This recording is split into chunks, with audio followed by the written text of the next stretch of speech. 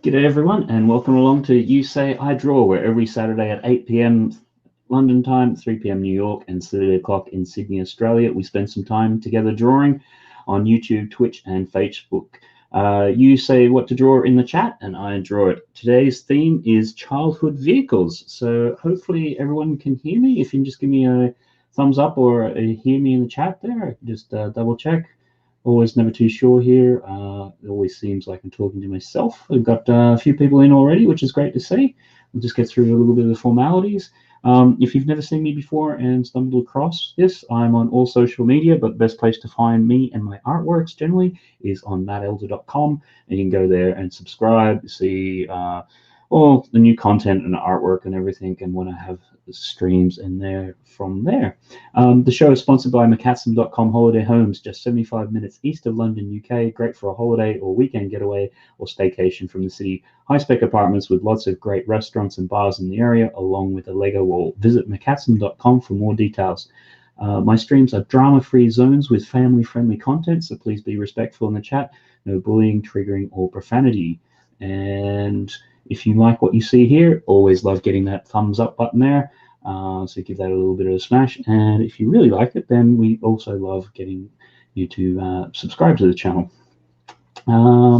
So I think let's just have a quick look and see at the chat what's happening there at the moment. We've got we had today, the first one in was Teaser's Life with a return to form with that there. Great to see you in, and Brickish. Yeah, you're not in as quick as what a teaser's been. Brett's Builds, great to see you in as well. Always appreciate that. You're always here and always spend some time. And Juan, great to see you in as well. Let's see now, just sort of going through some of these ones here. Might just get back to the normal screen so we can start getting along and moving. So what have we got here? Brickish, my favorite childhood vehicle was a penny farthing, but it was a nightmare trying to put my foot down on the brakes, before the brakes.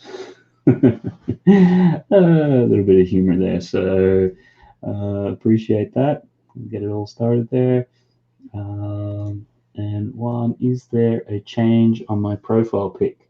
I think so, yeah. It looks like a grid of 9 that we can sort of see there. So hopefully that's what you come out with. Brett's Builds, all good, buddy. Great. I'm taking it here, there. Tease and a few other people saying hi. And Brett saying, how are you feeling now, Tease? Hopefully you're feeling a bit better too. That'd be, yeah, there he is. Feel way better than earlier. That's great to hear. Now let's see, just getting a few of these other little bits and pieces. Maybe just drop in some little bit of background music, because you know the silence. Just gotta always find which one it is. Did change it last week, so let's just see if we can get this one going. Usual sort of thing. If it comes in too loud, not loud enough, let me know. And we're starting to get the requests come straight in, so that's good to see that. Just got to get this music just somewhere off here where it's not going to be too distracting. Okay, so let's start in one of these down. Brett's Builds. We've got the request is a Rayleigh chopper. I thought pronouncing some of this stuff was bad. We were on a stream last night, and you had the longest word in English, and trying to pronounce that, which had a Latin base, which no idea.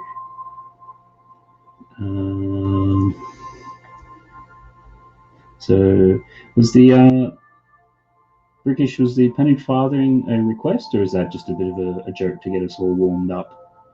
Juan, how is everybody doing? Yeah, how is everybody doing? Hopefully Saturday night you're joining in here for a bit of relaxing, bit of fun, a bit sketchy.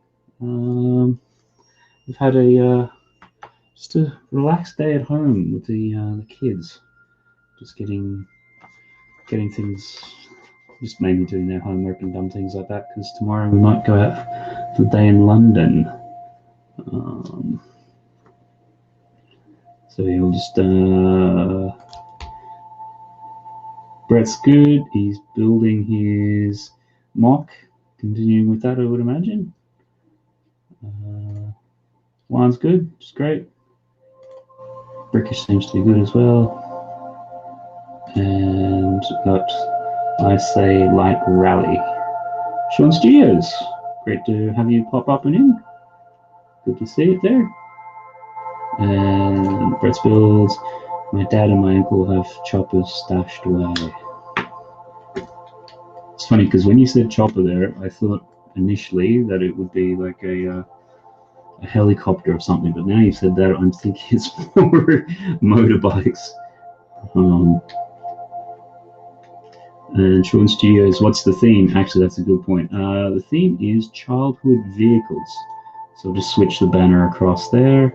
And if you have any very specific ones, then you can always hit me up on Instagram there and just let me know. Oh, Sarah Starbricks, great to have you in. Always love having you around. I was just commenting earlier on Greg's stream last night with that longest word in English. Much like you, I always thought it was anti-disestablishmentarianism, but nope, got proved to be something else. So in the meantime, just having a little bit of a look for the Rayleigh chopper. Oh, it's a bicycle. Here I was thinking all of a sudden I might be doing a motorcycle or something. So cool. I think we'll get started off with the Rayleigh. Do you have a preference for color there, Brett? Because I'm seeing a bit of everything, reds and blues. And there we go.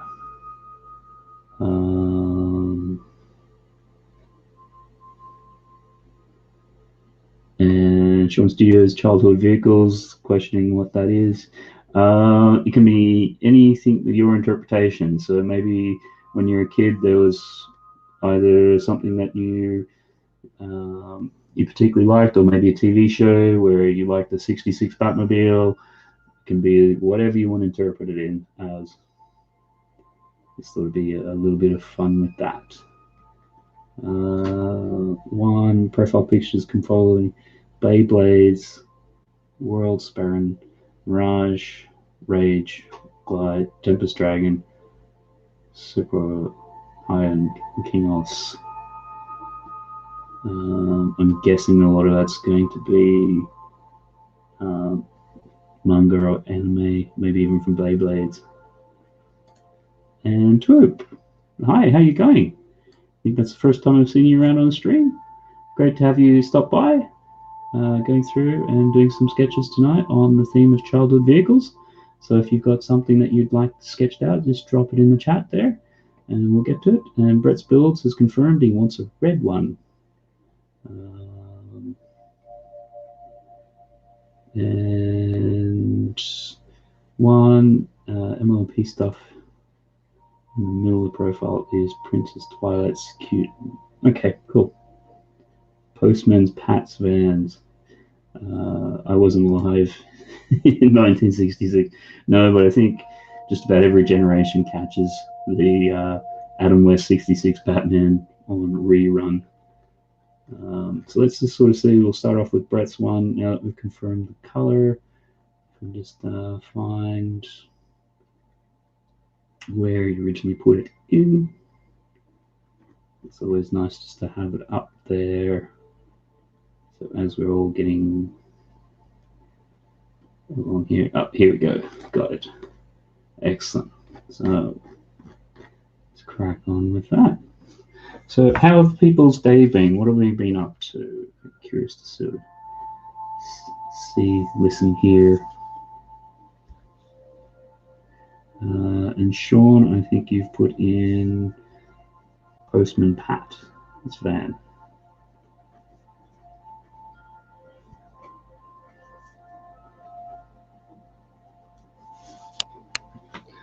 Okay.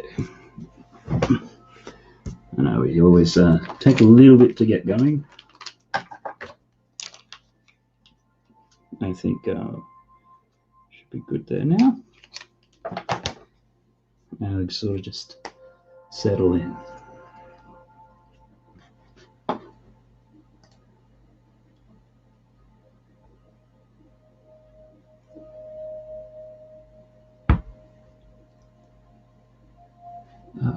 What's happened there?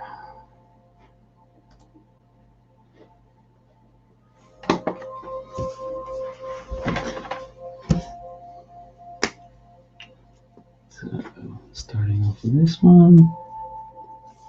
Always, the camera's always funky. Okay. Now, Brett, with the Rayleigh chopper, I'm going to take a wild guess that you had this as a kid. Can you tell us any sort of backstory or anything that you remember from fond memories of it? Racing off with some mates or anything like that?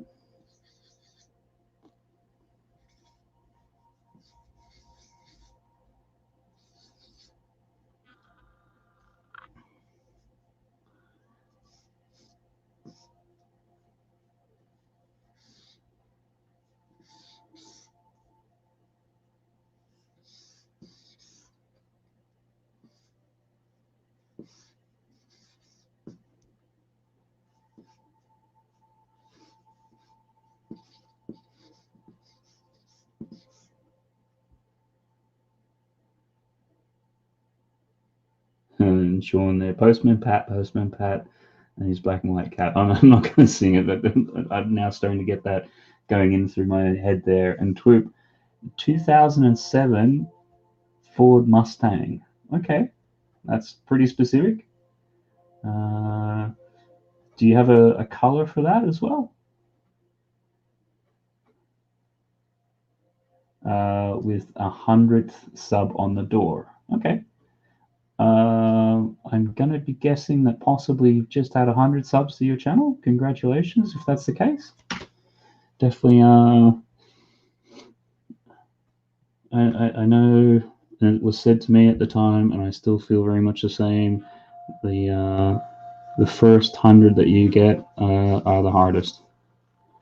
Feels like at least once you get to 100, then things kind of just start ticking over. It's not the be-all, end-all of things. I know some people can be anti-subs. Just depends on what you want to do with your channel, which direction you want to go with it. And what you enjoy doing. And the content that you're making there.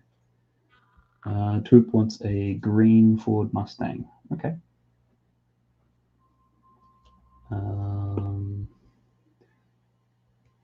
Let's see now. What's Brett? The chopper is before my day, but it was a motorcycle-themed pushbike made by Rayleigh. It had ape hanger handlebars and a 3-speed shifter in the middle frame. Yep, I can see part of that. It also had a small front wheel and a large back. Yeah.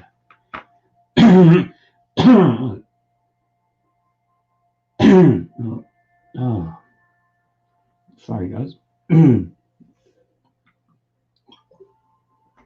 Frog stuck in the throat.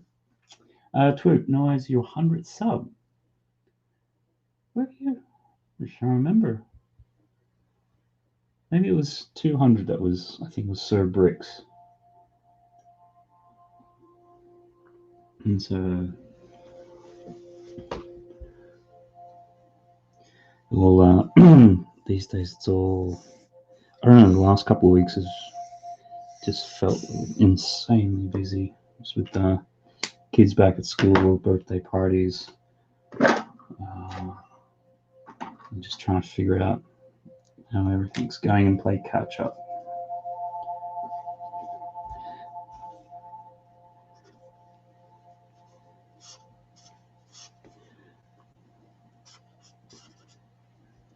But Yeah, if you're the 100th sub, that's awesome. Appreciate that. So you'll be one of the OG people who found my channel. So it's good that you're still around. I know the content. It's been changing. Oh, not so much changing. It's just we originally started the channel off, and we're doing a lot more on sort of Legoland and those sorts of things, like more the attractions and what have you. And then we went into lockdown, so obviously that all had to change. And then, I mean, lockdown was good in terms of I started doing some live streaming on other people's channels, and then started doing it myself. And always loved drawing and illustrating, so this seemed like a natural fit. And it's great that you guys are along tonight. And always appreciate it. Brett's Build's also now a collector's piece. Yeah, it's you've probably seen it. The what is it? American Pickers. The guys on there are really into their bicycles and things like that. But certainly saying like in terms of collectibles, that's the prices have come off a little bit. What theme are you going to do next? Next week's actually going to be a very special one. There's going to be two of us next week drawing. It's going to be myself, and I've got a special guest, and that is going to be Kevin Hinkle. So he's going to be along, and so because he is the guest, I've let him pick the theme, and he's chosen science fiction. So for next week, have your science fiction themes ready, and you're going to get two for the price of one. So you'll get two of us drawing whatever it is that you request. So looking forward to that. That one though, obviously because I'm doing it with Kevin, it's probably it won't be one of these epic 5.5 hour type ones. You know, got to be respectful of Kevin's time and everything. So it will be 3 hours. But when a couple months ago I did it on his channel and had a great time with it, loved it. So thought we could do like a bit of a return and have Kevin come and over in here. So I would imagine Kevin's going to be doing digital. So if Kevin doing digital, myself doing traditional.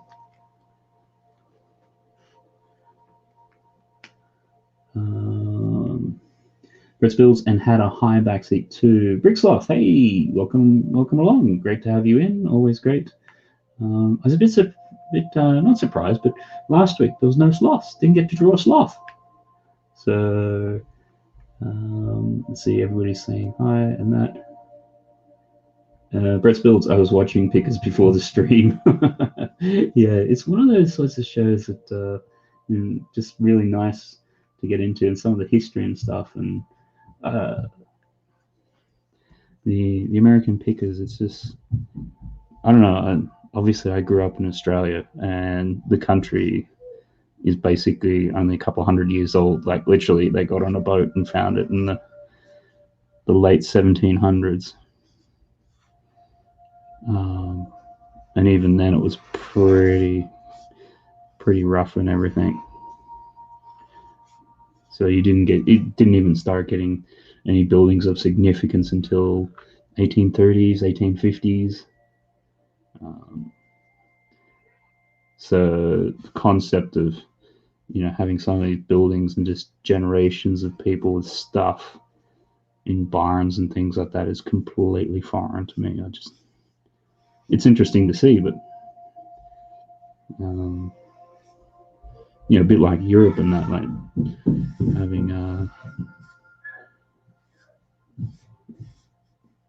having civilization and things go on for hundreds of years.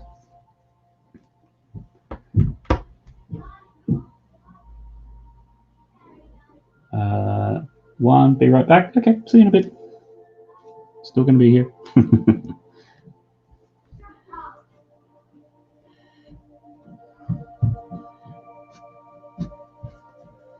So where's there?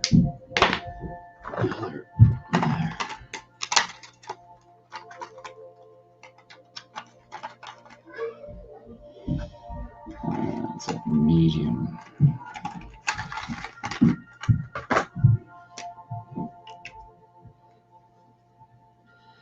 Let's see what we've got here. A pedal.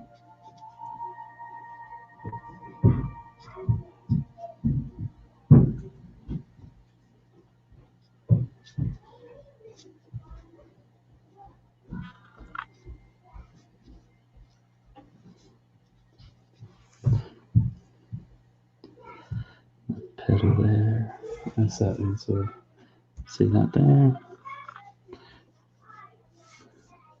The rear seat which pops up and around.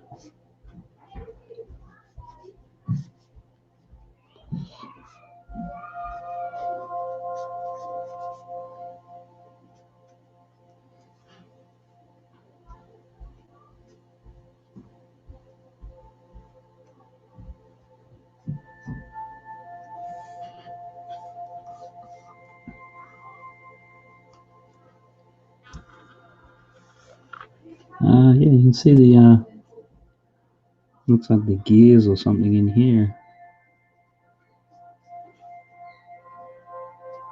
It's sort of like one pops up there. It looks like there's another one which leans forward.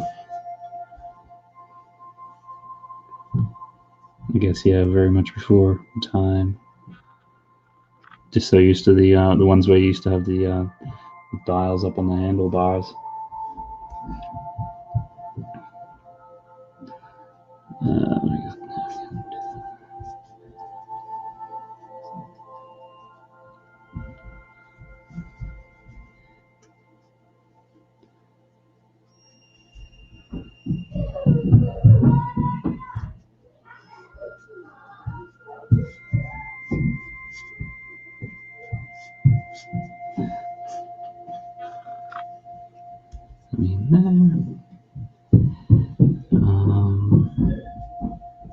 Then I don't know. It's bizarre. Today, Lego made an announcement on a Saturday. They've officially announced the 1989 Batwing, which looks awesome. That will probably be one of the few things. October 21st, it's coming out. That will be one which definitely will be getting when it comes out day one. Usually don't do that with many things. I did that with the Batmobile last year. That Batman in '89 when it came out, that was huge. I was quite young at the time. Remember that film.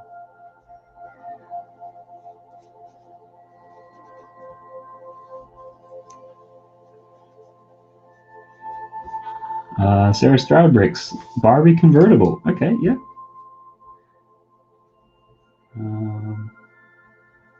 Note that down. Are we going to be doing that in a pink? Or are you got another color for it? And Bricks, I never had a Barbie convertible. Yeah, I'm just trying to think. My sister, I don't think, did. Just trying to remember if I don't think she had a car. Maybe it did.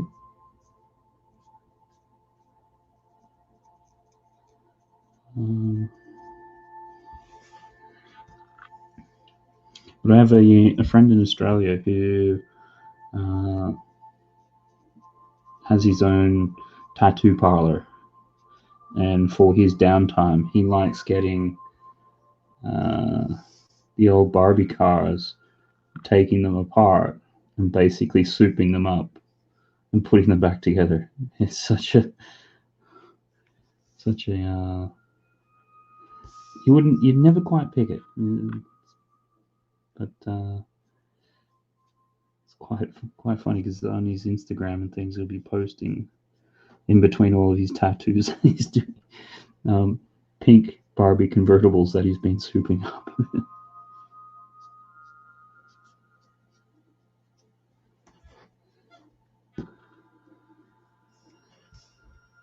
How's the focus on that one there?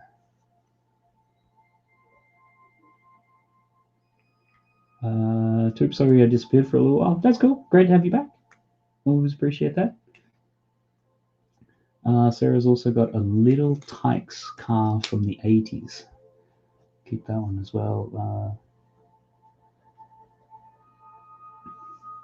We have the Little Tykes, the boys. They're a bit old for it now, so gotta try to figure out. And then you got one Dream Camper. Note that down then. Barbie Dream Camper. Sarah Starbrick's another great childhood vehicle. I'm a Barbie in a Barbie. Barbie was glam, LL, one of the car when I grew up. Yeah. Brett's we have Little Tykes for the Tommy Lee and a motorbike too, of course, naturally.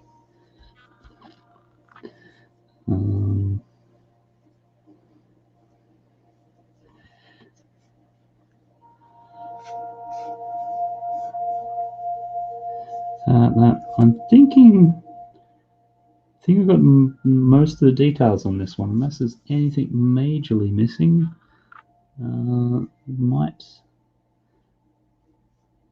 Might call it a day, and just a couple of little details with the brakes.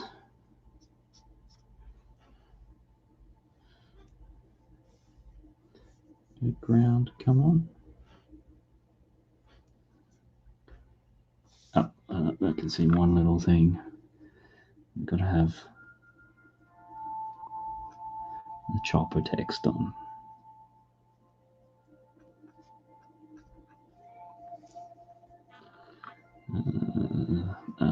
Front.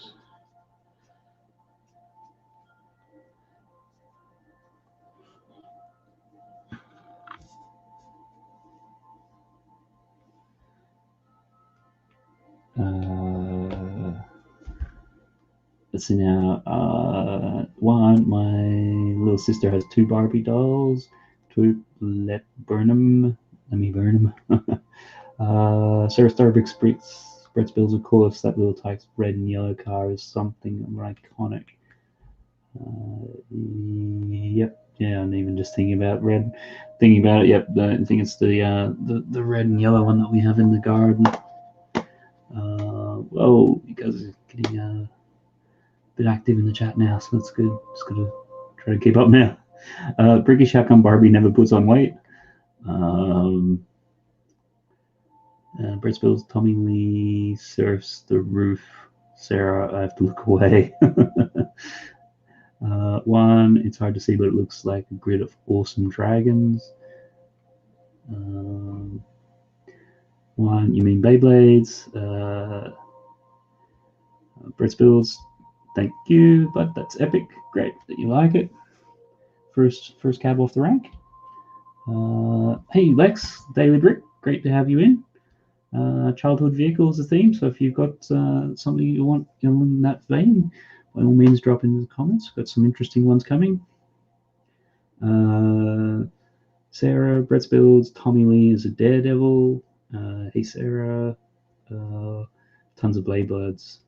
I said it above, but you may have missed it. Yep. And Twoop Monthly Brick. Okay. So I've got the first one there. What do we want to do next? I think we'll do Postman Pat's van.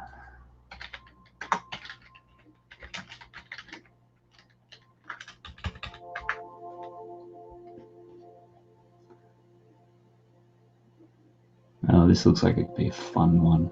Yeah, no, this is. Hopefully, this one will be really good. And this was shown.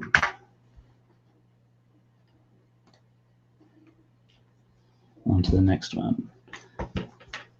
Now, Postman Pat.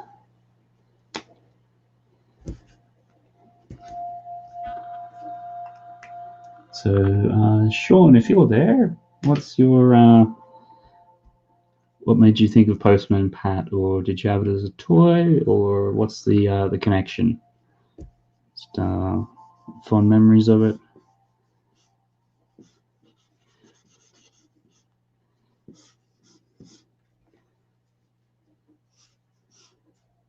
It's funny because now that I live in the UK, I actually understand like Royal Mail and things like that, which when you're in Australia and stuff. So like, okay, you kind of can figure out, obviously it's the branding for the post as such.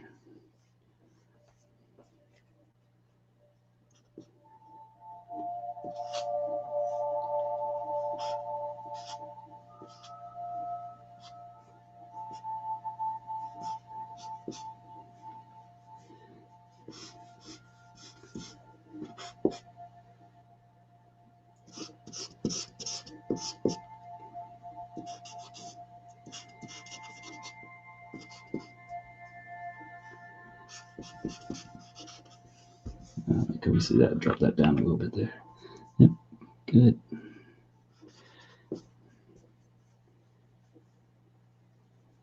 Let's see, how can I get away with trying to do it all just at this point and just in this red marker without overlaps? It's going to be a bit of a challenge.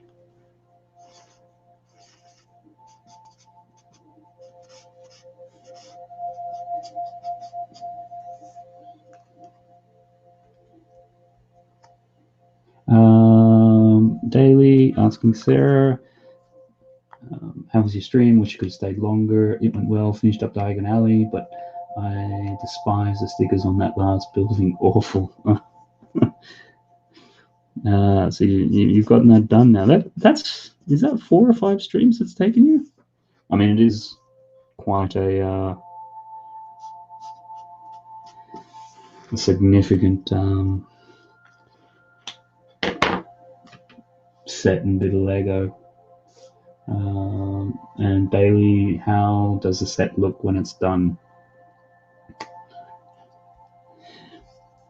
Yeah, it's how are you going to be displaying that one, Sarah? Certainly seen a lot of different ones on Instagram where they're putting it like back to back or building 2 levels on top of each other and all sorts of things for space. Or you're just going to leave it just as a single parade or strips of shops.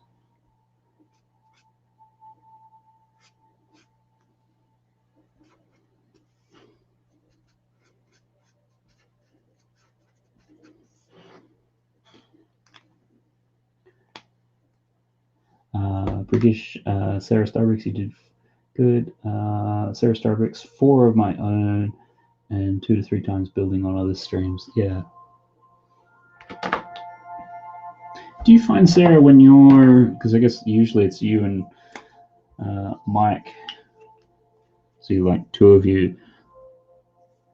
Do you find when you build on your own stream you get slowed down because you're sort of responding to the chat and things, or the fact that there's sort of like 2 of you that sort of negates it a little bit?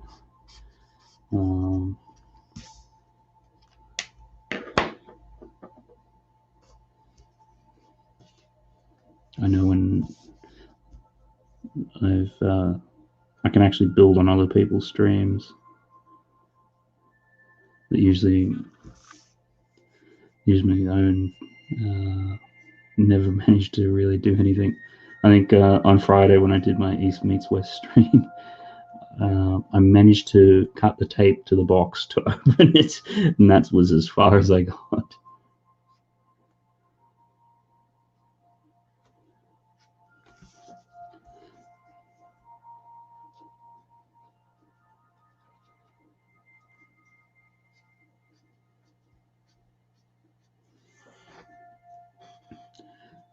Headlights. We're seeing that there. Juan, Sarah, could you think of any of Barbie's vehicles?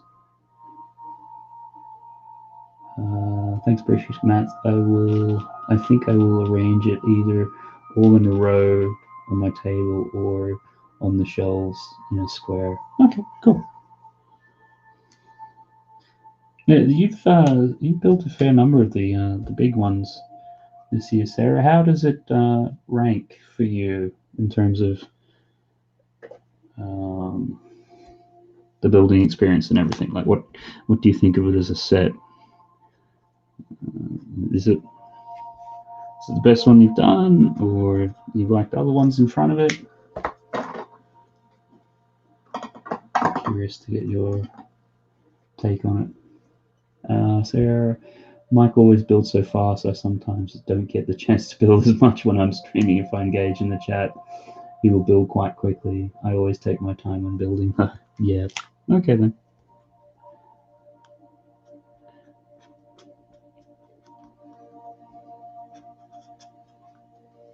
Couldn't resist. There's a postman Pat in here, so he'll get dropped in as well.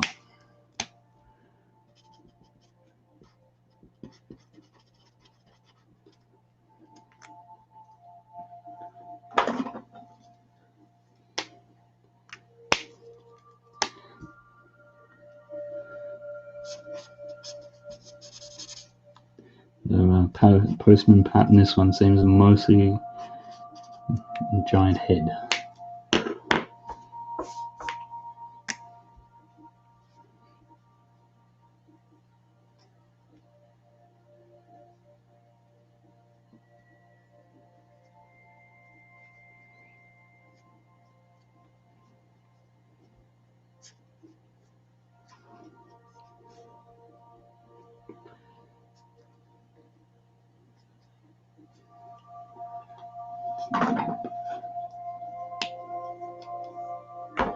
Sarah, Diagon Alley, my favorite set so far of all time. Oh, it's great. I wish everyone could have one. That's a huge call. Okay.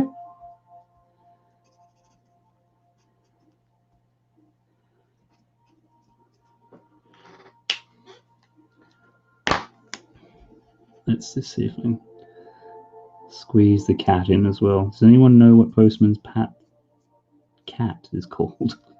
There's a tongue twister. Postman's Pat cat called.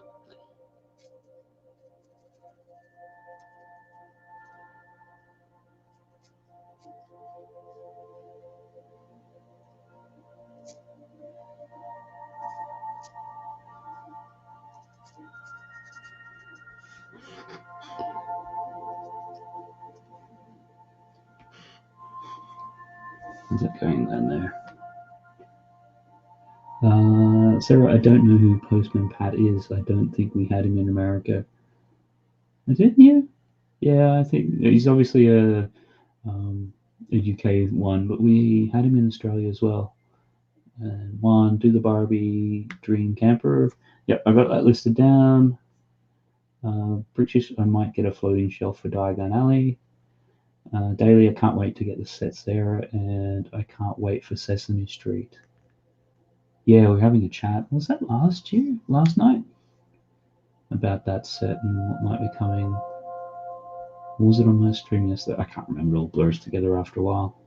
Mr. Stardrix, I just realized that I used to watch Postman Pat, but it was called Pieter Post on Dutch dub. Yeah, it's funny how they dub the names and change them. British beat me to it. Brett's Bills. Hey, Mike. Lorraine Fox, great to have you in. I'm doing quite well. I like these drawing streams. It always feels like it's manic, and then you get to come in and just relax and ease into it. And Sly as well. Great to have you guys in. Always good. Missed you guys over the last little bit. You're always around, and then the last little bit haven't seen you. Hope things are better now. And people saying hi. Sarah Starbricks, Daily Brick. You'll love it. It's fun to build. I'm not an easy one to call something their favorite. Diagon Alley is large and has tons of cool colors and techniques. Really full of personality. Mr. Starbrick saying hi. Sitting next to Sarah lurking. No, that's cool. Great. More eyeballs. Never going to complain about that. So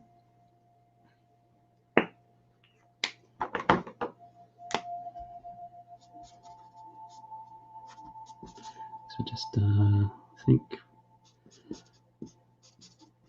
just flesh out a little bit more of Postman Pat, and then I think we will call this one done.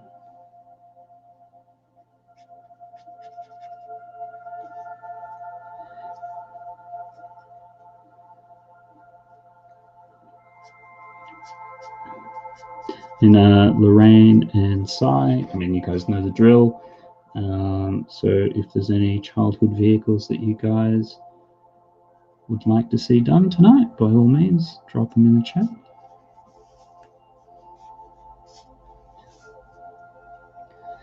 I think this just needs a little bit of definition around the doors. Having said that now, I don't know how I'm going to get that Royal Mail in.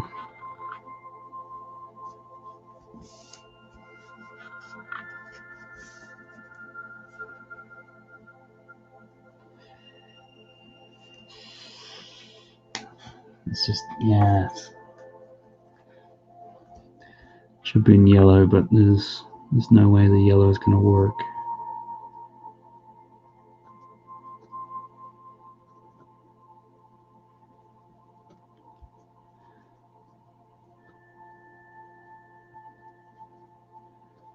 A little bit of a crowny bit here.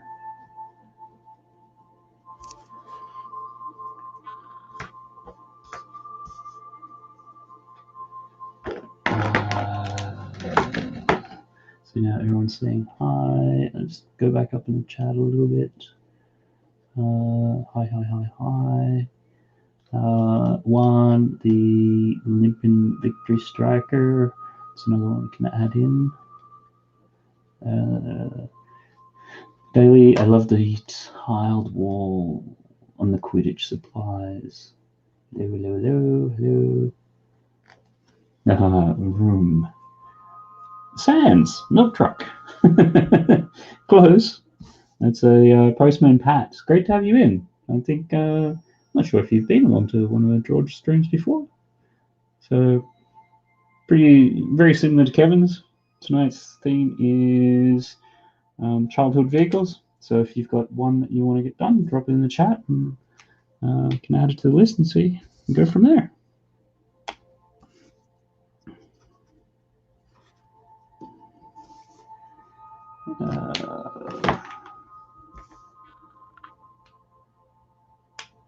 Oh, sorry. Okay, yep. I see your comment there. Oh no, not a guess, a recommendation. Okay, yep. Put that down here. Sans milk truck. Yeah, just noting that down. Lorraine, Family Bricks, we've been busy with things. Yep. No, it's life happens in between doing everything else. Lorraine Sands, how are you today? And then some other ones there. You might just have to narrow it down to one or two of your favorites at the moment. I've got the Barbie Dream Camper is one you've also requested. So if we get time, can definitely do multiples, but at least try to get one per person.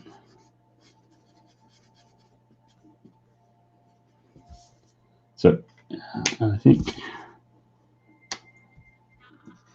two more little bits of color. Oh, that's got green eyes. Don't know how that works out, but they're green.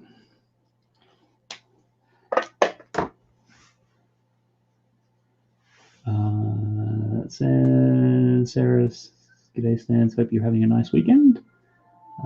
Will Fox you says, I am the milkman, my milk is delicious. Sans, how much would it cost to ship those Harry Potter figures? I've got the money if you're ready. Okay. So I think we'll call that one there done. So that was a good one. Then we have Twoop with a very specific. This is 2007 Ford Mustang green.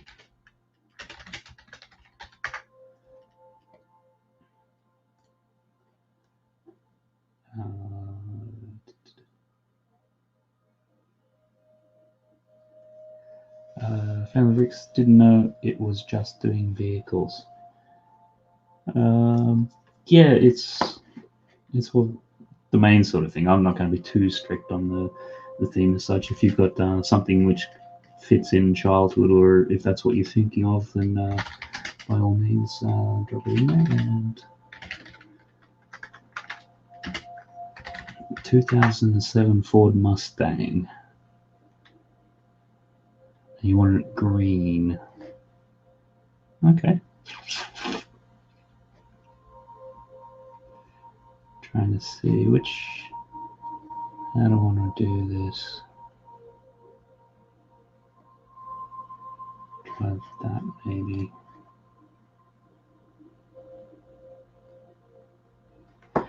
Sands, but not any normal milk truck, like a oil tanker, but in a box truck size, in the box truck front, not a semi. Such a bore. White chocolate milk is definitely much more appealing.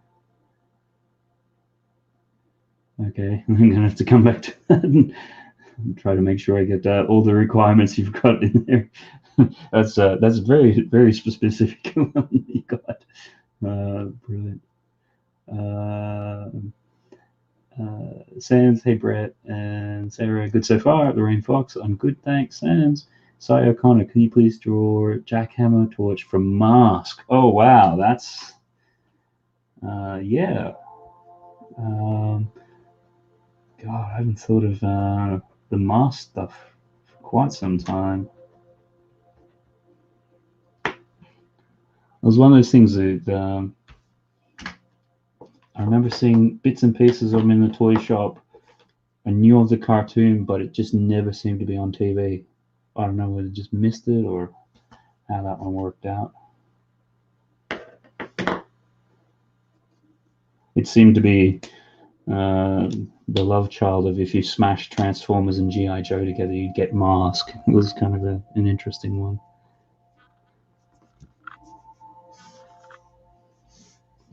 Okay, let's see how we get on with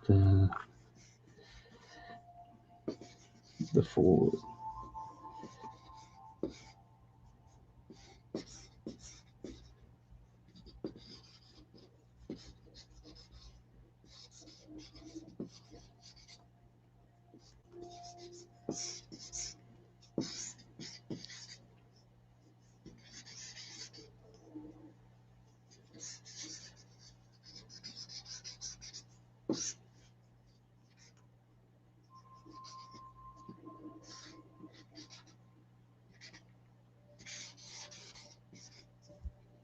Just going to block in the rough portions of it, and then I'll flip over to something which is a little bit more easier digestible for you guys to be able to see.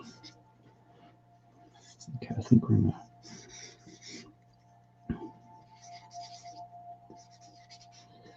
pony car. So Twerp, is there any what made you sort of pick this one? What's your connection with it, or is something you've always liked? Something that somebody had at some stage? Be a nice one to have.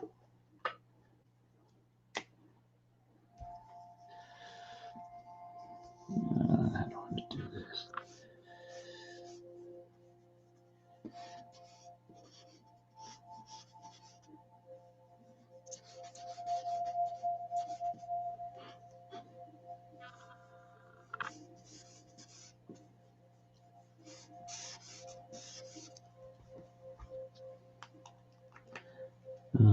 Let's catch back up on a little bit of chat. Will Harper, great to see you in. Thanks for stopping by.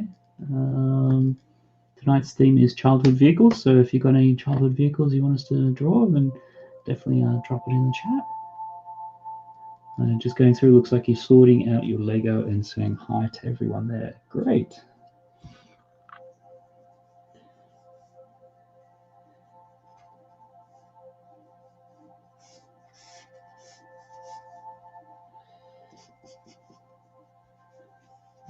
that back into there.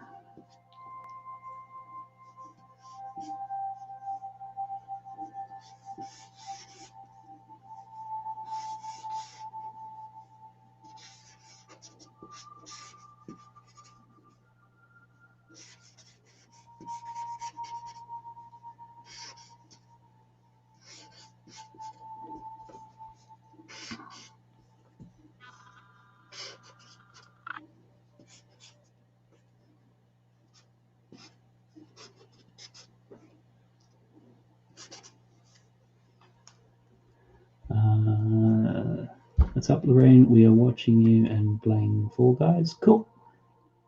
So always great. One saying hi, Will.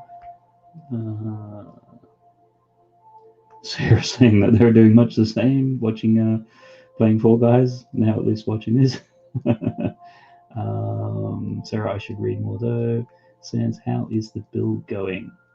And Twitch come back. Family Bricks, when I was little, my older brother who just turned 18 was gifted a 2007 Ford Mustang by our dad. My brother crashed it the next day. Oh no! I mean, that's a pretty awesome sort of 18th gift. But oh, I mean, was it? Dare I even ask if it was insured or if it was just easy come, easy go? Oh wow, that would be.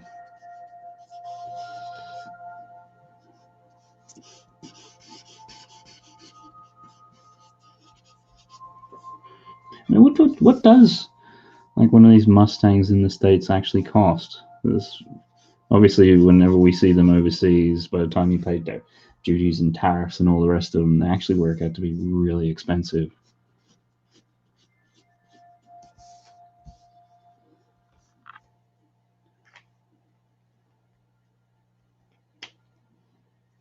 Let's just. Sarah, Lorraine Fox, Sarah Starbucks. I've changed things. I don't like it now. I will never win now. No. Sans build is well and done. The set itself was a delight. A number of figs are less than desirable. Was that the one of the ones that you were showing last night on Greg's stream, Sans? I'm just trying to remember what it was. I think it was a slightly older set, from what I can remember. I don't think it was current. British LOL at Lorraine Fox. Will, my stepdaughter has a Power Wheel but just turned 3 and I don't know where she got her license from. Sans, that's awesome. Sarah Starbucks, Lorraine Fox, I still haven't won Fall Guys LOL. Sans, the Cantina. Did you have the new Cantina? Oh, okay. I was kind of in a bit of a zone of my own last night with that Batmobile tumbler, so just trying to sift through the pieces.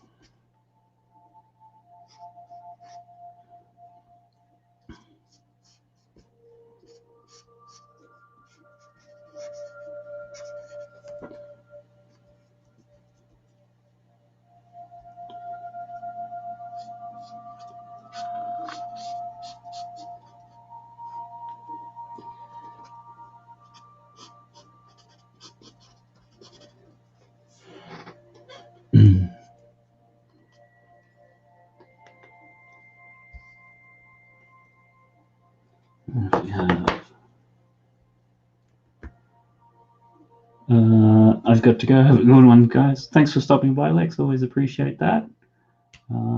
Sarah, we are opening up Mo's Isley now. Ooh, sounds like you were just going from one bag of awesomeness to a box of greatness. And Sai, Land Speeder 2. I'm going to take a wild guess that's referring to like Luke's Land Speeder, something like that. Got that then. Sans, I did. Cool. Lorraine, either I have a tease, just laughs at me because I'm so bad at Bye, Lex. Have a good weekend. Take care. See you, Lex. Nice there. All you cool people already got it. I have to wait till it's back in stock. Are you talking Diagon Alley or Mos Eisley Canteen or something else there, Will? Sorry, just missed part of. I'm sure it was there in the chat.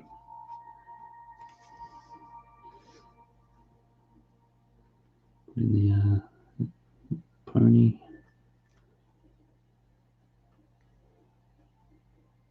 Just trying to think. I think I've drawn a Mustang once before, but that was like a 60. You like the early, or it's a 66 convertible or something. One of the earlier ones. Yeah.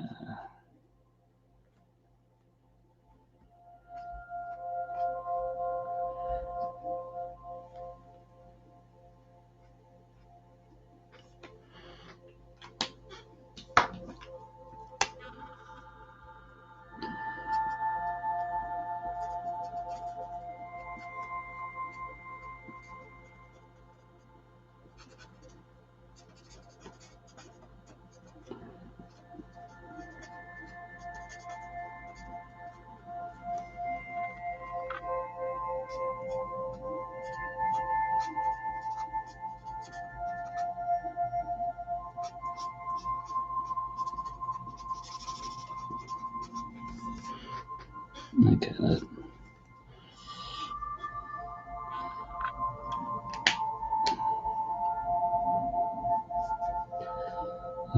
Bumper bar there, and then the air intake looks like down here.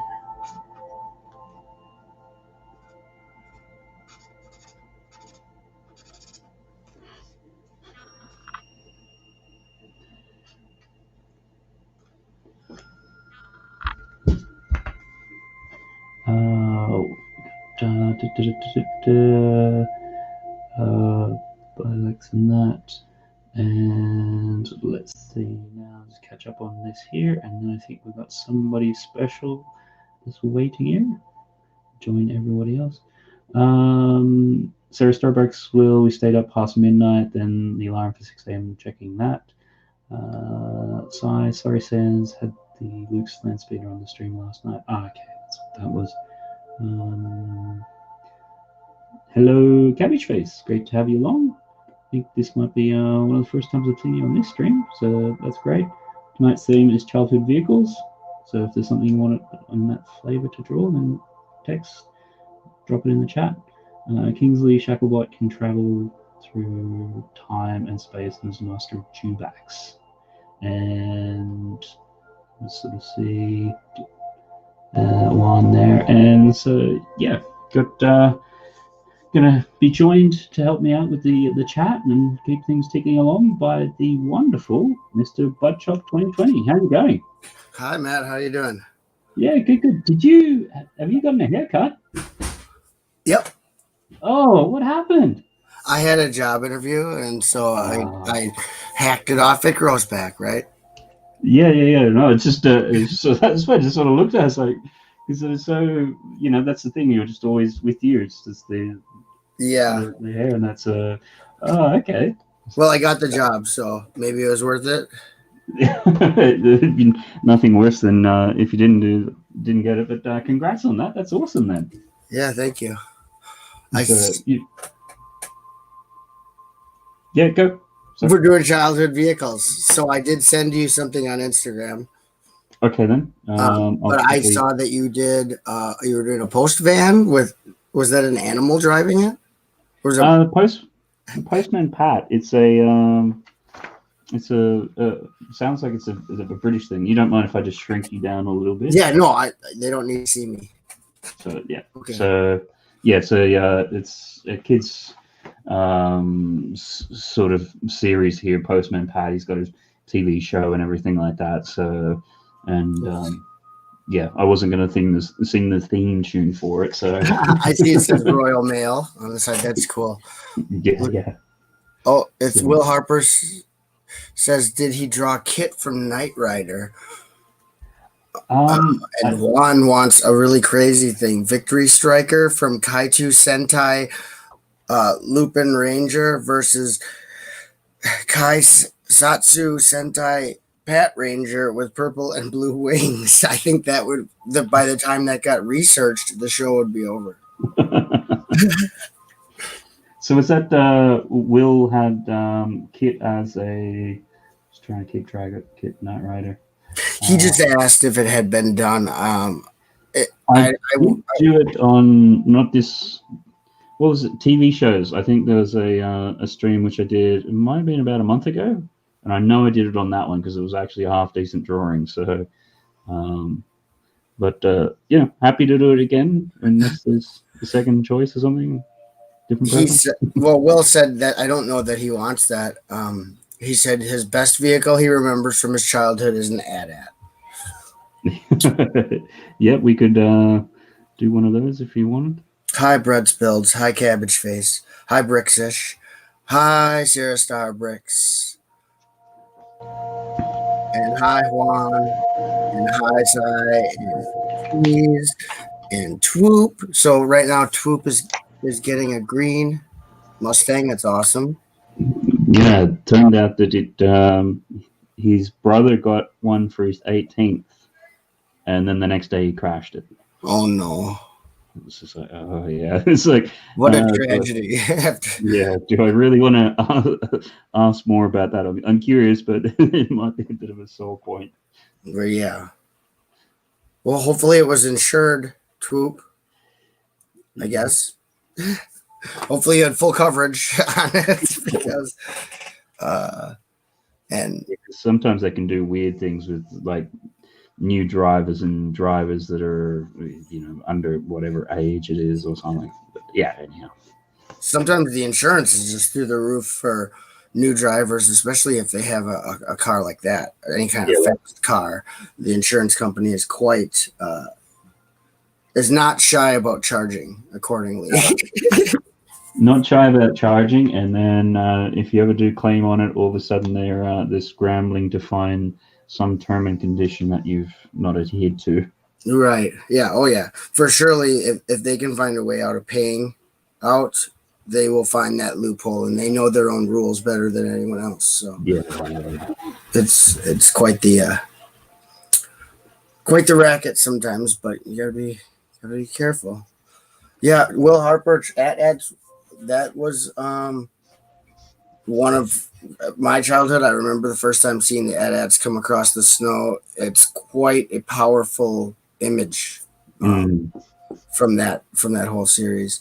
And Juan, he's talking about. So I know what he's talking about. Kamen Rider, and the other thing that he was talking about, the Lupin Rangers and Pat. But if you wanted him to do something like that, Juan, your best bet would be to find a nice picture from the internet that shows Matt what you want, and then send that to him on Instagram. Yeah, be able to see. That would be very difficult for him to just whip out of thin air.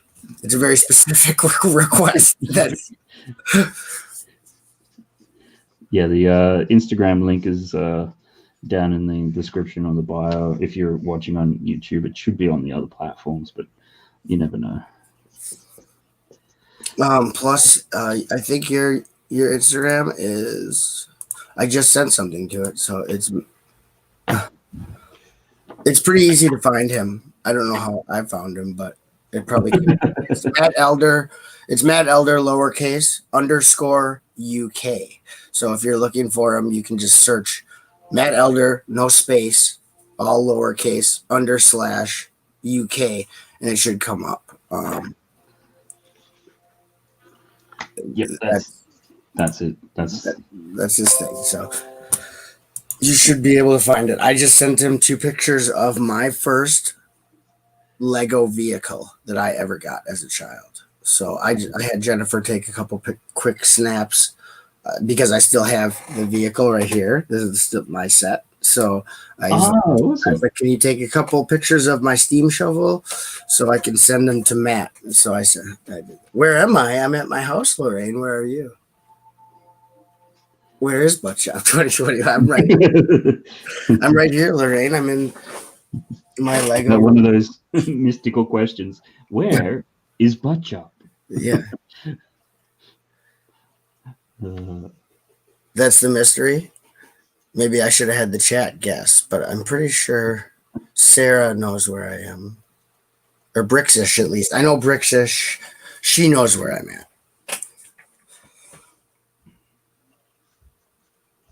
I'm just having a late start. I got my shirt on that says I wake up awesome with Emmett jumping out of bed, and I'm having coffee, and it's like 3 p.m. I know, that's why when I finally had like a break to pull you in, I see you've got like, you're taking a sip of coffee. It's like, oh, I might just wait for a second. Yeah, no worries. I just saw, well, I didn't know that you had sent me a message. So when I went to go send you the pictures, because I saw you drawing the post van, the mail truck, I was like, oh, he said I could come join him. So that's wonderful. So then I got ready. Great to have you in. Always appreciate it. And considering that you did come back after last week, so it didn't put you off. No, I thought it was nice. I really enjoyed it. I saw Brett's was here too. He's not saying much in the chat. It's good to see you, Brett's builds. Yeah, because he had the first one. So I think. I missed that. Call that one done. Yeah. And then we saw the Postman Pat one that we had. And then the first one was for Brett. He wanted a Rayleigh chopper. Oh, cool! With the banana seat and the handlebars. The handlebars and there's 3 speeds. I didn't even know about it until Brett pointed it out. And so, okay, there's the gears on it as well. Wow! Yeah, that's a pretty cool bike to have as a kid. Oh, I think he was. He didn't actually have it, but he liked it. So, yeah. I think. Well, if he would have had it. Yeah. So we did that. So we've done Twitter. And next up we'll do Sarah wanted the Barbie convertible. Ooh, I used to play with my cousins had that, and I had girl cousins the same age, and we played with that all the time. That was the vehicle. Oh, Brett's is here. And Sarah goes, I know where you are in the U.S. At least I used to know. I'm still in the U.S., yes. And there's, I'm here, Brother Chop. Yeah. Brett's is here listening. Yep, I'm still in Wisconsin, Lorraine. I'm looking at the Barbie convertible, and I'm thinking of like a 1980s Corvette, but the new one seems to be, I don't know what it is. It's almost like a Beetle. Oh, which one, Sarah? I know my cousins had the pink. I think it was based on a Corvette, and it had no top. Yeah, that's which one did you have? Which one are you after there, Sarah? Because they're because I think my daughter had. It was like a Beetle or like a compact car without a top. Yeah, it's like it looks like a little Porsche or something, right? Yeah, it's almost like a cross between a Beetle and an Audi like TT. But yeah, if Sarah's come back with Corvette, so yeah, that's kind of like the one classic. Which I was thinking of. Yeah, that's whatever. When people think of Barbie's car, that's what they think of, even if they weren't around in the 80s. I mean, that is the quintessential. The quintessential is that sort of Corvette, which you then also had in the A-Team when you had that face character. He had one which was very simple. Yep, face. Yep. I'm just trying to. Yeah, actually, I'm just scrolling through random pictures. Over the years, there have been quite a few Barbie cars. There was actually a Ferrari in the 90s as well. I didn't know about that. That looks wow. High end. Did you find a good picture? I found one of the one she's talking about. Yeah, no, I found it, but then I found one where you've actually got Barbie hanging out of it, but it's not in the one. So it's like just seeing if I can potentially quickly amalgamate those two. Because I think having a Corvette with Barbie hanging out would be kind of cool. Yeah. So They actually made a remote control one as well. That's crazy. Yeah. So I think, as I was saying a bit earlier, you might not have been around it. I've got a friend who owns a tattoo parlor and things like that. So you can imagine really sort of hardcore biker type thing. And one of his hobbies is getting the pink Barbie cars and basically taking them apart and souping them up. Really? That's yeah. awesome. It's something so random. I'll have to see maybe if I can a little bit later on if I can find his Instagram because he puts some stuff on there. Yeah, definitely. If you get a chance to send me a link to his Instagram, send me a message with his. I'd love to check that out. That's interesting and very cool. Actually, Yeah. Sean Studios is back. Hey Sean, welcome back. And Will Harper says they have Power Wheels with working MP3 players. I did not know that. Wow. Wow. And Sean, I don't know if you're around for it. We did do your Postman Pat's band, so hopefully you saw that. If not, I'm sure we'll get a chance on the whenever we do the recaps. Sean says, "What have you drawn while I was gone?" I think he just said. I think he just did yours. Yep, your Postman Pat. He finished, and then he did a 2007 green Ford Mustang, and now he's on to the Barbie convertible for Sarah.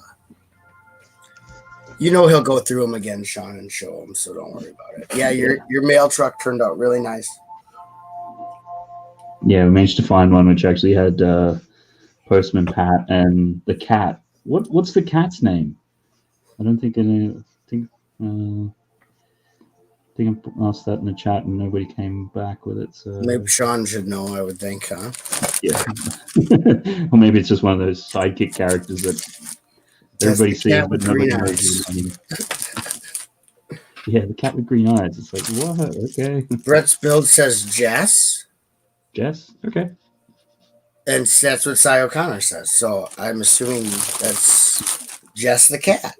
Yeah. Everyone's favorite, Jess the cat, right? I've been okay, Lorraine. Thanks for asking. I was doing some job searching and I had an interview and then an in-person interview and then an orientation where you take a bunch of tests and background checks and urine analysis, all that fun stuff that comes with starting at a new corporation. And they called me right after and offered me the job. And I start on Monday. Oh, cool. It pays more than my last job. I'll be doing third shift.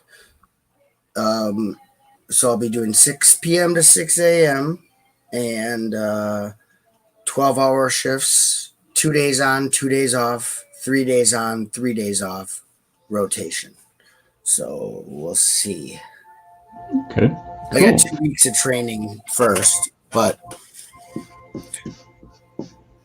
no, Sean, it's not a Superman shirt. It is my I Wake Up Awesome shirt. It's Emmett leaping out of bed.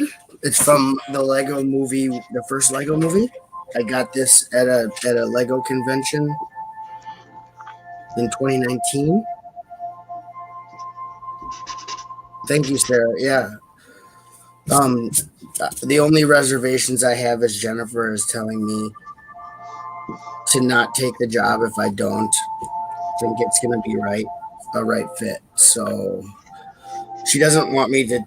She knows I'll take jobs that I don't like and that it just aren't a good place for me just to, pay the bills. And she's seen me do that where I worked at places for years that don't really treat you very well and whatever. And I just keep doing it because I care about my family. And she doesn't want me in that situation, but it's easier said than done, I feel like. Yeah, yeah, because you're torn with that. Okay, we need to yeah have some income coming in or help out with that or whatever that is, and then you're sort of like, Right. And and for the last 3 months I've had zero income because unemployment is so backed up that they're so backed up they haven't even got to it. I mean, by the time they approve my unemployment, I'll be getting like a $12,000 check, like $12,000 deposit into my account because I've been yeah, sitting without an income, and I was applying at 1 to 3 jobs per day, and it took forever. And then all of a sudden I was getting calls for interviews all at once, and I'm like, well, okay, I've been applying like crazy, and then it's like it was a drought, and then it just poured, and I'm like, okay, but this was the best job offer that I had, so I followed up on it. So we'll see what happens. It's what it is, what it is. cool, Sean's gonna start making stop motion soon. Cool. cool. Those are really Yeah. So I don't know. Had you seen Brick Hive's stop motion that he did the other day? No, I know he was working on one. He had been working on one during his late night live streams. Yeah, it actually it went live I think 3 or 4 days ago. So He did a actually, premiere, didn't he? uh, yeah, I think so. I don't know. I just I caught it. Must have been after the fact or something. But Okay. yeah, no, really good. Like it's combination of he's got a good story, lots of good gags in it, and the actual stop motion that he's done with it as well is like really good as well. So definitely worthwhile checking that out. I'll have to check it out. Yeah, I know he seems like someone who, if they were going to do something like that, he seems very methodic. He would probably go all in. Yeah, and it's So, very much yeah. because I know I did catch a few of his streams that were in the middle of the night while he was working on it when I couldn't sleep, and he was saying he did not want to stop where he was because of where he was, that he it wasn't a break in the story or scene, so he didn't want to lose track of where everything was, which is like Yeah. super important, but also probably a real pain. You know what I mean?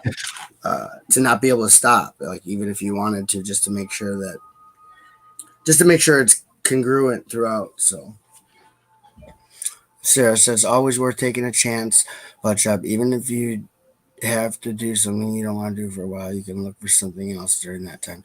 Yeah, and that's what she's worried about, is because I always say that. I'm like, I'm taking this just because I'm doing that. I stay at jobs for 5-6 years at a time, and I don't like going to starting and stopping and starting and stopping. So I'll stay at jobs that I probably should have been looking for something else for a long time. And I think she's worried about that. Me not looking for something when I'm there and just staying in a situation just because, and because that's my history with doing that. Yeah. Yeah, it's a hard one at the moment because it's just with the way jobs and everything are. It's like I don't know. I mean, do you? once Yeah. once I know my job, that's I just get complacent, you know what I mean? Because it's nice to go in and know what you're going to do. I don't like going and retraining and meeting new people, and some people do that. They change jobs like underwear, and I don't know how they do it, because the most nerve-wracking part is learning the job, getting assimilated with a new group of people, and just getting to the point where you're comfortable. And that's Yeah. so once I'm there, I'm more prone to not do anything to change that, Yeah. Not move on. Like you. like I Yeah. Put up should. with something that you don't like for quite a. It takes a lot to get you out, sort of thing. Right. I could be miserable and I'll just, I don't. Yeah. Sean Studios is going to go again. Okay, bye, Sean. Make sure to, if you don't come back before the end, to check out the replay so you can see your You're Pat. there. Yep. Postman Pat. And Barbie looks like she's coming along good. She should have 2 hands on the wheel, though, for safety, kids. So. Bit too late to change that now. It's not digital. She's parked. Yeah, she's parking. Yeah. She just pulled up to the house, to the dream house. To the dream house. Yeah. Although I think, somebody wanted the camper van, so maybe pulling up to the camper van. Okay, there you go. We'll see. Sarah loves the wave, so don't worry about it. That's good. We wouldn't want to change it anyway. Yeah. No, well, once I saw 10 and 2, check your mirrors. Yep.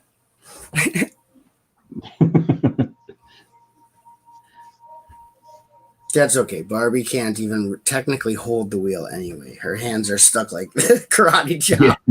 Karate chop, yeah. She has permanent rigor mortis in her fingers. So poor girl.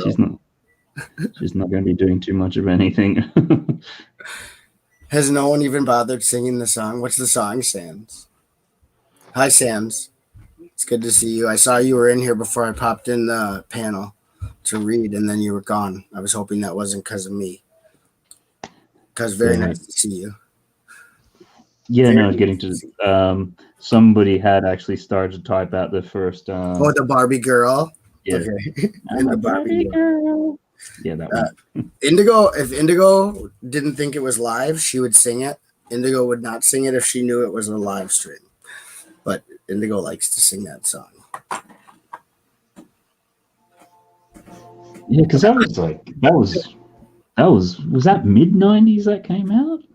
Yeah, that was way after this.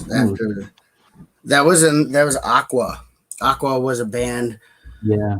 From I believe the Netherlands. They were kind of like ABBA. They were like a modern day ABBA. It was 2 guys and 2 girls, and they did Barbie Girl, and I think that was basically their only hit here. They did release other singles. Indigo's not down here. Sai goes, sing it. But hello, Chop, and not because of you. And Sarah Star, I didn't read her funny comment. She says she never drives with any hands on the wheel. Those are for waving and drinking coffee. Oh, that's I use my knee. You steer with your knee. It's funny. It's when you know how sometimes you're talking and you'll just fill in the rest of the sentence. So all I heard was she has the 2 hands and it's like one's for waving and the other one is for drinking alcohol. Oh gosh, that would be even worse. I don't know how I jumped to that, but it's like, I couldn't see Sarah doing that. Maybe some other people in the community, but I don't think I could see Sarah drunk driving and waving, princess waving to the neighborhood while she's drinking and driving. Definitely see Sarah with the coffee. I think we've firmly established that she likes the coffee. Oh, yeah. I mean, I could draw a little Chris Pratt over here or something, but going a bit too far. With Chris Pratt could be laying on the hood in a like a calendar type pose, like pose or something. You know what I mean? Yeah. Chris Pratt on the hood of the car, posing. Turn Back Time. Yep, that was another one. Sai from the movie. Aqua is the best. They are not from they're from Denmark. Okay, still love Aqua. I know that they're from the region. It's perfect. They're European. How's that? That saves my butt right there. They're European. European. Me and my daughter just sang it. So Will Harper did singing on their end for the Barbie Girl. And Sarah, of course, just kidding. Always be responsible, kids, right? We have to say that. That's our disclaimer. PSA, public service announcement, community. So, in different countries, it's called different things. So. Oh, Bricks says it was 3 guys and a girl. Okay, excuse me. I don't know a lot about Aqua. I know a lot about music. Aqua wasn't one of my go-to bands in the 90s. Solo Brick Builder has joined us. Hello, Darren. Hey, Solo. Great to have you in. Hopefully, you didn't get called out at some ridiculous time last night, and you've had a nice easy day. Somehow I'm thinking that might be wishful thinking, but dare we ask how your day has gone, Solo? How is it going, Solo Brick Builder? And looks like Sarah is a huge Aqua fan. She knows a lot of their jams, so she is the expert on it. So I don't even know why we're trying to pretend we know anything about Aqua. Yeah, apart from the hook that we kind of all know. Right. Venga Boys. I know Venga Boys too, Brixish. Actually, I've been listening. At the time when that music was out, I did not listen to it. As an adult, I've gone back and listened to some of that Euro pop that from that time era, and there's some of it that I really like. And I can't even. It's probably in my YouTube recommendations because I watch it. I listen to it on there. I can't even think of some of the bands that are from. They're all from Europe over there, and yeah. So I'm just getting into some of it. There's her name is Alice DJ, and I think she is from the Netherlands or maybe from Sweden. They're gonna attack me in the chat. Her name is Alice DJ, and I really like her stuff.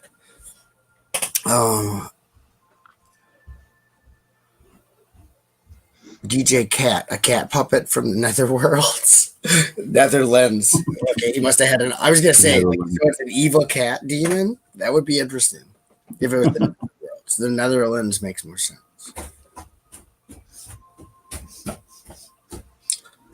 DJ Cat does not ring a bell to me. Googling it brings no memories. It must have been a very, very niche, obscure song.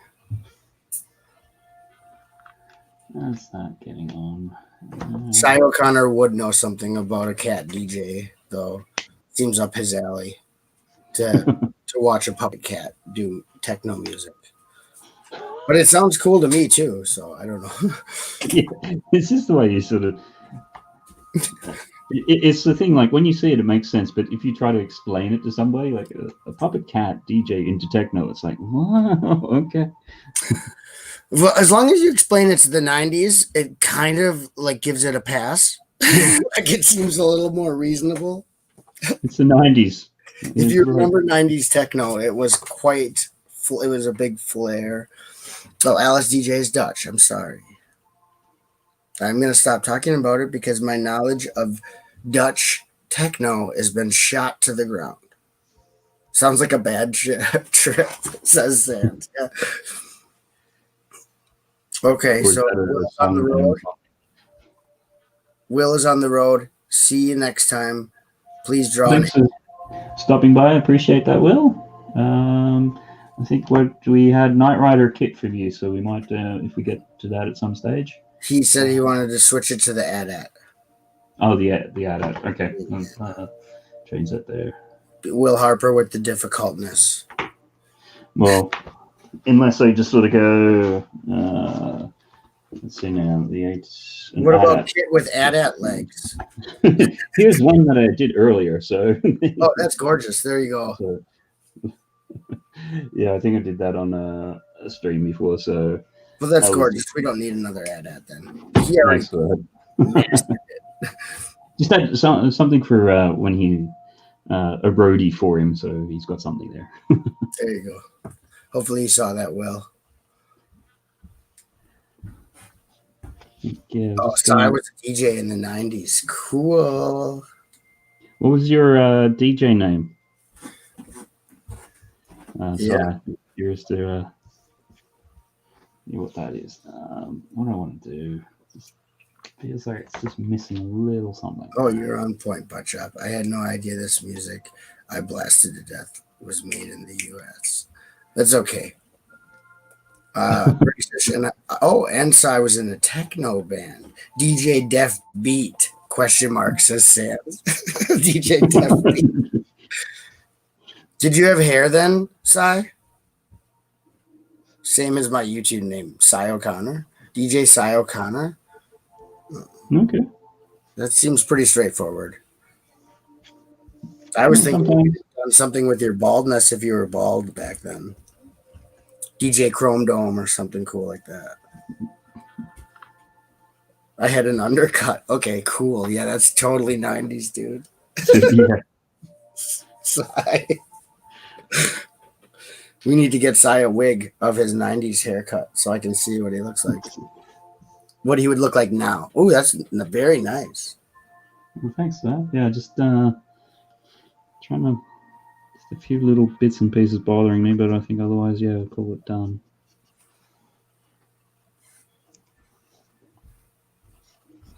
Yeah, I don't know what else. Yeah, she must be parked because unless it's daytime, her headlights are down. Yeah. DJ Bald Boy. DJ Bald Boy for your face. For your face. For your face. Club MTV with downtown Julie Brown. That's cool. Now, I think Juan was up next, and what I had originally was the Barbie Dream Camper. Let's see if he's sent me anything. Oh, Juan wanted the Barbie Dream Camper? Yeah, it's just sort of came out there. That's cool. I mean, I'll admit, I had girl cousins on my mom's side that were my age, me and my brother's age, and we were very close with them. So I played My Little Pony, I played Barbie, I played all that unabashedly. I'm not ashamed. They played with G.I. Joe and Star Wars and Lego, and we played with their toys. They had She-Ra. I remember loving the She-Ra. Oh yeah. Particularly when it was because then you could get into it through like the He-Man aspect of it. So yeah. Yep, they would ask when they got into She-Ra, they would ask that when we would come visit if I would bring the He-Man guys. The He-Man stuff. Make sure to tell Jairus to bring his He-Man guys. So that would be the only message I'd get from them. From my mom. I was really into indie music in the 90s as well. Just build it. I just saw that there. What are you doing about Mystery Machine? Okay, put that down. Just Build It. Hi. I don't know if Just Build It was here before, or they just popped in with the suggestion. That's the first time I've seen it. Great to have you on. Appreciate it. Hi, Just Build It. Can't say hi. Just pops in. Do the Mystery Machine. Put it there. So, Juan, I haven't got anything from you. So, what I'll do is I'll jump over to Butt Chops 1. He didn't reply to me after I mentioned maybe sending you. Yeah. He didn't say anything. So if he are you here, Juan? Or did you leave? Just have a look. I've got your Digger guys. Yeah, it's a Steam Shovel from 1985. That was my first Lego set. I got it in probably 86. The 1985 Steam Shovel. Lego. I don't know the set number.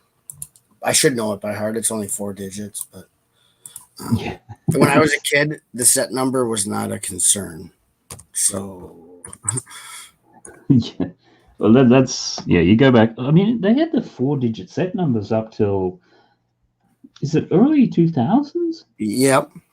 Yeah, because power miners and stuff, even like recent ones from like 2010, they had 4 digits. So, I mean, they had 4 digits for a long time, probably the beginning of the 80s up until, almost 2012, I think. Yeah, because before that, it was obviously the 3 digits. Like I remember particularly the early Technic stuff. Like even other people's favorite Galaxy Explorer, which I think was like 928. Yep. European and then the US had 70s and 60s, late 60s were all 3-digit, like 730. The Steam Shovel my first set was 6631 is the number of the set. But that would be a childhood vehicle because that Steam Shovel got a lot of playtime from Butt Shop. That's why I was like, well, it's childhood vehicles. I didn't drive a whole lot. I did have a steam shovel that I loved. That was my first. This is what caused the Lego problem, was this set. This set, yeah. I sent 2 pictures because I didn't know which one you liked better, which angle. Yeah, no, I've got them now. I'm just seeing if I can, because I never use Instagram on the desktop. I always use it on the phone. So like, I can do it off. You can. No. I just managed to Google the set. Log in now, so that's fine. Just because it's easier if I've just got it like sitting on the screen in front of me rather than, you know, a little tiny phone which keeps trying to lock itself every 2 minutes. Right. Oh, I was gonna say you could just Google the set number 2, and then it doesn't have to be the photos I send. It's the same set no matter what photo you use. I just took pictures of my actual set because I still have it. Look, it's the sort of thing, if we can get it actually based off your set, then I think, you know, that's much nicer. So anyhow, I've got it up on my screen now, so it's all good. We're there. We got there, everyone. Hey, Sarah Star does love the Barbie convertible, just so you're aware. Oh, thanks for that. I appreciate that, Sarah. That was Brick Clicker has joined us. Hello. Yep. Hey, Brick Clicker, great to have you in. Appreciate you're pretty much regular. I think you become most of the streams. So always appreciate that. Yeah, Brick Clicker seems to be, he's at a lot of I see him at Solo Brick Builder, obviously London Bridge. Yeah. Sarah Star. The who's of. Yeah, so this is the set, and the cool part is that on the back there's 2 1x2 bricks, black, and they come off the back. And then it actually has a turntable, so you can move the bucket, and then you use the 2 black bricks as like what he's digging, what he's scooping up with the bucket. Mm-hmm. So it doesn't seem like much of a play feature now, but in 1986, I was enthralled. Enthralled. And Marley Min, great to see you in. Appreciate that. Doing the childhood vehicles one. Hello, Marley.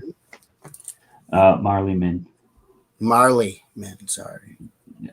My chat is so small. I should blow it up here. I can make it the whole screen. Why don't I do that? Why don't I? Brick Clicker, I always pop on a stream whilst building or making news vids in the evening. Oh, cool. Yeah, because you don't actually ever stream though, do you, Brick Clicker? Because I think, not that I've ever seen. And Sarah's, starting on the Mos Eisley Cantina after having finished up the Diagon Alley. Oh, yeah. So that would be a pretty sweet thing to be doing. Oh, nice. Working. Okay. Yeah, the land speeder that was only seen in the background, the more sleek looking one that comes in the new Mos Eisley Cantina, or the Mos Eisley set. Yeah. I remember seeing that land speeder, and it's right around the time when Luke has to sell his before they leave the planet. And before they go. If you listen to the radio drama, from the late 70s, the radio drama that they had on public radio, there's actually a whole segment of what R2D2 and C3PO have to hold. Those are beautiful carrots. Sorry, Jennifer picked carrots out of the garden, and they're huge. So we usually don't get really nice carrots out of the garden. But there's a whole story of what they do from the time they're not let into the cantina. So what they do to stay away from the stormtroopers, who are obviously looking for 2 droids and a farm boy. So there's a whole like little story that's really kind of cool that's in there, where they're hiding from from the stormtroopers any way they can. I don't know if anyone's going to actually listen to the drama, but there's a point where they pretend to be part of a merchant's, like he has like an open market of selling parts and droids and stuff, and they pretend to be part of his inventory, and then the merchant comes out and I think tells them to leave, get off of his store, and then they knock on a random door and pretend to offer services if the homeowner will let them in. R2 will like reprogram something in their house or do something. So offering like a free service trial as if it's a business promo to get into the house. Yeah. It's just like a door on the side of a building that they have to get in there, or the troopers will find. Them. So they C-3PO swindles his way into the homestead, and I think it's kind of cool because they never say what did they do the whole time. They couldn't just stand outside the cantina. They would have gotten found if they would have just stood there. No, I love it when they go through and even when fans do it and they fill in a lot of those little gaps and things. There was in the late 90s, there was a thing done like with the stormtroopers as if they were cops. You remember the Cops show? Oh yes, that was a fan-made movie. Yeah, and just how they filled in all the gaps and things like that. That was really clever. What did they call? They just called it Troops, I think, and it was like a fan-made piece of. It was really well done though. And they did it in the desert, and they had the stormtroopers like talking to the camera about like what they were doing, like the call they were on to catch find the droids from the escape pod. Yeah, if people in the chat don't know what we're talking about, go check that out. Go look for it. If you haven't seen, I think it's called Troops. Should be able to watch it on YouTube. I remember when that came out. That was like huge. That was like the start of Star Wars fan-made movies or whatever it's called, fan fiction movies. Yeah. And that really, because I remember on Sci-Fi Channel when in the 90s, when I was a kid, it must have been in the late 90s, they actually, this is before internet was pretty normal, and they had a whole like hour-long special about, and they just played a whole bunch of short fan-made Star Wars movies. So I thought that was super cool because these people put a lot of work into it. It wasn't like it is now where you can just get a digital camera and pretty much film whatever you want. You really had to spend money to have the equipment to be, first of all, able to do it, and then like editing software. It was right. It's not like now. Massively expensive.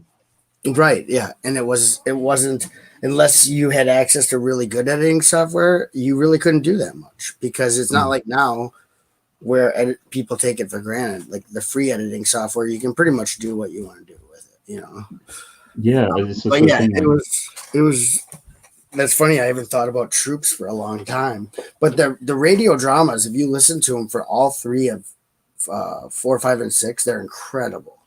They add so much more to the stories, and they have them on YouTube condensed down without the because it was originally broadcast in segments, so you would have to listen to the radio each time it was on, and so someone took and condensed it down to not have the opening and ending credits every time, and just one long listen, like it's like a 3-hour listen.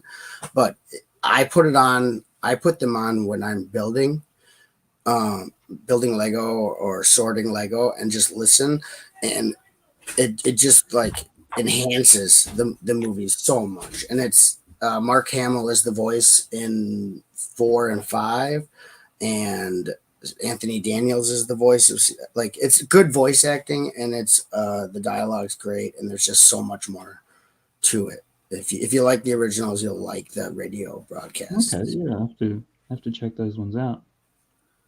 Because the other one, which I remember coming out in the same vein and flavor at the time as Troops, was the George Lucas in Love, because taking off the Shakespeare in Love, and it was Yeah. about sort of the backstory to George Lucas writing it. The only thing I didn't like about it was at the very end when it became like they did the Mentos ad right at the very end Yeah. and integrated that. It's like, oh, Yeah. But no, that was A little another. hokey. Yeah. So, Well, they're still talking about techno in the chat. We've got Brixish and Cy O'Connor are like totally talking Euro techno. That's awesome. That's cool. Brick Clicker says that his laptop struggles with StreamYard, but hoping to start streaming later this year when I get a new laptop. Okay. I've heard of I use Streamlabs OBS when I'm not having guests on, and that's really labor intensive on your computer.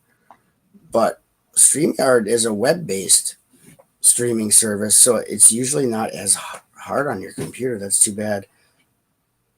Yeah, that's sort of just trying to think if I've done that. Oh.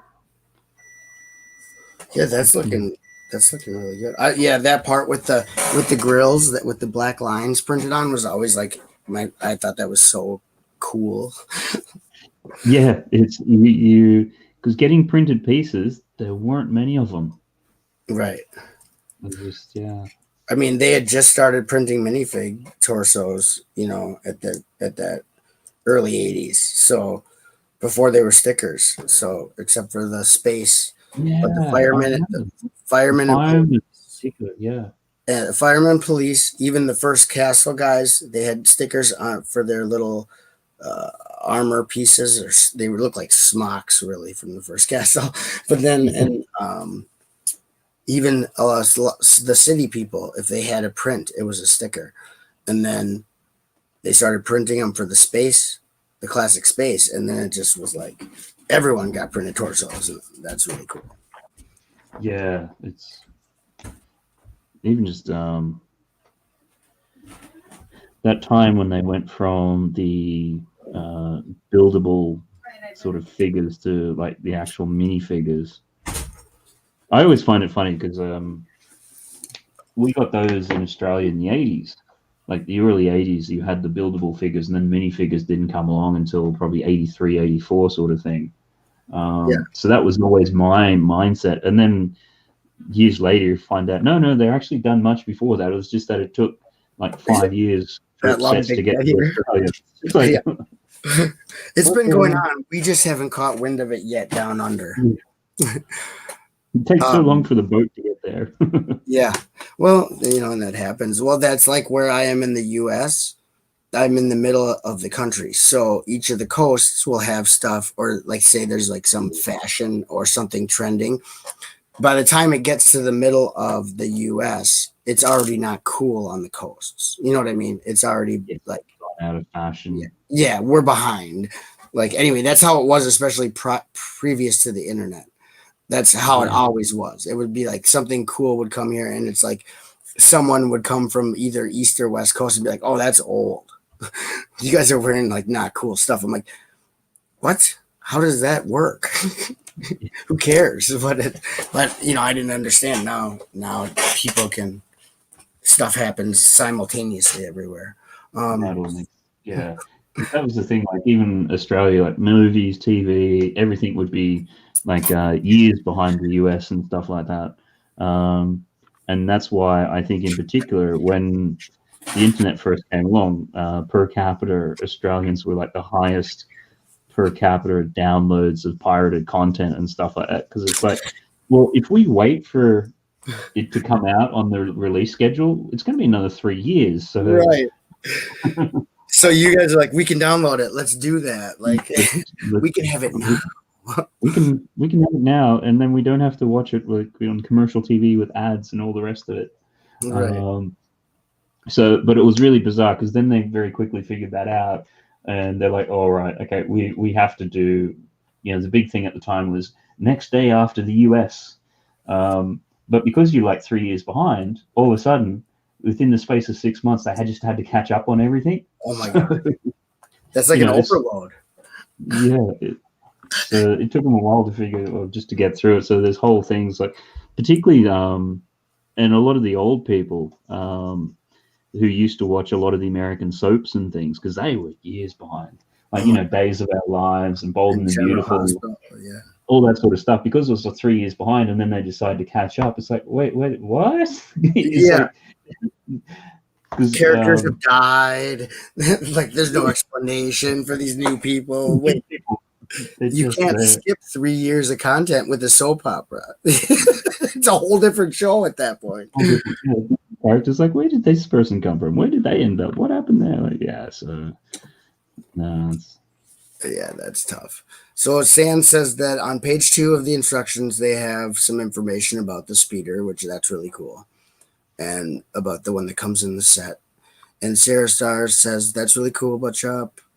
I don't know the most about Star Wars, and even Mike says he didn't know that about. Oh, the radio dramas. Yeah, they're yeah. really good. I mean, check them out if you're like feeling like you want something new, some new content that's actually like old school. That's your best bet. It gives you a whole new take on the original movies. It enhances them 100%. The paper in the manual is black. It's so weird. Is that normal for Star Wars sets? I don't. Oh, Brick Clicker says yes. Sarah Star, they do that for the 18 plus sets, including the helmets. And and Brick Clicker likes the slick look of it. Okay. So yeah, I mean I only have one of the 18 plus sets. I have the Haunted House. That looks great, Matt. Matt's done with the steam shovel. Cool, kind of good. Glad you like it. So that's Yeah, it looks just like it. See? That's it there. It's just like it. It looks just like my set. This is the hinges are a little worn from playing with it, but yeah, they didn't have the touches worn a little bit. Right, yeah. I mean, it's my first Lego set. I'm surprised I even still have it. Like, this is the one. This is the one that I got in 1986. So thank you for that. That looks really cool. It's cool. Glad you like it. Yeah, it's we managed to keep over the years just a box of Lego from that I had when I was a kid and things like that. So when the kids got old enough, we gave it to them and things like that. And so yeah, there's just all sorts of bits and pieces in there, and bits of it's broken and Right. so and dirty, and yeah, all your grays are actually all the old grays. It's not the new stuff. Yeah. And if you can tell if they've had sun exposure. I was going through my Lego from my childhood, rebuilding the sets, and some of the white, I'm like, oh my gosh, this must have been just in the sun for hours at some point when I was a kid. And some of it looks like perfect, and some of it looks real bad. So real beat up. And yeah, a lot of it has got bite marks in it because the brick separators didn't come along till, I don't know, when was that, late 80s or early 90s? It had to be late 80s, early 90s when they came out with the old dark gray brick separator. It was wider than this. I don't have one right on me, but I had one when they first came out. And you can tell what sets me and my brother got after the brick separator, because they're not all, the plates aren't chewed up. Like, the plates are all up on the older sets to get them, because once you stick a plate on the plate, it was hard to get the plate off of the plate. So yeah, it was, because I remember very distinctly when the kids first got their thing, like the brick separator came in, and I'm looking at it, it's like, what is this piece? I don't get this. And then you open up the instruction manual and you see, oh, this separates bricks. Oh, this is fantastic. Like, right.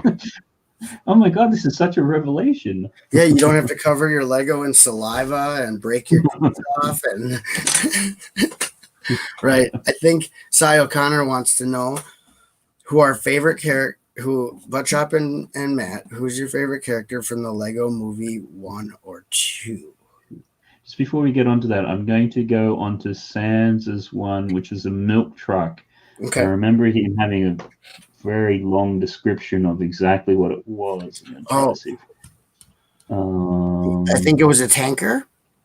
Yeah, it was like a tanker, but then I think it's scrolled off now. Yeah, my chat doesn't go back that far. So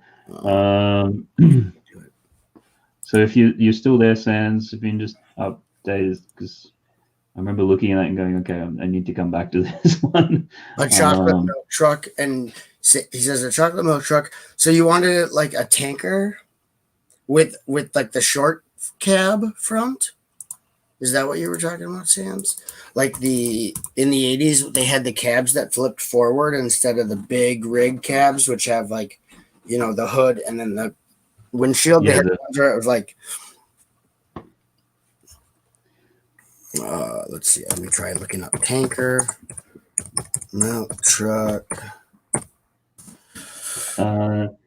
Tanker back, but with a Bix truck front and not a large tanker. Okay, a Bix truck. So is it the tanker a trailer or is it all one truck? Oh, maybe like all the one, but then he means a box. So yeah, tanker like back, one vehicle, not a semi truck. Okay, yeah, and then he wants a box front, so not a where you've got the extended bits. So like what you're saying, the whole thing just tips straight up. Okay, so this is going to be one on spec as such. Well, here's a Mercedes one. Let me see, save image. Let me send this to you quick. It'll take me 1 second. Yeah, no, that's cool. I'll send it to your Instagram quickly. And don't worry, Si, with the questions in the back of your mind. Favorite character from? Oh yeah, Si, we're still on it. In fact, I need time to think about that one anyway. I mean, out of the two movies, I mean,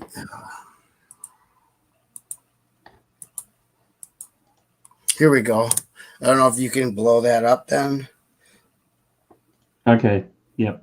And then that has like the side, it's all one, and then it has the side where you can put chocolate milk or put whatever you want because it has that decal. It's like a toy truck. Yeah, yep. Otherwise, if that's not a good one, I can always get more. Google Images, it's like there's all kinds of pictures on here. It's funny that. It's crazy. Yeah, it's kind of crazy. You put milk truck in there and literally anything you could think of. Wow. From toys to real ones. So yeah, I hope that's what Sans means. Yep. It's the kind that would be on the dairy farm, that would take it to the and then what were we doing? Oh, yeah. Sai. That's it. Okay, so we had I'll just quickly creative liberty can be taken. Thank you, Sans. Yeah, I think I'm going to do this one more as a concept. So it is going to be something taking all your inputs and then trying to come up with something. So we had Sans, milk, truck, box, front. What do they call that? Rigid. I think it's rigid. Anyway, close enough. Because there's a thing where it's all one piece, right? It doesn't have the trailer, which can't. I want to say it's rigid, but I think it's something else. Anyhow. Yeah, it's just like an all-in-one. The tank. It's a tanker truck, or it's not. It's nothing. There's nothing. There's no choice. Like this is a tanker truck until the day it's put out of commission. Yeah, we're gonna have some fun with this one. I've got a little bit of a gag in my mind for this one. So nice. Yeah. I have a hankling what it could be, and I won't say anything just in case that's the gag. So, not sure, but I also have a gag in mind. We'll see if I'm thinking that what you're thinking. Bernie was the fastest milkman in the West. I don't know what Bernie is, Si. That must be from something I don't. Yeah, that's not. I don't even. Yeah, the reference. I know Ernie from Sesame Street, and I know Ernie from It's a Wonderful Life, which is where Sesame Street got Bert and Ernie, was from the movie It's a Wonderful Life, because the cop and the taxi driver were Bert and Ernie in It's a Wonderful Life, and that's where Jim Henson took the names for Bert and Ernie in the show, but there's no milk involved with any of that, so it must be a different Ernie. There's probably more Ernies out there. A favorite character, Matt. Favorite character. That's tough. I mean, Emmett almost kind of the obvious one, but it's. I like him as a character. Is he my favorite one?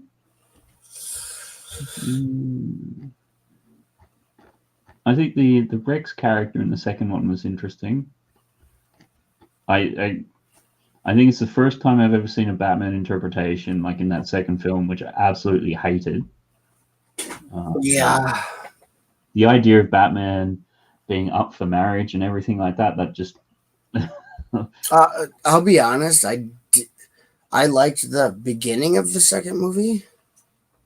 The post-apocalyptic part after the Duplo, the aftermath of the Duplo invasion. Totally loved that. Yeah. Everything about it. When they're like custom vehicles, they're driving their custom vehicles and everything. But the second half, I didn't really care too much for. So I'm gonna say, I don't know. I really like Benny, I guess, but that's a pretty obvious go-to. Yeah. Benny was cool. I don't know. I liked Bad Cop, Good Cop. Liam Neeson, I thought was hilarious when he would turn his head around and talk. It was Liam Neeson doing the good cop voice, and he's all like, that was pretty fun. Like that. It was the Ernie song was a Benny Hill song. Ernie was a Benny Hill song. Yakety Sax, I like. It was late 60s, early 70s. Okay, I don't know too much about Benny Hill except for sped up running after scantily clad women to Yakety Sax. But that's all Benny Hill did. Jennifer looks at me like, what are you talking about? Benny Hill just chase ladies around to Yakety Sax. Do I watch the animated movies? Yes, since I watch all of them. I have a huge Lego animated movie DVD collection, buddy. Yes, I love the Lego movies and the shows. I have all the DC animated straight to videos. I have Freemakers season 1 and 2, the Star Wars Freemakers I really liked. Ninjago, Shima, Clutch Powers movie I have. For pretty extensive. I think that's probably my biggest DVD collection is Lego animated movies. Oh, no. Oh, no, we were talking about Lego Movie 1 and 2, and then in Lego Movie 2, the where Miss or whatever I want to be tricks him into marriage and stuff like that. Yeah. Like, I mean, I like the Adam West stuff, and I can certainly, so I'm not in terms of Batman or Batman's got to be dark and moody and everything like that. No. I'm cool to have interpretations of him, but that just seemed too much of a stretch from his personality. I guess the gag was supposed to be that she used reverse psychology on him, and there's the gag that runs through the animated ones, where Lego Batman constantly has kryptonite on hand just in case Superman goes insane and he needs to stop or kill Superman, and so it's like Batman is always prepared to deal with Superman, but at the same time he's a little jealous of Superman because he's so positive, he gets all this positive attention, whereas Batman, the other Justice League members in the animated films kind of act like he's a co-worker and not a friend. So he's not invited to anything fun. He's only to serious Justice League stuff. And so I didn't know if that was a take on that. Because they used she in her song, it was she's wouldn't want a guy from Gotham wouldn't be a suitable husband anyway. She wants someone like Superman, and that made him angry, and that's why he fell for it. But I don't know. Yeah, no, I mean, yeah, I when understand the gag they're going, and I understand why you wouldn't. Why I didn't really care for it either, but it's yeah, so like yeah, I think we still haven't come up with a favorite character from the show. However, so it's a tough one. That really is yeah, if I you think it's one of those things where the whole is greater than the sum of the parts. Like you can't pick out a part and sort of give a point to it. So like it just like the first movie in particular, it works as a whole. right. The second one, there's ideas and things that are in there which I think are really interesting, but Yeah. execution may not have been the best. Like I Yeah. really like the idea of the Sistar system and all that sort of thing in terms of much like when you were saying earlier before when you were there playing with Barbies and that with was it your friends or your cousins or My something? cousins, yeah, my first cousins. So in terms of having that extended male female sort of dynamic there, or that extended play and being able to go in different directions, if that sort of makes some sort of sense. Yeah. No, it did add some new, I think, really nice lessons into playing with Lego. It really was nice. The whole where Rex incorporated being a master breaker because you need to take the Lego sets apart to create something new. So to be a master builder, you also need to be a master breaker. And Yeah, that was kind of going on the whole theme of taking what your bricks you have or your sets and making something new or useful out of it. So I thought that was a good lesson, but it was very quickly touched upon while they were on the Plantimo planet. So I don't know how well it was too quick. It was like it's too quick. I mean, it's only like I kind of got part of it, but I think you've explained it better than what the film did. So it's like right. Yeah, they glossed over it, and I'm like, wait, that was a good lesson for like what to do with your Lego, like being creative, and you can take your sets apart. They don't have to be a static model that never gets like take them apart and build something else. You need those parts to build something to be a master builder. And I think it was quickly glossed over, and then the whole thing with playing together, like the brother and sister finally learning to play together. I mean, it's a good lesson, but that's not just for Lego, and that's across the board. You should be that's a good lesson, but really for the whole movie, that was the payoff. Like we went through all that movie and that was the payoff. It's like that's where we ended up. Yeah, it's like that wasn't a good enough payoff for me. I don't even think it was for the kids. Like it's not even. It seemed like we got the ending just was kind of a letdown, I guess. And it was, I guess, not to be bitter because Rex was Emmett who got, completely abandoned and whatever. I don't know. The movie was okay. The first one, it's hard to pick a favorite person because, like you said, the Vitruvius, Wildstyle, Emmett, Benny, everyone, the core characters, Metalbeard, it was like together it was a perfect storm of people and a Unikitty. It was just like a perfect storm. All the characters were great. The first movie is as far near perfection as I think you could get. Yeah, and certainly it was the first from a technical point of view, which is why I think it also works. It's the first movie where they actually got lighting right because somebody went back and it was like from a technical point of view. They animated films up until that point had always used a particular calculation in doing their lighting, which was always a little bit off. And it's just one of those things that, because it had been done and nobody ever questioned it, everybody just did it the wrong way, which is why once you saw that film for the first time, it has a certain look and feel to it. Where it feels like the warms and the sunsets are really glowing and everything works. Right. And then after that, once everybody figured out that, hey, wait a minute, yeah, we've been using this wrong variable number here, then everything else after that looked at it. I didn't know that. So yeah, it's so technically that's why that film is quite gorgeous in that regard. Yeah, I had no clue.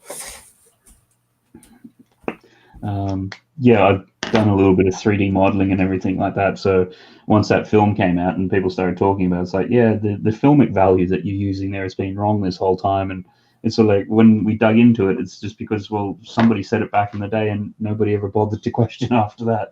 Wow. So I suppose, though, if no one's kids are watching it and parents who don't know any better don't say anything, but then once you see it right, then you're like, oh, well, that looks so much better. I suppose with the way shadows fall and just everything. The movie is stunning. I remember seeing the first Lego movie in the theater, and I wasn't completely out of my dark ages. I was partially out, and that basically like drop kicked me out of my dark ages. Like my brother had gotten me into collecting the collectible minifigures with the Monsters series. I think it was series 14, and that movie like just drop kicked me back into Lego hard. Back into it, yeah.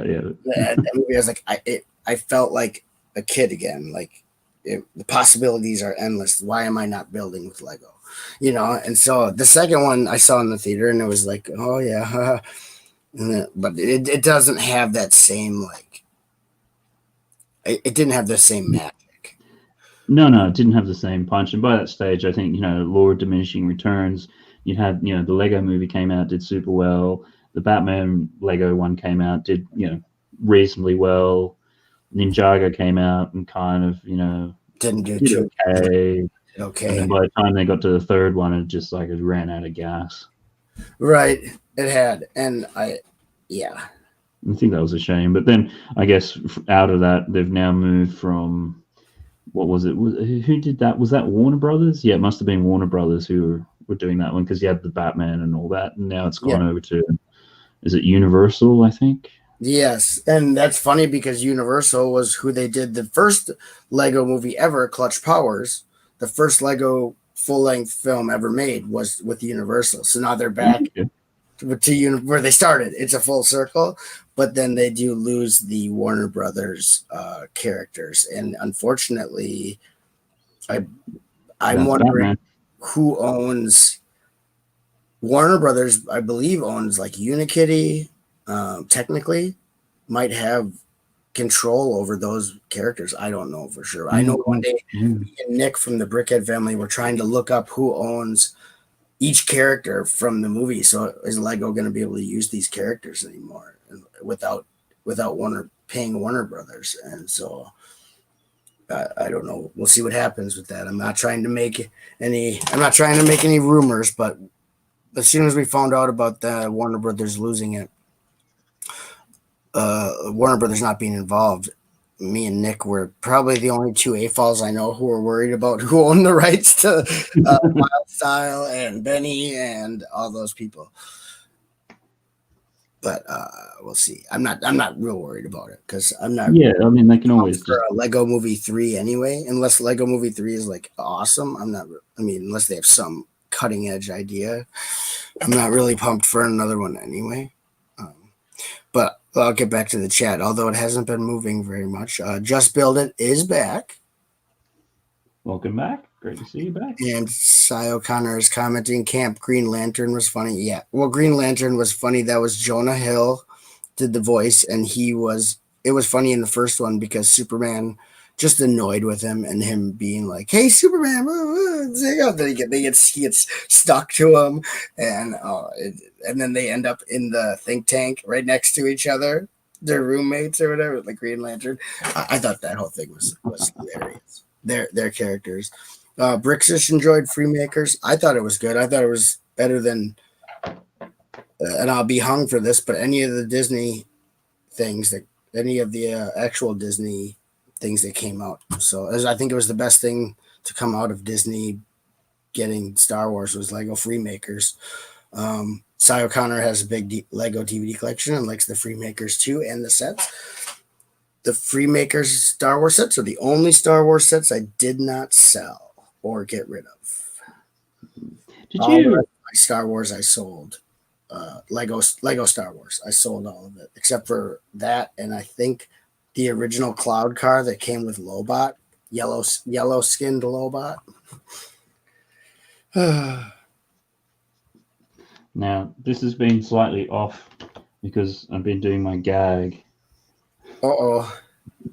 Don't know if that works, but Oh, the chickens, Sans chicken.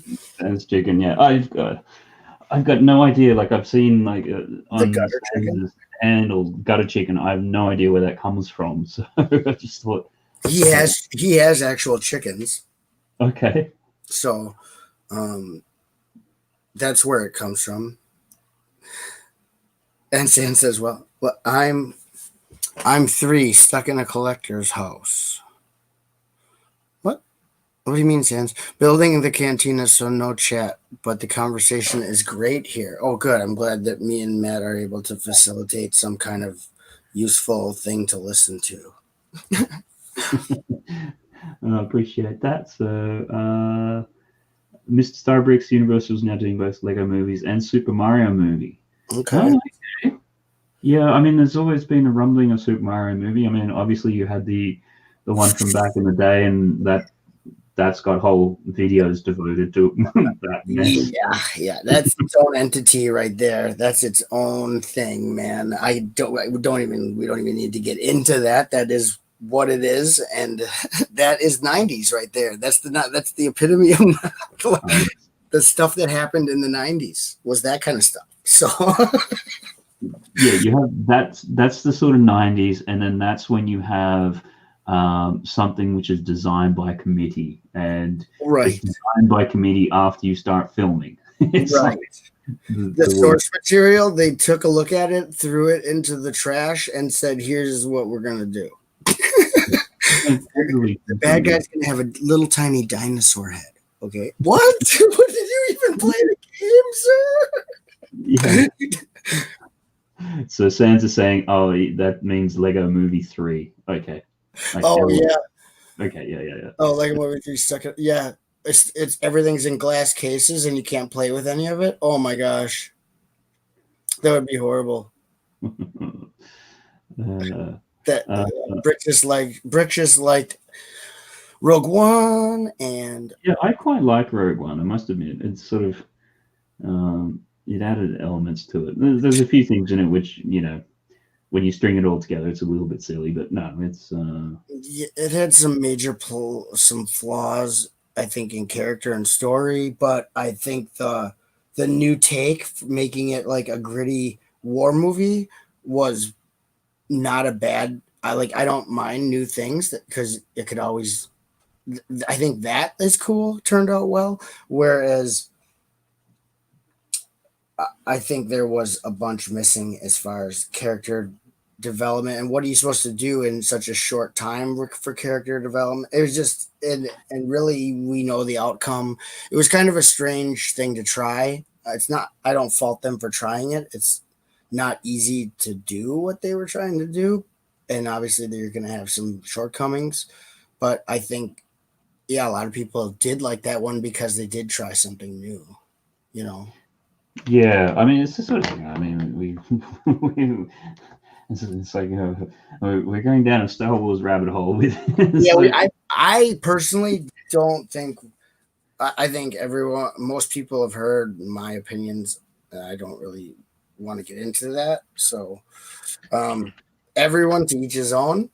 Everybody likes what they like, and that's great. And we're all different, and we all like different stuff, and that's okay because that's what makes it interesting. If we all were clones of each other, it would be a very boring community because we'd all be just saying yes and nodding at each other for the whole time. So we don't need to get into it though, like any deeper than that in Star Wars, because that's almost like as bad as politics and religion nowadays. it can get kind of heavy, the conversation, for something so silly. Cy O'Connor has the Lobot with the planet set. That's cool. I like Lobot. And Just Build It says that your milk truck is incredible. Thanks for that. Appreciate that. And Brixis also loves the milk truck with the chicken. Is the chicken giving a thumbs up? Or is yeah, give me a thumbs up or a wave or something like that. So yeah. So and you also why the chicken cross the road. Yeah, to get away from Sans' chocolate milk truck. Or to become part of it. Maybe hitchhiking. I thought the tank was going to be udders. Was going to be the cow udders. That was what gag I thought it was going to be. Okay. Yeah. I didn't think of the chicken. I thought that the guy who has to hook to get the tank empty had to hook the hoses up to the udders. To the others. Yeah. I was thinking partially of something like that, but then you'd have to draw the truck sort of either from the side or the back. Probably wouldn't have been as interesting. I just thought it would be funny, an anatomically correct milk truck, which that's not a thing. That's kind of like doesn't make any sense right there. But well, it's like the you're hinting at the from Dumb and Dumber, that dog. Oh yeah, mutt cuts. Yeah. Mutt cuts. They drive around and they pick up your dog in a giant dog van.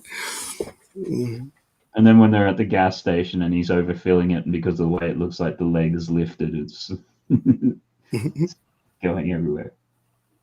Wait, Danny DeVito is not in the original Lego Mario movie. That's Hoskins, Bob Hoskins. And what's Leguizamo's, the Luigi guy? John Leguizamo. That's it. Yeah, John Leguizamo and Bob Hoskins. There's no Cy O'Connor goes with Danny DeVito. That's cool. No, Danny DeVito's not in the first Mario. And Sans. I mean, that's the film from the alternate reality where it might actually be decent. Yeah, I could. Okay, I'll try Danny DeVito as opposed to the one they gave us. Sans says like the nightmare of Toy Story 2. Okay, I got you. What's the nightmare of Toy Story 2? Isn't that where the kid next door makes all these horrific toys by breaking and making these like spider body with a doll head, with like a baby doll head and stuff? That was the first film, but yeah, okay. The first one? I thought it was, because it was the kid next door. The second one was mainly when they're in the toy shop with the collector and everything. Okay, that's what he's talking about. So the collector. Because he was saying for Lego Movie 3, they're stuck in a collector's house. So it must be. I'm not a Toy Story aficionado. I was an adult when they came out. I saw them because I had kids who watched them, but I've only seen them once, and I didn't really care. So I don't know what Toy Story 2 is about. Oh, sorry. For some reason, Sans is torn about this picture. I'm not sure. Yeah, he's like, Is the truck going to run the chicken over X Brickshish? And Sans says, no, that's the first Toy Story. The second is them being afraid to be a collector's item. Okay, I think I remember that. I could see that for the Lego Movie, but that would be a blatant ripoff then, and not very good. So, although there's only about 20 different stories you can ever do, and it's just some flavor of one of those. Well, that's what they say. There's like only 7 stories in the whole world. Like there's only 7 stories or something like that. If you break it all down to just the meat and potatoes, the brass tacks, there's not that many different stories. You can just do different characters, different places, and have little different things, but when it comes down to it, there's not that much. I mean, there's not that much. It's the details that you can, It would be just complete abstract if it strays from those 7 stories or whatever it is. I think it's 7, I want to say, but I'm not sure. I could be wrong. I don't know. Yeah, no, I've heard different, like, there's the 7, and then there was one, I was reading a book on, like, they took the 7 and then sort of did it in 3 different parts, so it ended up being about 20. But yeah, it's in terms of revenge and love and lust and fighting and coming of age, hero's journey, yeah, those sorts of things. Right. So they kind of like sub themed the 7 to make it 20. I get it. Yeah, yeah. So okay, so the next one we had was from Psy, which was the jackhammer torch from Mask. I didn't see it there in the chat. Did Juan never came back about the one that he wanted? He never did. Never did. Okay, He never did. So he he left without saying bye, and he did not send you anything. So that's all we got. Check. I don't think so. I mean, I could always circle back around to it. Double checking. Yeah, there's nothing on that. And well, Sans says he enjoyed the gruesome depiction of the milk truck. Time to stop procrastinating and do stuff. Have a good one. So we'll see you later, Sans. yeah, thanks for stopping by, Sans. I hope you enjoyed it, even if you leave not 100% sure of what you feel like it. That's okay. About it. We can do better next time, I guess. Sometimes feeling torn about something is okay. The picture still invoked emotion. So yeah, it got a response. It wasn't vanilla wallpaper. Yeah, you didn't look at it and say, I don't even care about that. So thank you, Jen. Let's see. So oh, excuse me. So now we're in jackhammer torch mask.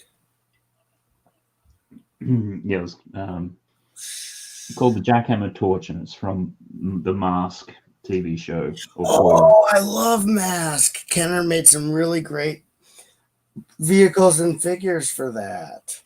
Yeah, that's why I always thought of it as the smash up between Transformers and G.I. Joe. It sort of like had elements of both.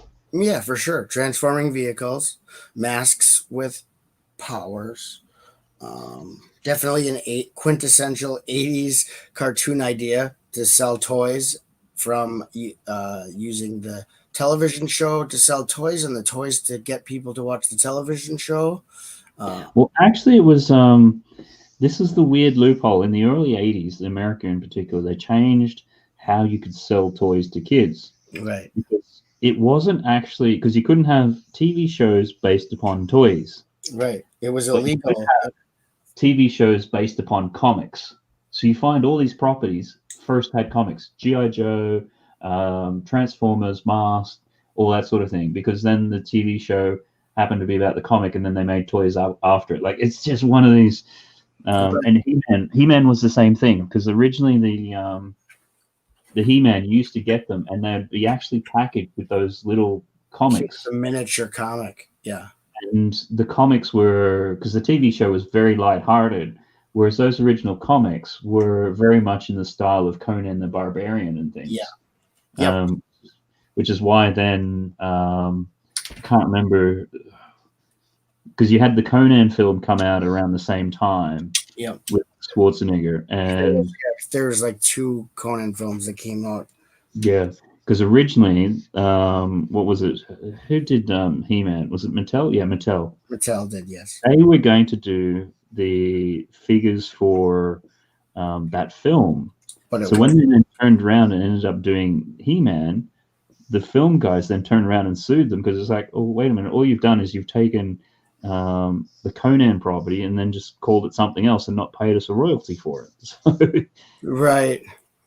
Yeah, it's all weird, and it's funny because you can pinpoint the time when the law changed, because it was just a blitzkrieg of shows with action figure tie-ins in the US. It was the heyday of that, and you'll never have that again, and they never had that before, because in this up until the early 80s, there was a law against targeting television programs to sell products to kids. And then in the 90s, that came back, and the only cartoons you saw was edutainment cartoons. They were they went away from that, and so you don't see that anymore. It's not as common.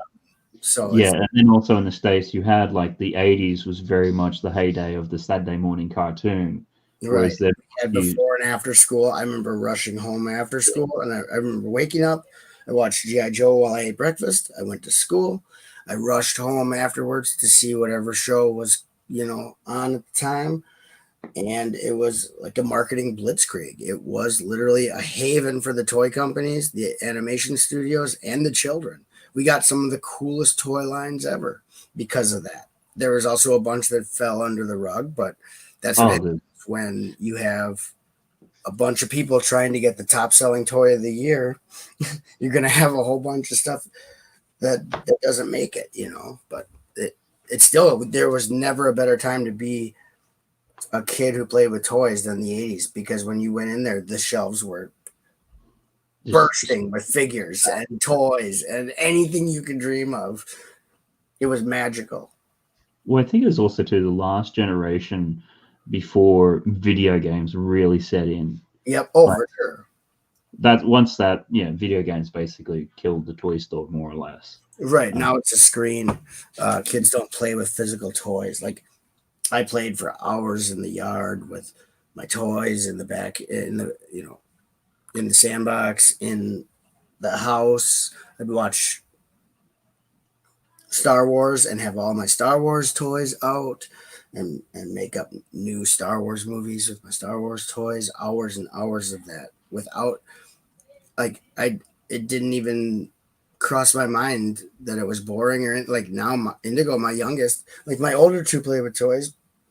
They're adults now, but Indigo is not content with that. They want She wants that screen. She wants everything provided for her, all the content of what your imagination should be creating. She wants that provided by someone else, and I never understood it. I couldn't grasp it, because I was always content to play for hours and hours with my toys, and make up. I didn't need anyone to provide content for me with my toys.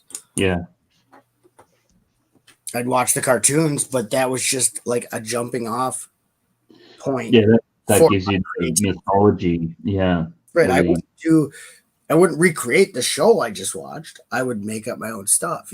Cobra was up to something like way more dastardly than on the show. I definitely didn't just the Cobra soldiers didn't miss when they were shooting like on the show. People passed away, and they'd be back next. They'd be next time I played. And there was all kinds of crazy. I used my Star Wars aliens, and they would be like working for Vader, or that. I mean, everyone just you made up your own stuff. It was so much fun. yeah, it's definitely a lot more. I'm Well, in terms of the crossover, like you'd have, your different, whether it be a mask in with a Star Wars or a Transformer, like they weren't just completely oh, separate properties. yeah. Oh yeah, Thundercats and He-Man would cross over all the time. Lionel would come in, and Mossman did not like Lionel. If you get my drift. But and especially the crossover when I played a lot of Lego as a kid. I didn't have a lot, but we had all the themes: castle, town, space, whatever, and those all like crossed over, like space and town. Yeah, I loved it all and then when Pirates came out, that all intermingled. Blacktron, what had it was all just Lego was like it was like a huge open ended theme. It wasn't like I kept my cast like the castle guys separate from kind of like on the first Lego movie when when the president business got mad that all of the different realms were commingling and building whatever they wanted wherever they wanted, and it didn't make sense to him because he was an adult. That was like how I played yeah. everything. It was Lego. You just built crazy things and did whatever. It was supposed to be fun. Oh, Juan's back. Oh, one. we were, we were We just, did Been trying to get confirmation on what you wanted, uh, what you'd like drawn. So I think Chop was we're both sort of saying if there is one of those vehicles from the anime, if you can send it through to Instagram or whatever, so I know I can do that. Or if you did want to do the Barbie camper still. Yeah, did you, short and simple, did you want the Barbie camper or did you want the Lupin Ranger, Pat Ranger mechs? And if you want the mech from your Japanese show, you need to find a picture of it and send it over to Matt Elder, one no spaces, lowercase underscore UK on Instagram. So we can, yeah, exactly. Cool. So Juan, if you want your Super Zord mechs, then you need to send a picture because Matt, that'll take some research on our part. That'll be part of an hour of the show is us trying to find the exact the exact guy you want. So, Brixish and Cy O'Connor said they must be similar ages. And Cy still has all his mask toys and comics. That's cool. We still have all our mask toys. I let my brother have them. So my younger brother has all the mask toys. We kind of started divvying up our childhood toys. My mom is kind of a hoarder, so she has all our childhood toys. All the Star Wars is still there, so every single Star Wars is in a closet. Is in a closet. That was our big thing. So all my 70s and 80s Star Wars and everything. Okay, so that you guys are pretty much the same age. 2 years off means nothing in real life. 76 and 78 doesn't get closer than that unless you're born on the same day. I mean, what's 2 years, right, Matt? No, when you get to this age, 2 years is nothing. 2 years. Nothing is. I remember, like, in school and thing, it was such a huge deal, and Right. but that said, like we like with our kids when they're going to school and things like that, they happen to be because of the way that they do the ages and things. They happen to be some of the oldest, and you get like when they started, they were like almost 5, and there was some kids in their year which only just turned 4, and the difference in maturity was massive. Like it was almost unfair for the younger kids, but Yeah, at that age, it is quite a bit more substantial. Once you're an adult, it's like even 10 years doesn't even feel like much of a difference. You know what I mean? Like, what's a decade when you're 40? You know what I mean? You're just like, we're all on the you get to a certain point and sort of like, how old are you? And you're sort of like, okay, I was born in this year, add it up, take this away. Yeah, I don't. Have I had a birthday this year? Yeah, I don't remember unless it's like like the in betweens. Like I only remember like when I hit like 40, and then it's like all that in between is like I don't know. I'm 40 something. No, I don't even want to. Does it matter? What at this point does it matter? No. Well, I remember going through immigration in some country, like on holidays or something, and they asked the age, and I just said it, and I was like a year out, and they're like, "You're a year out," and you're just like, "Oh, this is going to get interesting, this conversation," because Can we see you? We have to see you alone in this room, and you're like, no, come on, not a cavity search. I just messed up by a year. I've got kids, I'm married. Yeah, are you? Okay, we understand now. That's horrible. So, and yeah, Juan, I got your image there. So cool. Thanks for that. Oh, cool. Thank you, Juan. We didn't know where you went, buddy. You can say you're back, but we didn't see you leave. I wish I would have known that we were talking about you. So don't worry, you were still here in spirit, Juan. Yeah, 80s baby, says Brett Bills. Yeah. It was a good time. I don't think kids will ever understand. I mean, I know every generation probably says that, but it'll never be this like pre-internet will never be. You can't explain pre-internet to anyone who grew up with the internet. No. You know, it's like a huge massive difference in society. Yeah. It's like two different worlds, like pre-cell phone and internet. Like now internets are so much a part of daily life, and computers, and being able for like me and Matt to stream together from two different continents. I mean, it's all like not a big deal. Before that, I feel like it was it was much simpler. There, yeah, we didn't have some of the same like cool things, but we also had a lot less stresses about things we shouldn't even be worried about that the internet brings to us. You know, it I brings think, good and bad, but yeah, it brings good, bad. It's the sort of thing like work stayed at work. Like there was, oh right. uh, like, you didn't get, um, When you punched out, you didn't do anything work related until you came back and punched in. Now they can be like, you need to be checking your emails and responding to this stuff at any time we deem necessary. You know, it's like, what? I'm at home right now. This is my time with my family. I'm not at work. You don't control me here. it's not. So yeah, it's that, and there's Right, Brett? certainly, Pen pals. Yep. Remember pen pals? You wrote to yeah, people. You would yeah. write. There was a thing called letters. That's why I found it funny when we first went into lockdown and everybody's sort of freaking out about how we communicate without video. Da, da, da, da, da. It's like, it's called a telephone. Call someone. Like,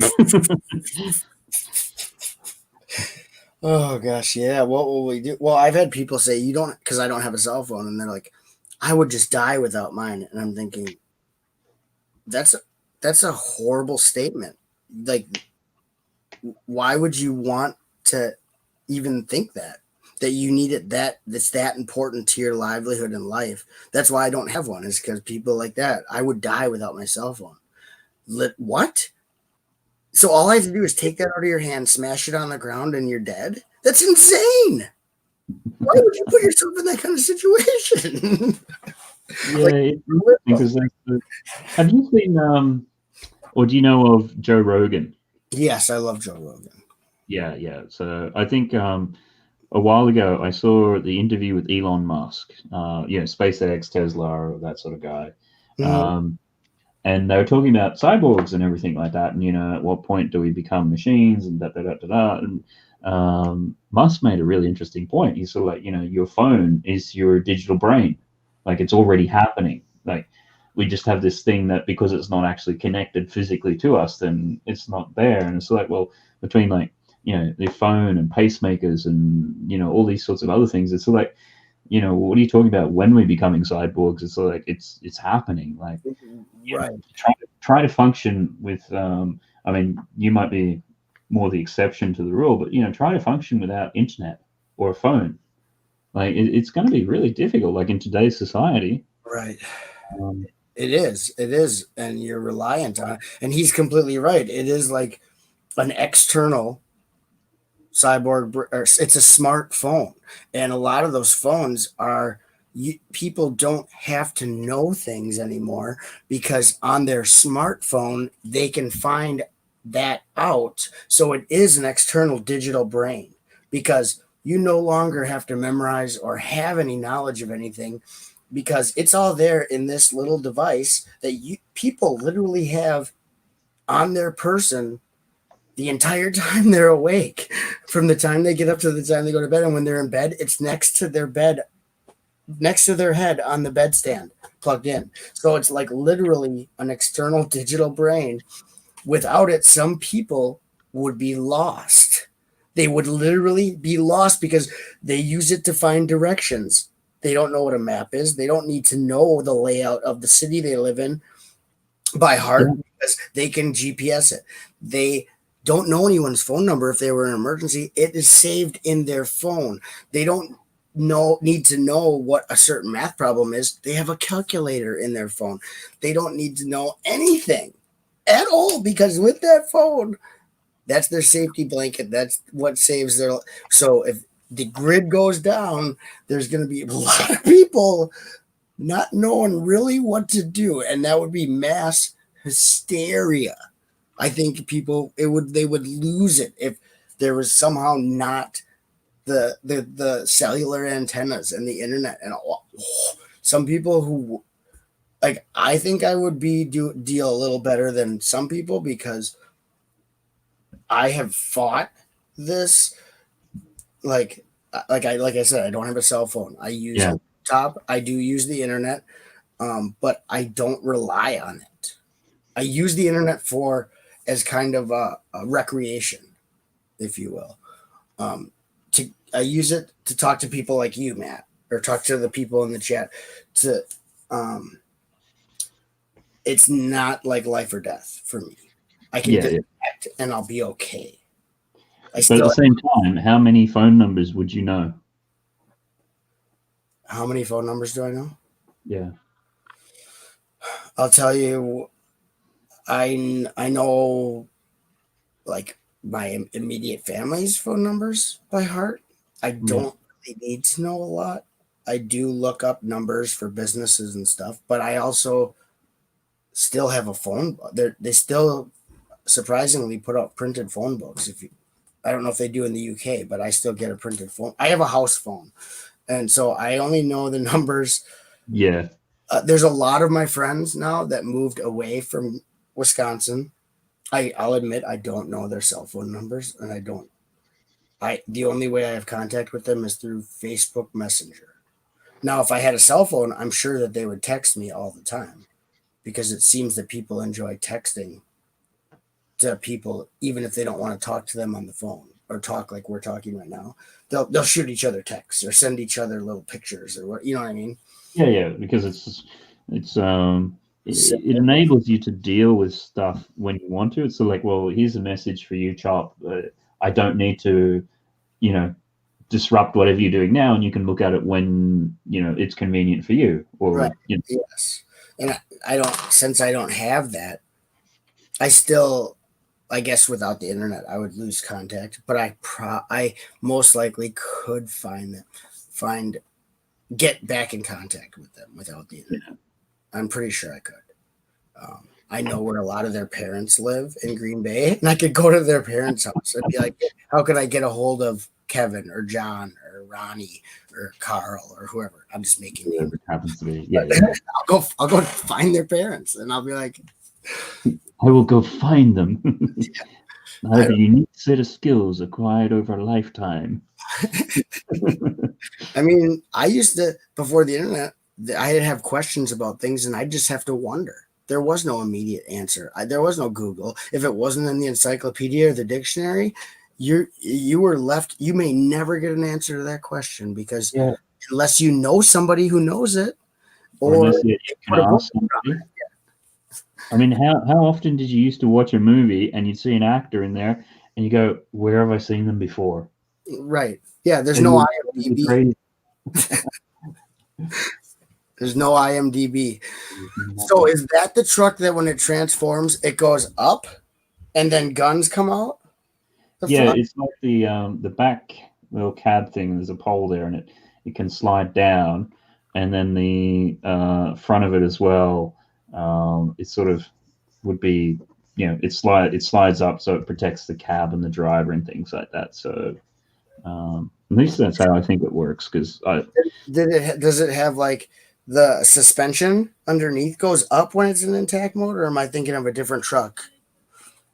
Is this the bad guy truck or the good guy truck? I'm thinking it's the bad guy because this is a different one. The good guy truck, it would like literally raise off the suspension into the air, like make it taller, and then two like machine guns came out of the front. Okay, yeah, this is the bad guy truck. Okay, yeah, this is a cool one. Yeah, it's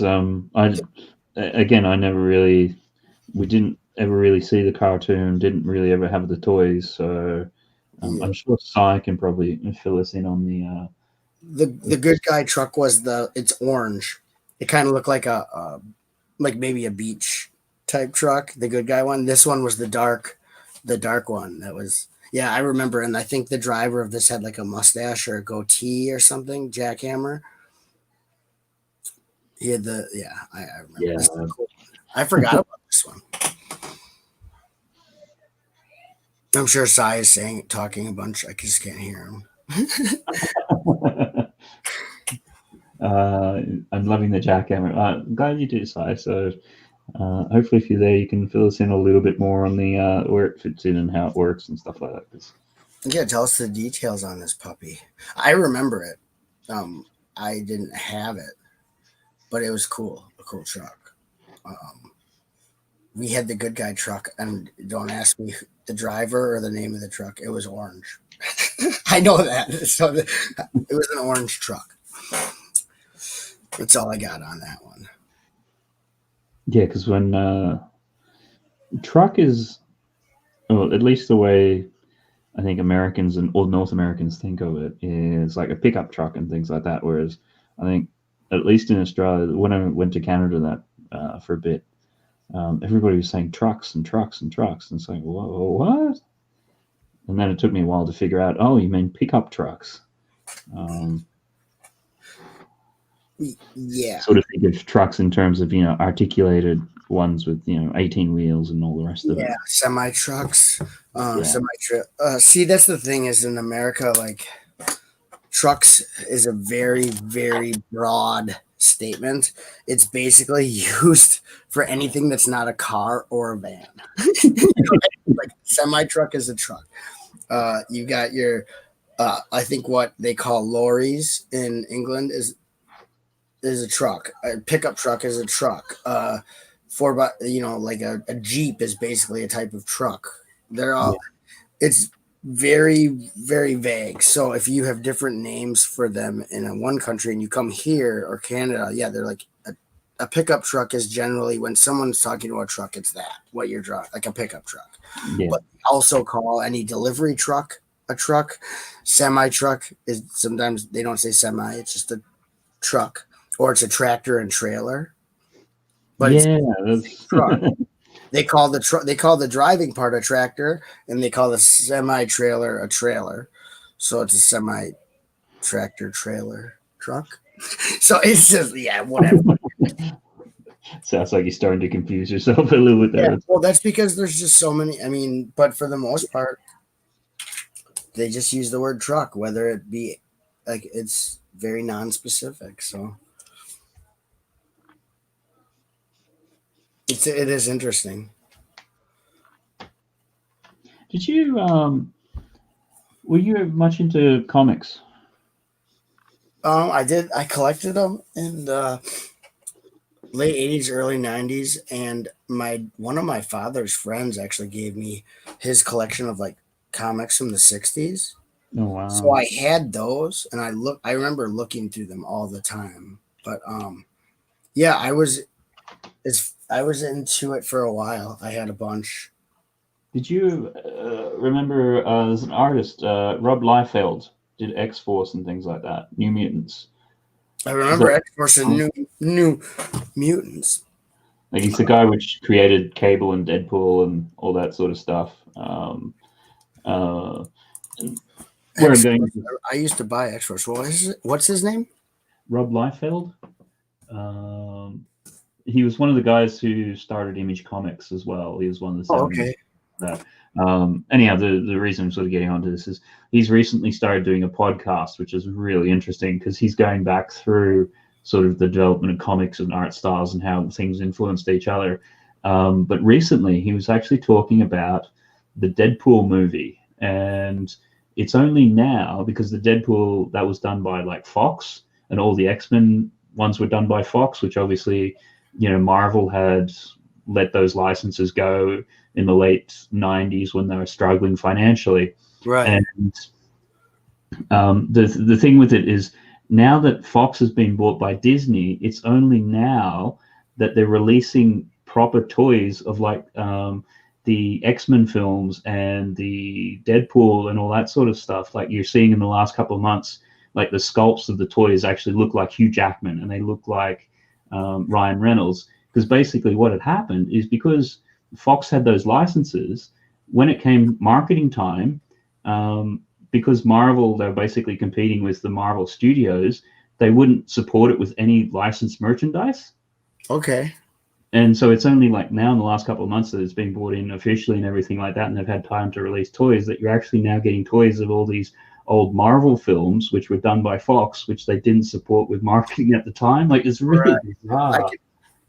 That's great. That's great. I can see why they wouldn't want to support it, because they want that license and they don't want to help the person who has the license to grow the license or make money on the license. So by basically boycotting them from having merchandise, you're trying to kill them having the license or wanting the license or using the license. Yeah, exactly. Because it's because that was the thing I just started seeing in the last couple of months, particularly on Instagram. You'd see, like, the Deadpool films, and people then carrying on about, they're finally getting Wolverine looking like Hugh Jackman, sort of thing. Because they just wouldn't turn on the marketing machine, like, for what you're saying, the very same reason. Yeah, they didn't want to help them. They don't want to encourage them to want that license. If they're making good money on merchandising, they're gonna want that license. But if you can make it miserable to own the license, you can probably get it from them. You know what I mean? Like, not fun that license and then buy it from them. Yeah, well, that's exactly what then happened, because obviously Disney then turned around and bought Fox. Right. And obviously, if those licenses, like, had been doing really, really well, it would have cost them even more. But it's I didn't realize that until I heard that on that podcast, and that makes sense. I didn't know that either. I didn't know that either. But that makes complete sense now that you say that. So it's just funny that you're starting to get all these things, because obviously the sculpts on toys and stuff like that, and they're doing some really high end collector stuff, which is it's spot on and ridiculous money. Right. They're doing those things where they actually take, like, the actor's face and, like, whatever, like, they're doing it for the Star Wars Black series or whatever, where they're, like, able to use the technology to, like, replicate the mold or whatever from the face and get it fully there. Yeah. So no, it's just I can't remember, because you mentioned something about that a little bit earlier, and I just thought, an interesting little tidbit. So we'll just do a quick cycle back through. I think the jackhammer one there's done. Seen a few of the comments in there. looks really good. Sai saying it looks good. Blueberry, welcome back. Hi, Blueberry. Good to see you. Been a while. I just took a look at some of those. I recognize that artist's covers from X Factor and the New Mutants from the 90s. That I like his art a lot. So that's cool. His podcast is really, really interesting. Like, it's just all the back story and history, because he's been very much a figure within the comics community. He's been like an easy target to take pot shots at and things like that. So all these years later, getting his version of events and lining things up, it's like, oh wow, that really makes sense. It's so just quickly recapping, we had the milk truck with the chicken. Sans requested it. Then we had the excavator, one of Butt Chop's original toys that he still had, and the steam shovel there. And then Barbie in her Barbie car Corvette doing the classic little wave there. 2007 Ford Mustang. Then Royal Mail. Postman Pat van with the cat. What was the cat? Was the cat Jess in the end? I think. Jess the cat for Sean. I think Sean's not here, but he was. He was, and he came in. And then we started off with Brett Spills just trying to remember what what was it? A rough a Rayleigh. That was it. A Rayleigh chopper. So that's where we're up to with that. I think on next to we had one. Blueberry says nice drawing, and Sai, the question was, I think it was mask. It was a long time ago now. It was mask. I was trying to figure out the truck, because there's the good guy truck that's orange, and the truck that you had drawn. I think I pretty much figured out what was going on. I think we were asking for any details on the actual jackhammer vehicle, but it's okay now. You don't have to worry about it. I figured out which one it was in my mind. I had to refresh my memory. There's a story on here though, Matt, that came up when I was searching for Rob Liefeld, and it says it looks interesting that he has some choice words for Disney on what they're gonna do with Deadpool. Now that they have it, I wonder if he has some strong feelings on Disney ruining the Deadpool. Yeah, no, I saw that a while ago. I don't know if they're fresh or if they're from a while back. Like, I mean, that's the sort of thing. He's pretty outspoken, and he doesn't take a step back sort of guy. So you certainly don't mince. He doesn't mince his words. I mean, it's the sort of thing where obviously Deadpool was an R-rated film, and it did really, really well. Right. And then how does that then work within the Disney Marvel ecosystem? Because I don't think any of the Marvel films have been a hard R. No. Yeah, I could see him not wanting that character and franchise, ruined or just like Disneyized, just so that they can make money on it, because it's kind of taking someone's creative vision and then I don't know. Yeah. So I mean, I don't know exactly which one you're seeing and what he's saying there, but I didn't read the article. I didn't click on it. It just said that he was being outspoken about maybe it's what he doesn't want Disney to do now that with Deadpool. Now that they have it, I'm sure him finding out that Disney has it, it would be a normal concern of his what they may do with the character and with the, with Deadpool as a whole. Yeah, because you can certainly see, I mean, being Disney friendly, if they go through and soften it and everything, it's like that's kind of not the character as such. But the funny thing is, though, and it's funny, interesting, like when you're listening to his podcast, because he created all these characters and things like that, and at the time they actually had very good royalty deals and everything like that. So he still gets, really good royalties out of all the films, out of all the toys, out of all the merchandising and things like that. Like it's to the extent that when they released a Deadpool character or some like a toy or whatever, he'll get a check for 40 or 50,000 just for that toy. Yeah. So it's. I think it's good that if he keeps his integrity on it, no matter what the amount of money that he's getting, I think that's a really good quality to have, because some people do have a price. Like, okay, well, Disney, do whatever you want, just keep those huge figure checks coming. But to actually stand up and be like, hey, I don't want you to make this into a preschool show. Deadpool. Yeah. Deadpool babies or whatever instead of Muppet babies. Like, I don't want you to. Oh, there's something happened. Sorry, just as you said that, it's like Muppet babies. I haven't thought of that like ever. Like, because that used to be like one of the big Saturday morning cartoons in the Muppet babies. Yeah, oh, yeah.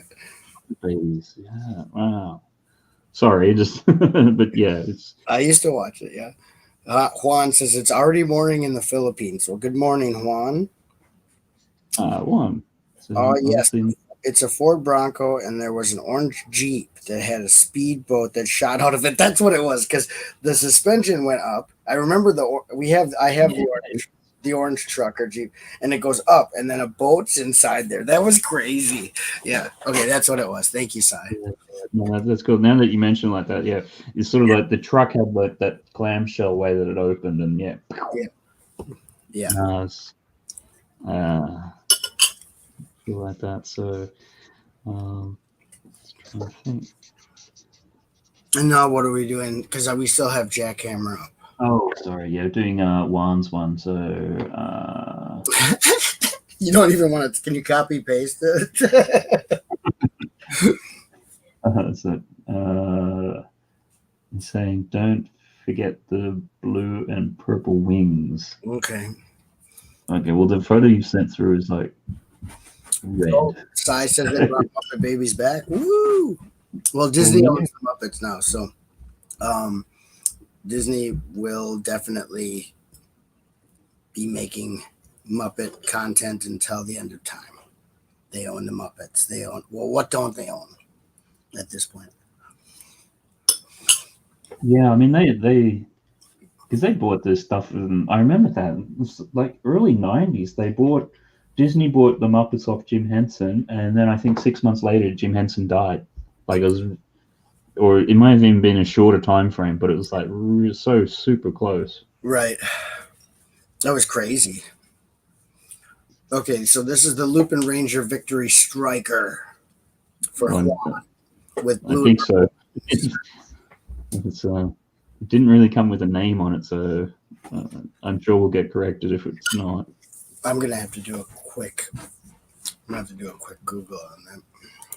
Yeah, I think I'm able to, because the colors are not 100% what Juan seems to be referring to. Good old Juan has to have the difficult. Oh no, it's cool just to. The stuff he wants drawn is cool looking. So yeah, he wanted the Lupin Ranger versus Pat Ranger, but if he wants the Victory Striker, that's a specific Ranger. Good.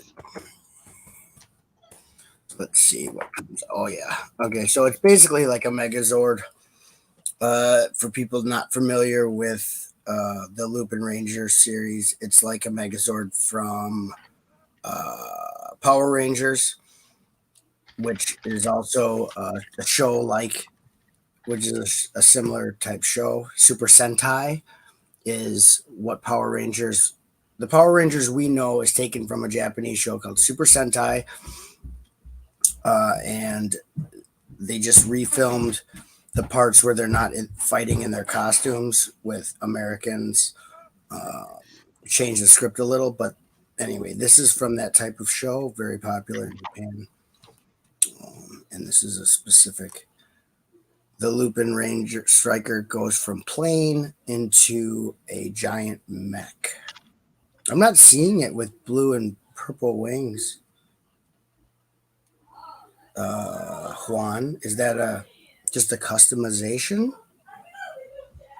Yeah, because I'm mostly seeing it with like I've just also done a search. It's the body's kind of black, and then you got deep red. Yeah, like maroon or dark red. And then obviously some gold, yellowy. Yeah.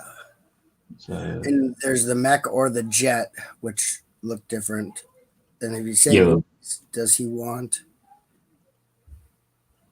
Oh, now you have Lupin Ranger DX Victory Striker, which is white, blue, and red. well, the one that he sent through was the red one. You want to open a can of worms or like some kind of like rabbit hole, that try getting into these Japanese live action.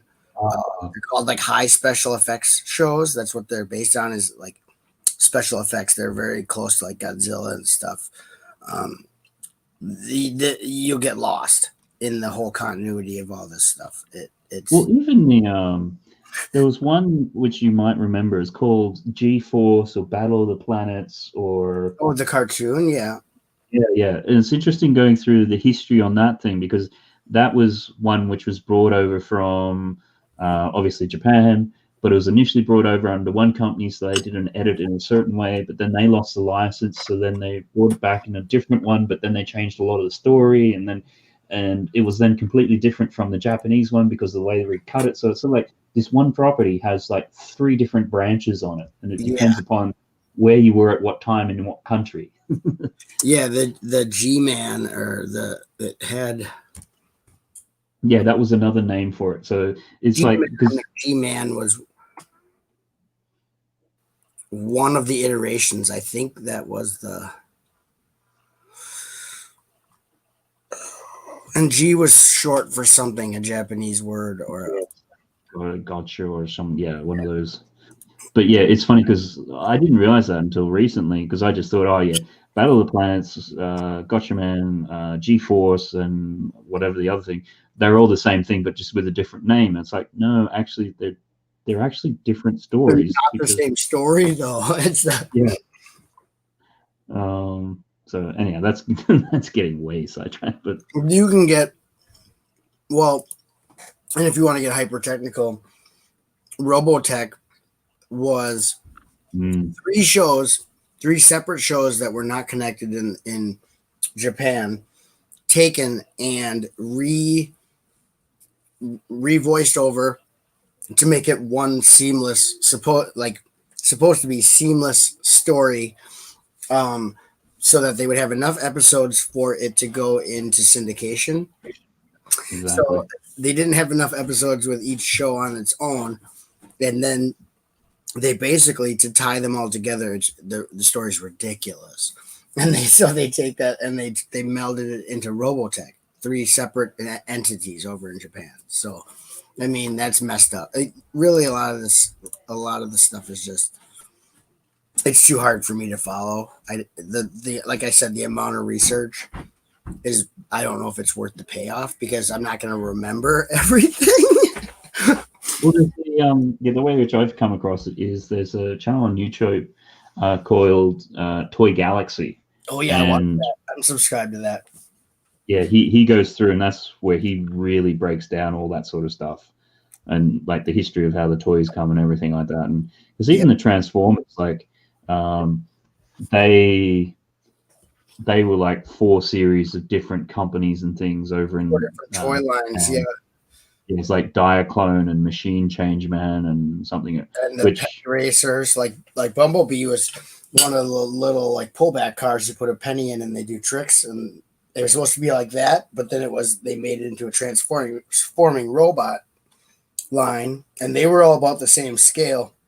But that's why you have the little guys like Bumblebee and the little cars that changed into robots, and then you have Optimus Prime, who's from a different toy line, so he's like that. And then obviously Megatron was from a toy line where stuff changes from real life items like the gun into a robot. So they're all different scales. Like in the show, when Megatron transformed, he was a giant robot. When he transformed, he turned into a gun that the other Decepticons could hold in their hand and use as a gun. Well, that was completely fabricated for the Transformers. Like that in Japan, these toy lines were not in the same universe. They were just, so they Hasbro took these toy lines from Takara in Japan and different Takara toy lines or whatever toy lines of transforming stuff.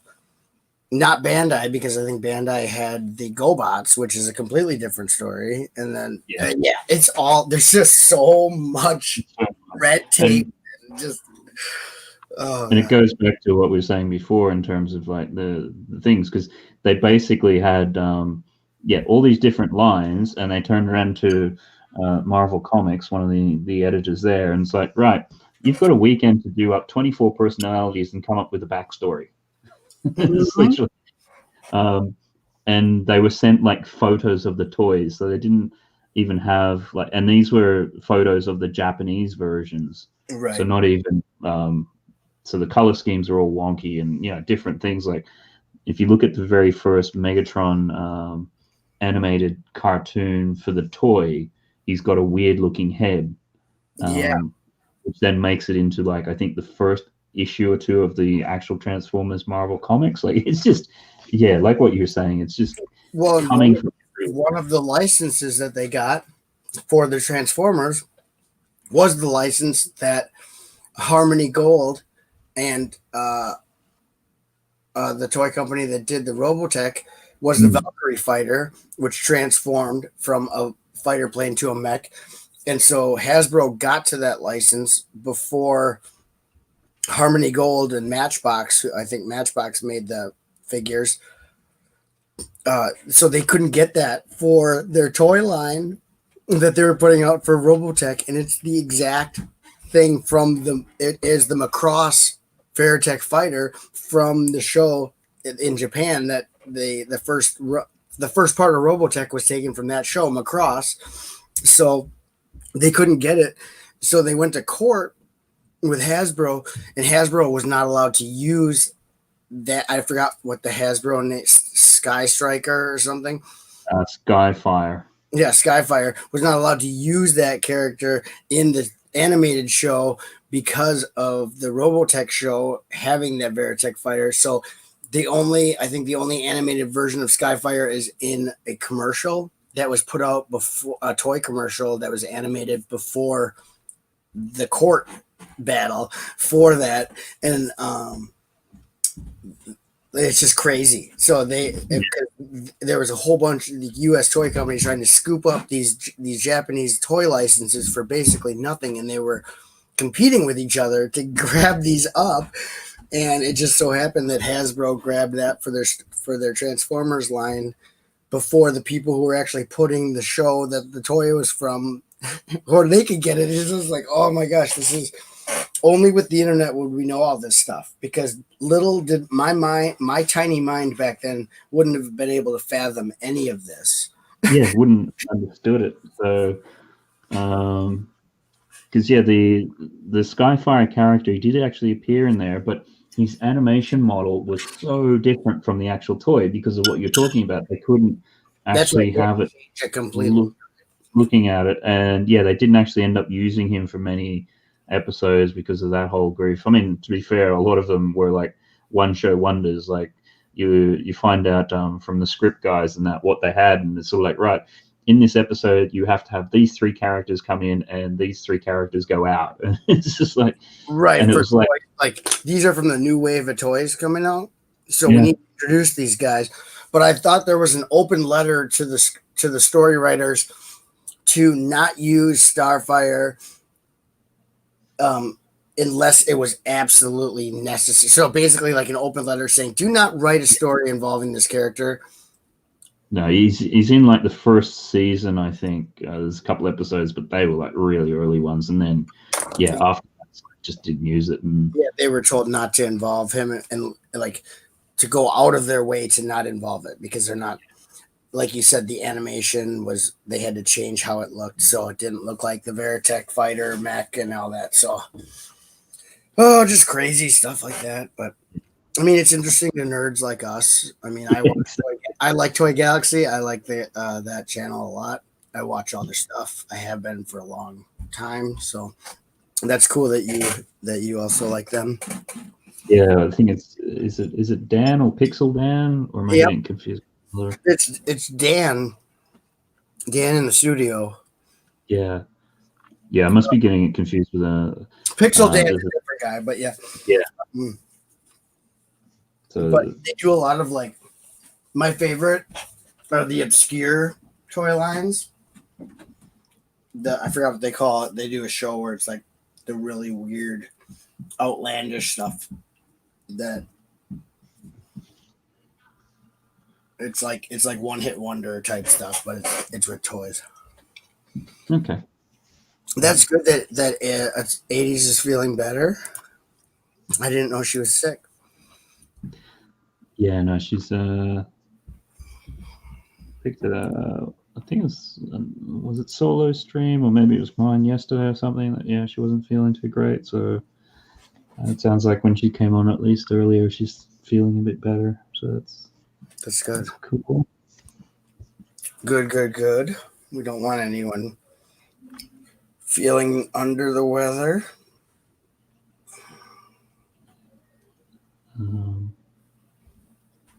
I guess it's easy if they're going to school, aren't they? See, for Indigo, it's real easy to call in sick because she has to be at home anyway.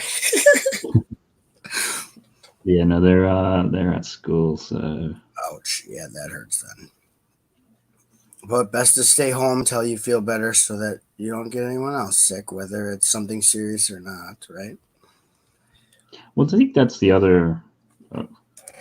I don't know the full ins and outs, but I think that's the other issue we're going to be having, is that because everybody's been isolated from one another, when everybody does kind of get back together, forget COVID, but the general flu season is going to be horrendous because nobody's been building up immunity to each other.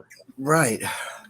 I mean, just for common cold, just That's for what I mean. anything that you usually, would be less susceptible to because you've been in contact with it in different severities or shapes or forms. So you're kind of like, even if you do catch it, it's not as intense. You know what I mean? Now you've been in segregated and quarantined. So now when you come in contact with it, it's like it could become like like just terrible. You get a cold and it's like doesn't go away, because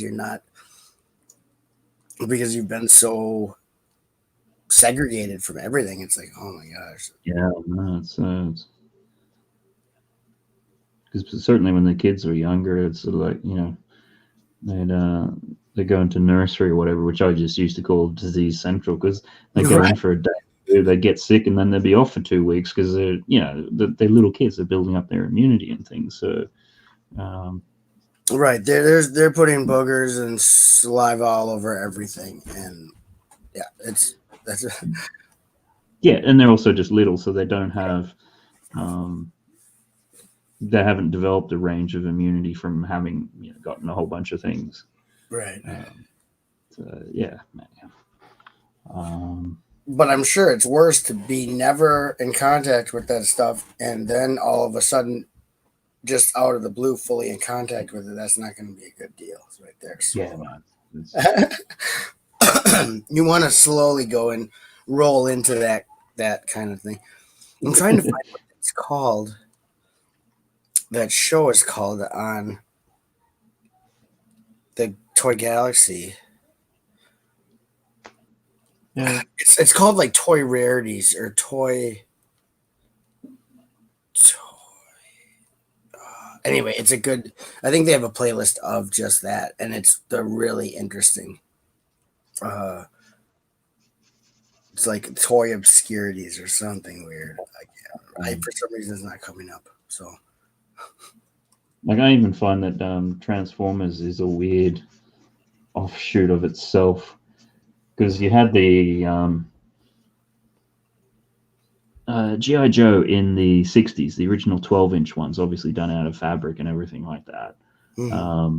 Then you ran into the oil crisis in the early 70s, and things are making things out of plastic and everything like that. So which way did it go? So when G.I. Joe, the original one, went over to Japan, they then had to change it, and then they became these weird little robot-y type things with see-through. Microman. Yeah. Microman line, or Micronauts. The Micronaut line, which also included some kind of like big Zord mech line that also kind of played into Transformers. Yeah, because originally the Japanese version of the Diaclone and all the transforming things, which would become Transformers, they were actually all mechs. Yeah. Yep. You still see that in the remnants of like particularly the Dinobots and Optimus Prime and things like that. Like there's spaces for like people to sit, which was the original pilots for them. But then, once it came across to Marvel Comics, that's when they went, you know what? No, we're not going to do that. We're going to do them as their own sentient beings. Yes, sentient robots. Yeah. It's crazy. Oh, it is called. So the show is called Oddities. I don't know how many they've done, but it's really interesting because they cover really, really rare stuff. Like this one, the one that I found is the mystery of Wonder Bread He-Man. So it was a Wonder Bread's like mail away that is so rare. It's not even sure real. How many are in existence, or if it was even the mail away actually like went through, or I don't know. I haven't watched it in a long time, but they're really interesting. No, that whole Wonder Bread He-Man thing was quite fascinating because like what you're saying, it's sort of like is it one of those Mandela effect things where people seem to remember it, but what they're remembering is the wrong thing? Right. And there's so few in existence or whatever. That, I mean, is it like, are the ones that are in existence real? Are they fabricated by someone trying to, cash in on this rarity and So yeah, it's a good channel. I like that channel. Yeah. But I mean, that one is funny in particular because then they've done like reissues and remolds where it's called the Wonder Bread He-Man. Yeah, because that's a funny name for anything, really. You don't really want to be like a Wonder Bread anything if you think about it. So, well, because originally the mail away was done allegedly out of the bread called Wonder Bread. Yeah. So yeah, it's Wonder Bread is like the most generic white bread in the U.S. Like it's literally like has no nutritional value at all. It's literally like it's bread in like it visually looks like a piece of bread. It tastes like nothing, and it's not very good quality bread. But in the 80s, that was Wonder Bread was big time. Brett's Builds bought a Sesame Street wind-up train yesterday. It's vintage, but repro, but still made me smile. Okay, so it's a reproduction of a vintage one. That's still cool, man. Sometimes if you get a vintage one, they don't work anymore if they were played with real heavily. So sometimes a reproduction is a good way to go. GoBots were cool, it says Cy O'Connor. Yeah, I liked GoBots too. Psykill was the motorcycle bad guy. It's pretty hardcore, Psykill. That looks really good. Juan, what do you think? Yeah, I think we'll call that one done. Juan, and he hasn't commented, so hopefully that's what. Yeah, maybe he disappeared again. That's cool. So let's see now. I think I got 1, 2, possibly 3 more to go.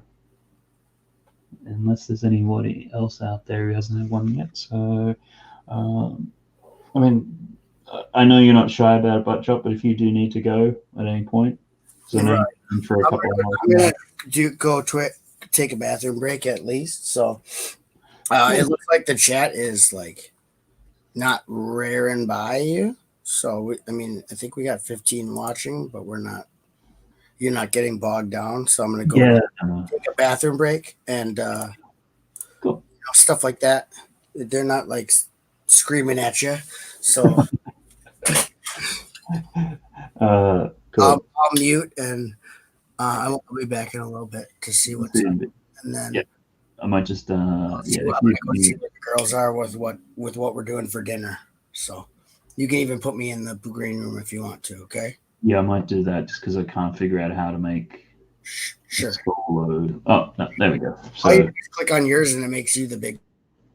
Yeah, no, I've got it there. So you're there, and you can pop back when there's cool. Got that. I might just flick a little bit of background tunes on there. So we have that there, and then I think where do we get up to? I think it was an 8080 for Will. Have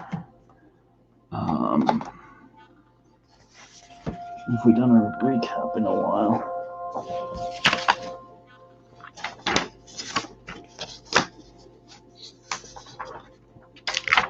So we had that one for one. Just taking that back down. It's Blueberry Cy O'Connor, your big kid at heart. Oh, cool. And for one, mask one, milk chocolate chicken, yeah, steam shovel, Barbie car, 2007 Ford, Postman Pat Mailman, nope, mail, and a Rayleigh chopper. That's all we've gotten up to now.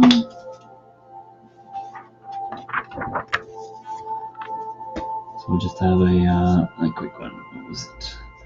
Next one was 8080. But,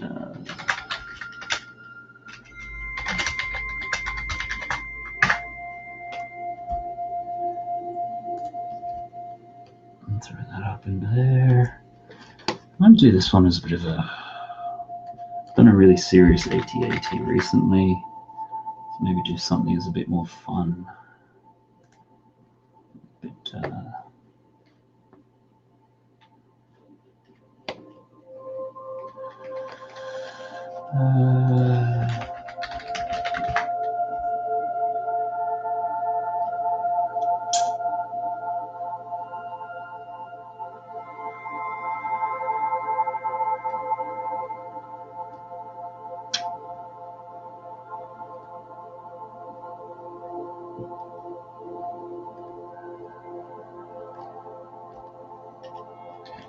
I was thinking, how can we do this one?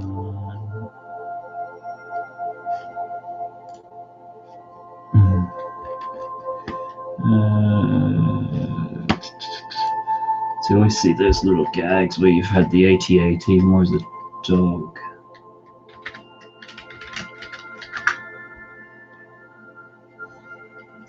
I was wondering if I can incorporate that a little bit better.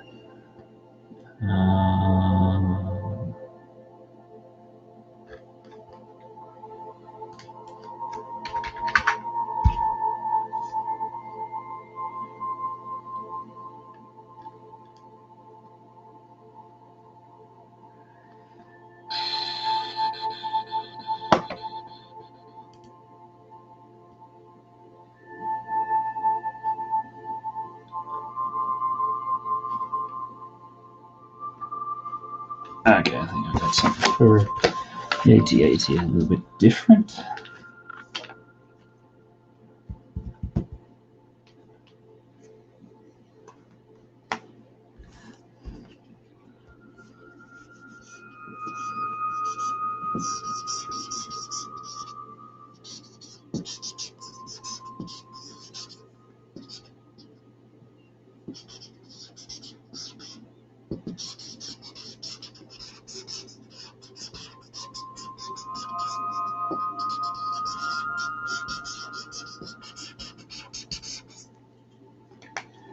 I think that marker is almost dead. I can barely see it.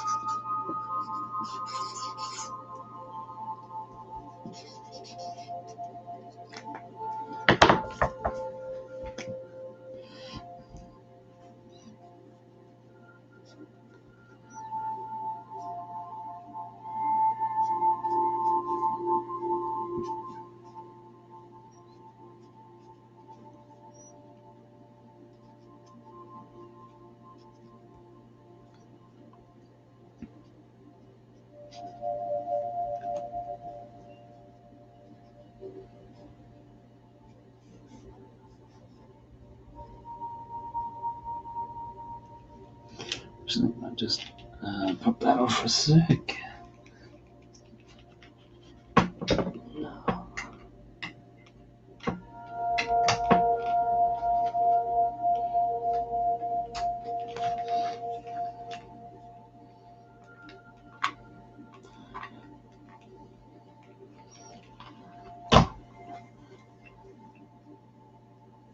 Alright, turn that off. Okay. So doing the AT-AT is more of a dog.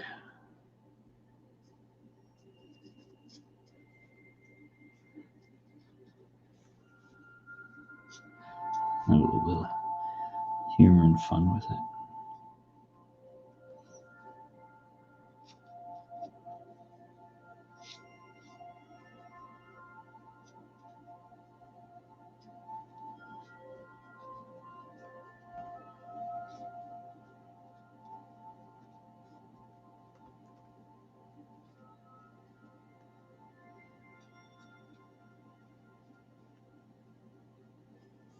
Can you see that? Yep. So,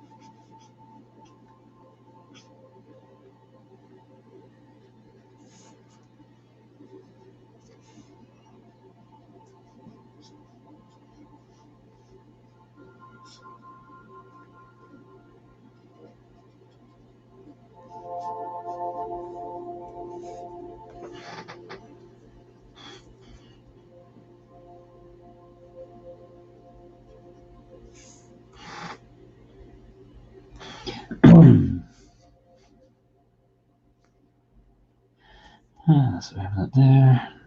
It's almost like a 80-80 in a little dog kennel. Sleep.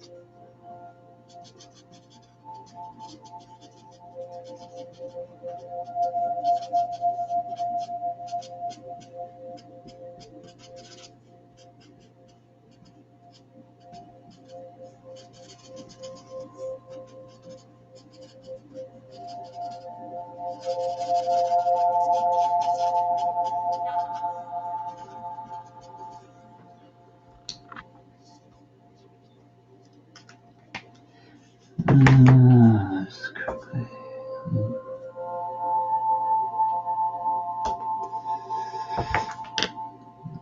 Let's shape this out a bit.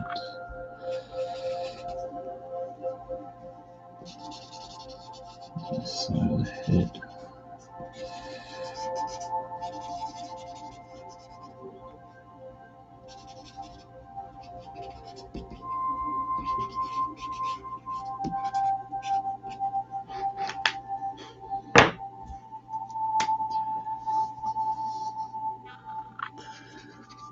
Across in there. Quick little bit of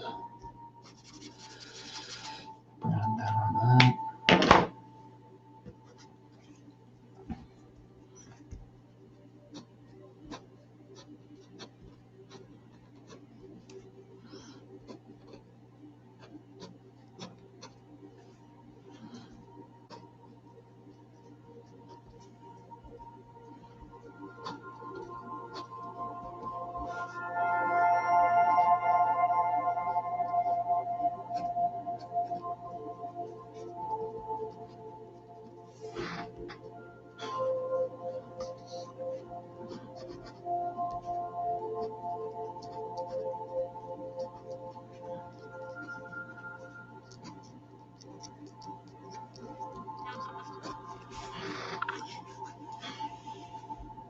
And I think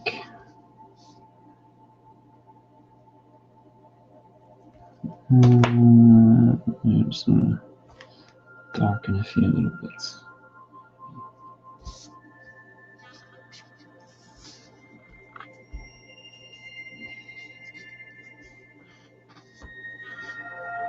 They got AT-AT as a dog in its kennel.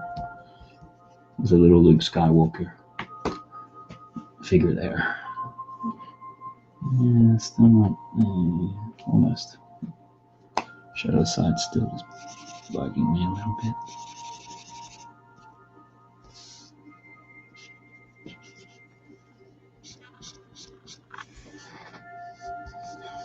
Yeah, I think that's working a little bit better.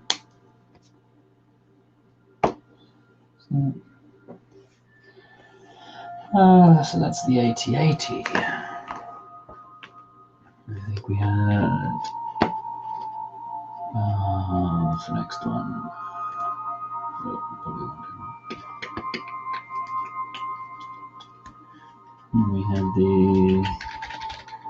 mystery machine.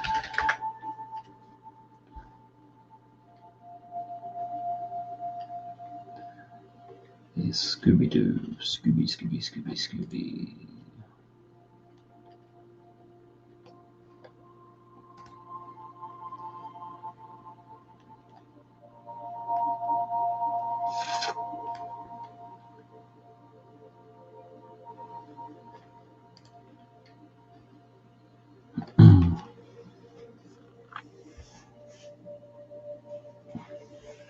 Okay, what's that?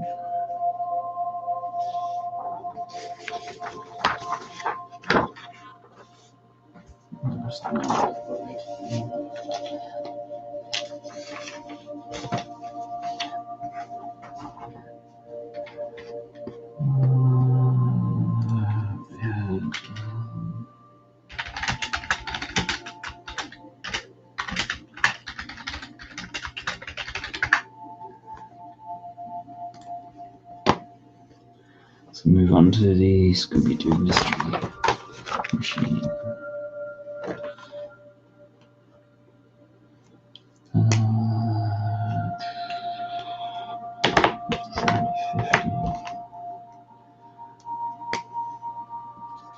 See if you got any juice left here.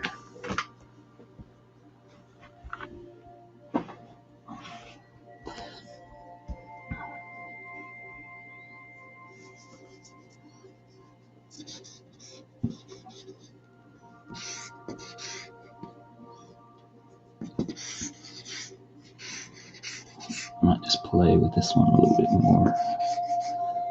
Make it a little bit more cartoony.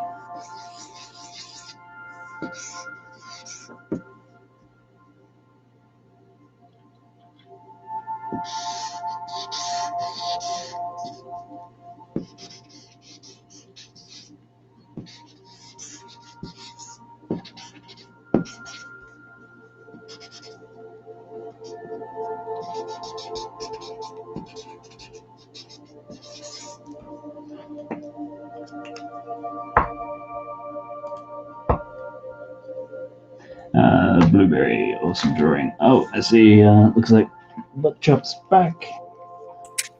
So just Hello. let's just put that back on.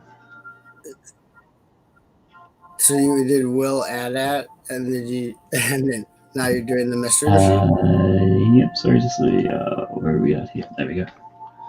Yeah, the mystery machine. He finished up the AT-AT, something a little bit different.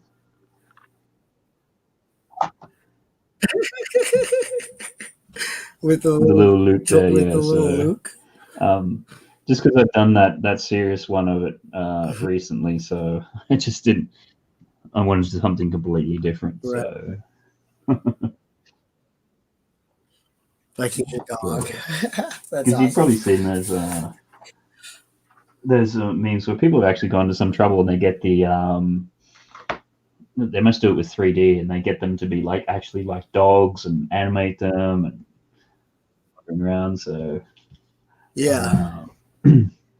Marley Man, amazing detail in the drawing. Yep, I think yours is going to do the mystery machine, and then your monster one, I think, will be after that, and I think we'll call it a wrap after that.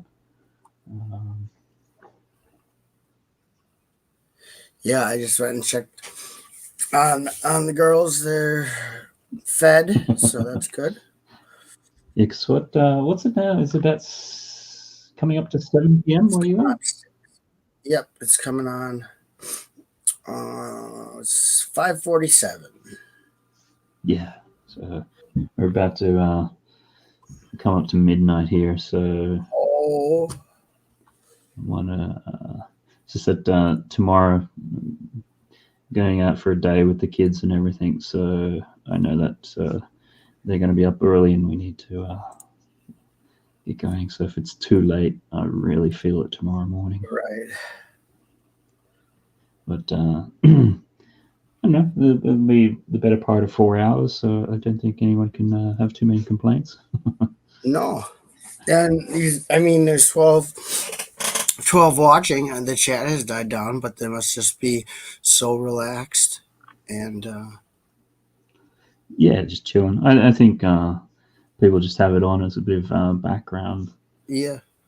Sort of something, that's cool. I like that. So right, and that's good. I mean, then too, our banter isn't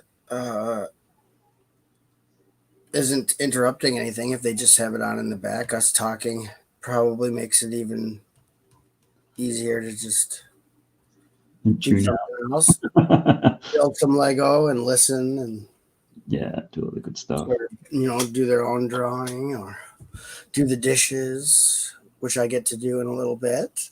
Yay! Wash the dishes, and then. So I'm trying to think, was it? Yeah, a few weeks ago we had Ingrid who would stop by, and she'd usually be stopping by in while she was doing the laundry, which I always found amusing. That was kind of cool. Right. Well, yeah, and that's not too labor intensive. I mean, probably the most labor intensive is the folding, and that's nice to have something to listen to while you're folding. Yeah. Otherwise, you just pop it in the machine, and the machine does most of the work. Then you wait for that so you can switch it to the other machine. So that's good. So you got anything lined up for tomorrow? Oh, Sunday. I am going to Solo Brick Builder has returned. Oh, g'day, Solo. You'd appreciate the last drawing, actually. Oh, yeah. Somebody wanted an AT-AT, and as you know, I did that other one a while ago, so I didn't want to do a serious piece. So I came up with that instead. In the doghouse. In the doghouse. These little Luke chewable or something. Chew toy Luke. Which, if you've ever seen any of the figures from the original Kenner line, some of them were used as chew toys.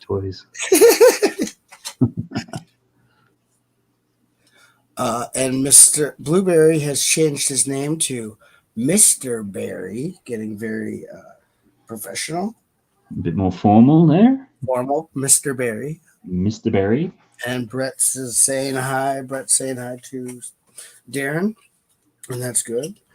Yeah, tomorrow I'm just gonna relax. On Monday, I'm gonna go in for training. It's like 8 hours, 2 weeks, Monday through Friday, 8 hours training every day from 3 p.m. to 11 p.m.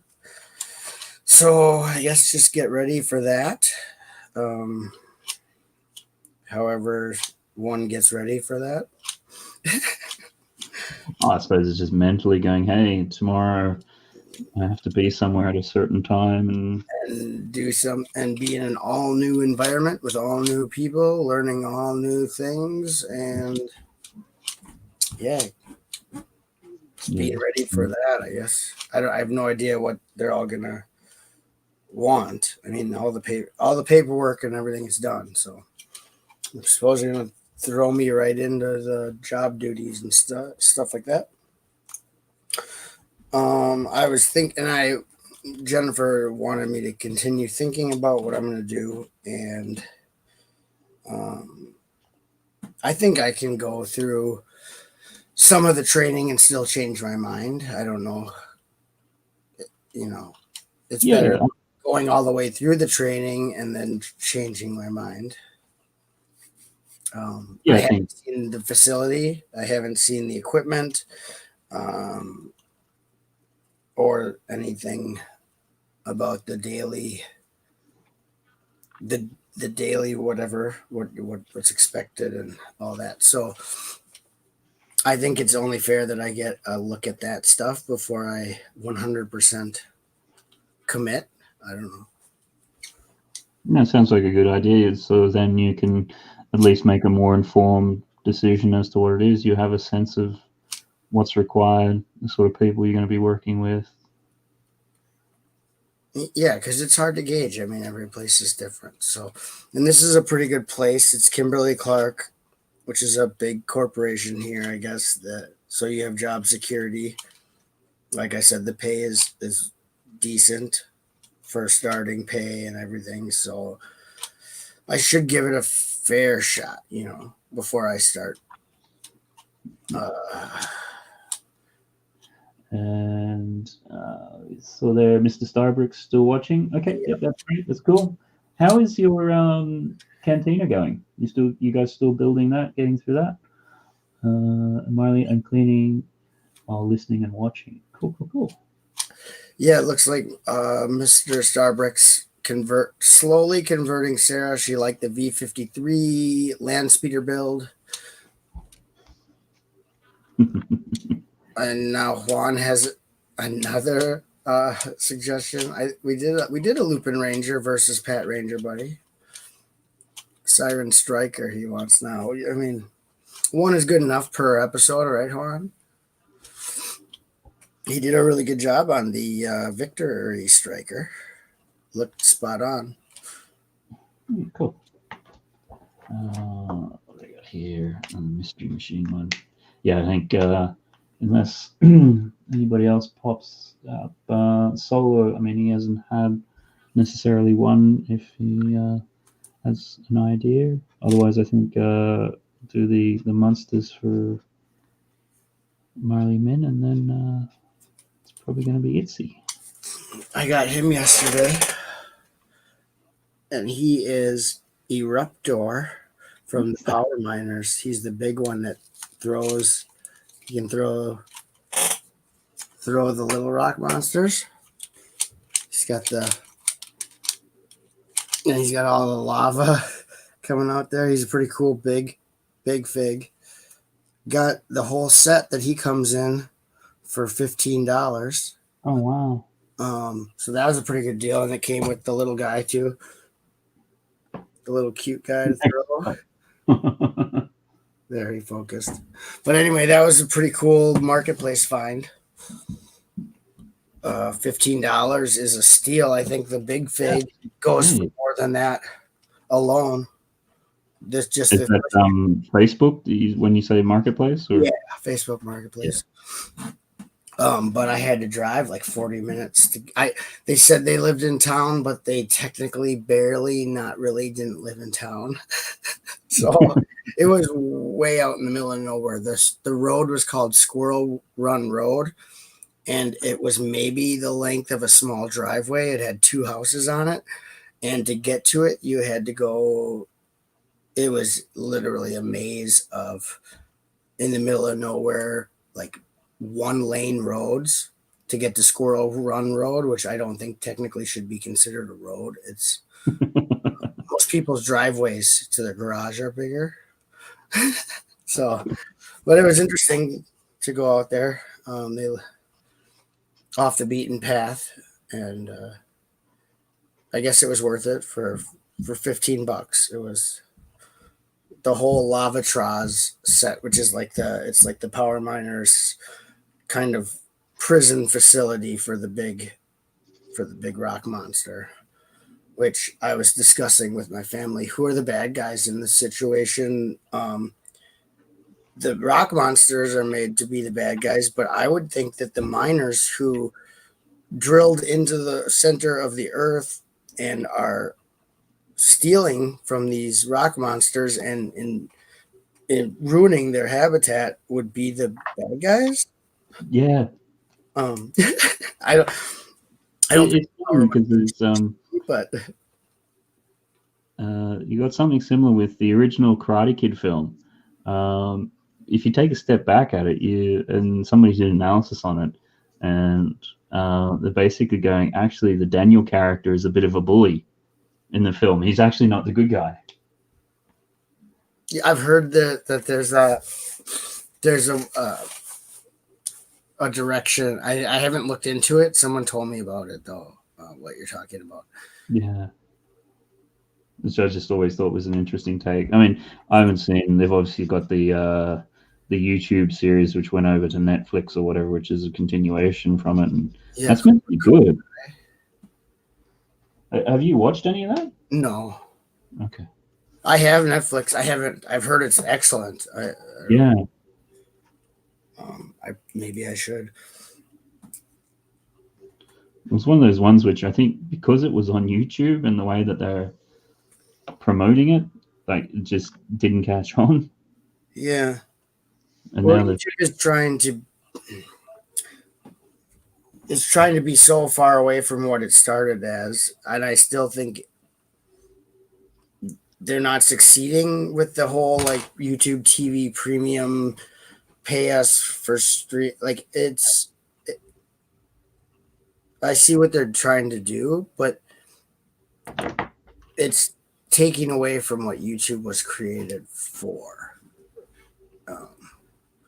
And I don't really want it to go that way. That's not what YouTube is to me, So for it to go to something like Netflix or like a streaming TV app or something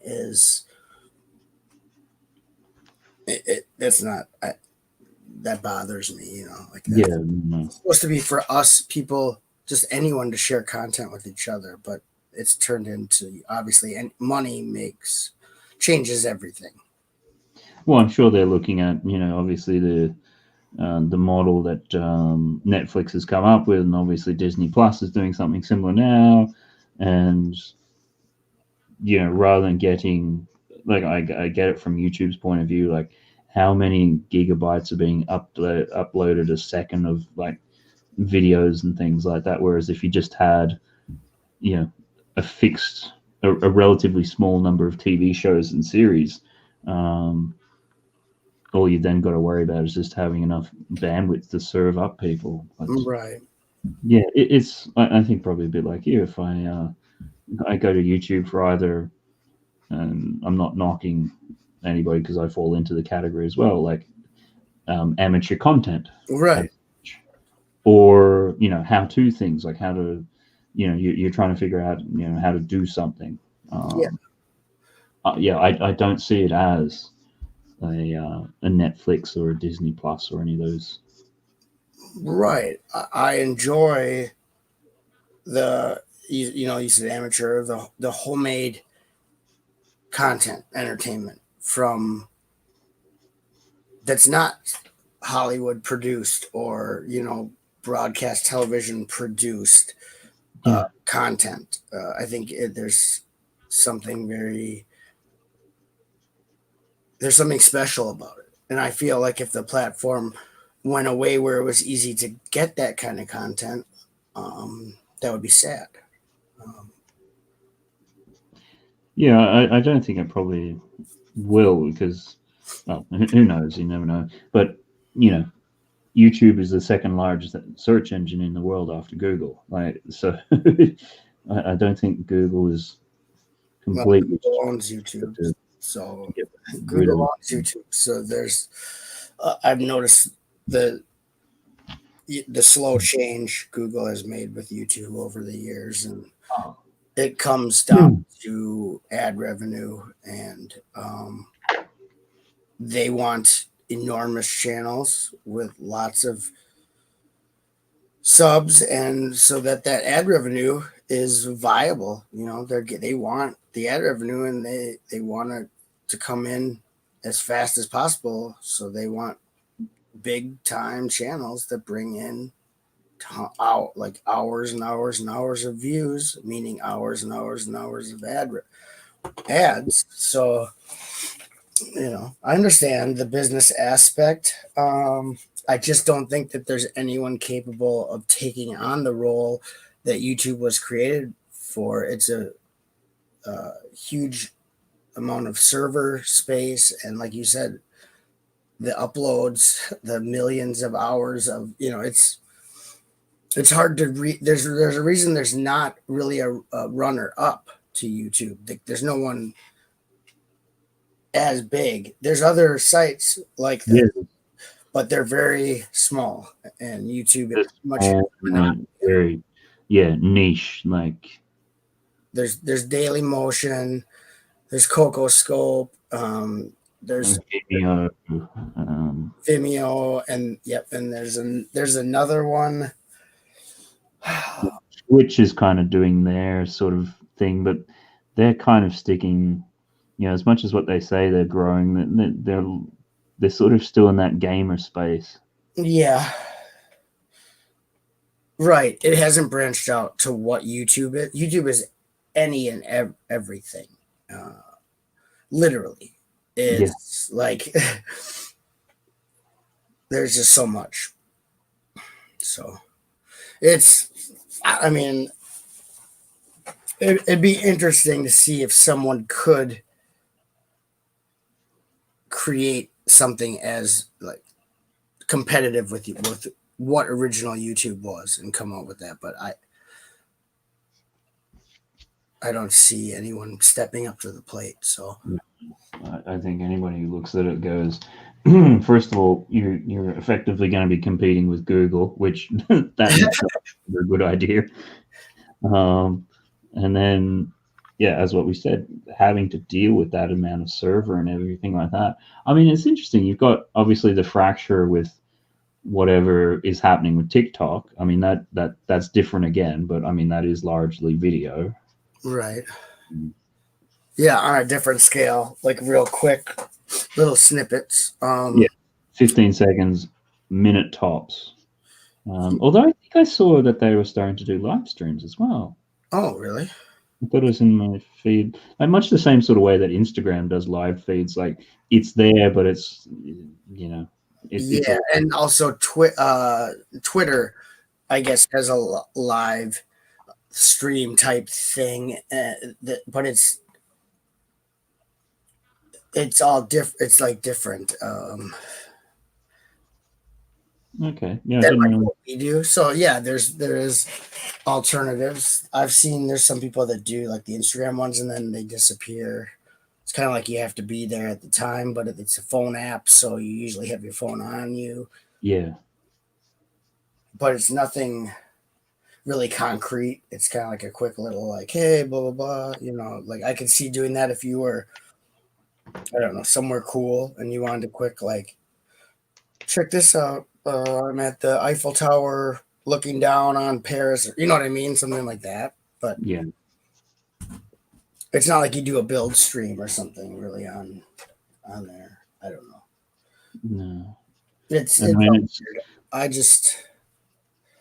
just seen YouTube come along from the days when it was considered the wild west of YouTube, and where it's come now, and it's just a whole different animal. So yeah. Well, it's the sort of thing like I remember watching YouTube literally when it first started up, and most of it was just where you're getting referred there because um, you're, originally people would like email you like memes and things like short little videos and stuff, but that was clogging up email. So it then just became easier to send like a YouTube link to funny cat videos or whatever it was. right, and that's Um, what it was. There was like little cat videos, or sometimes little tutorials on stuff that people did, and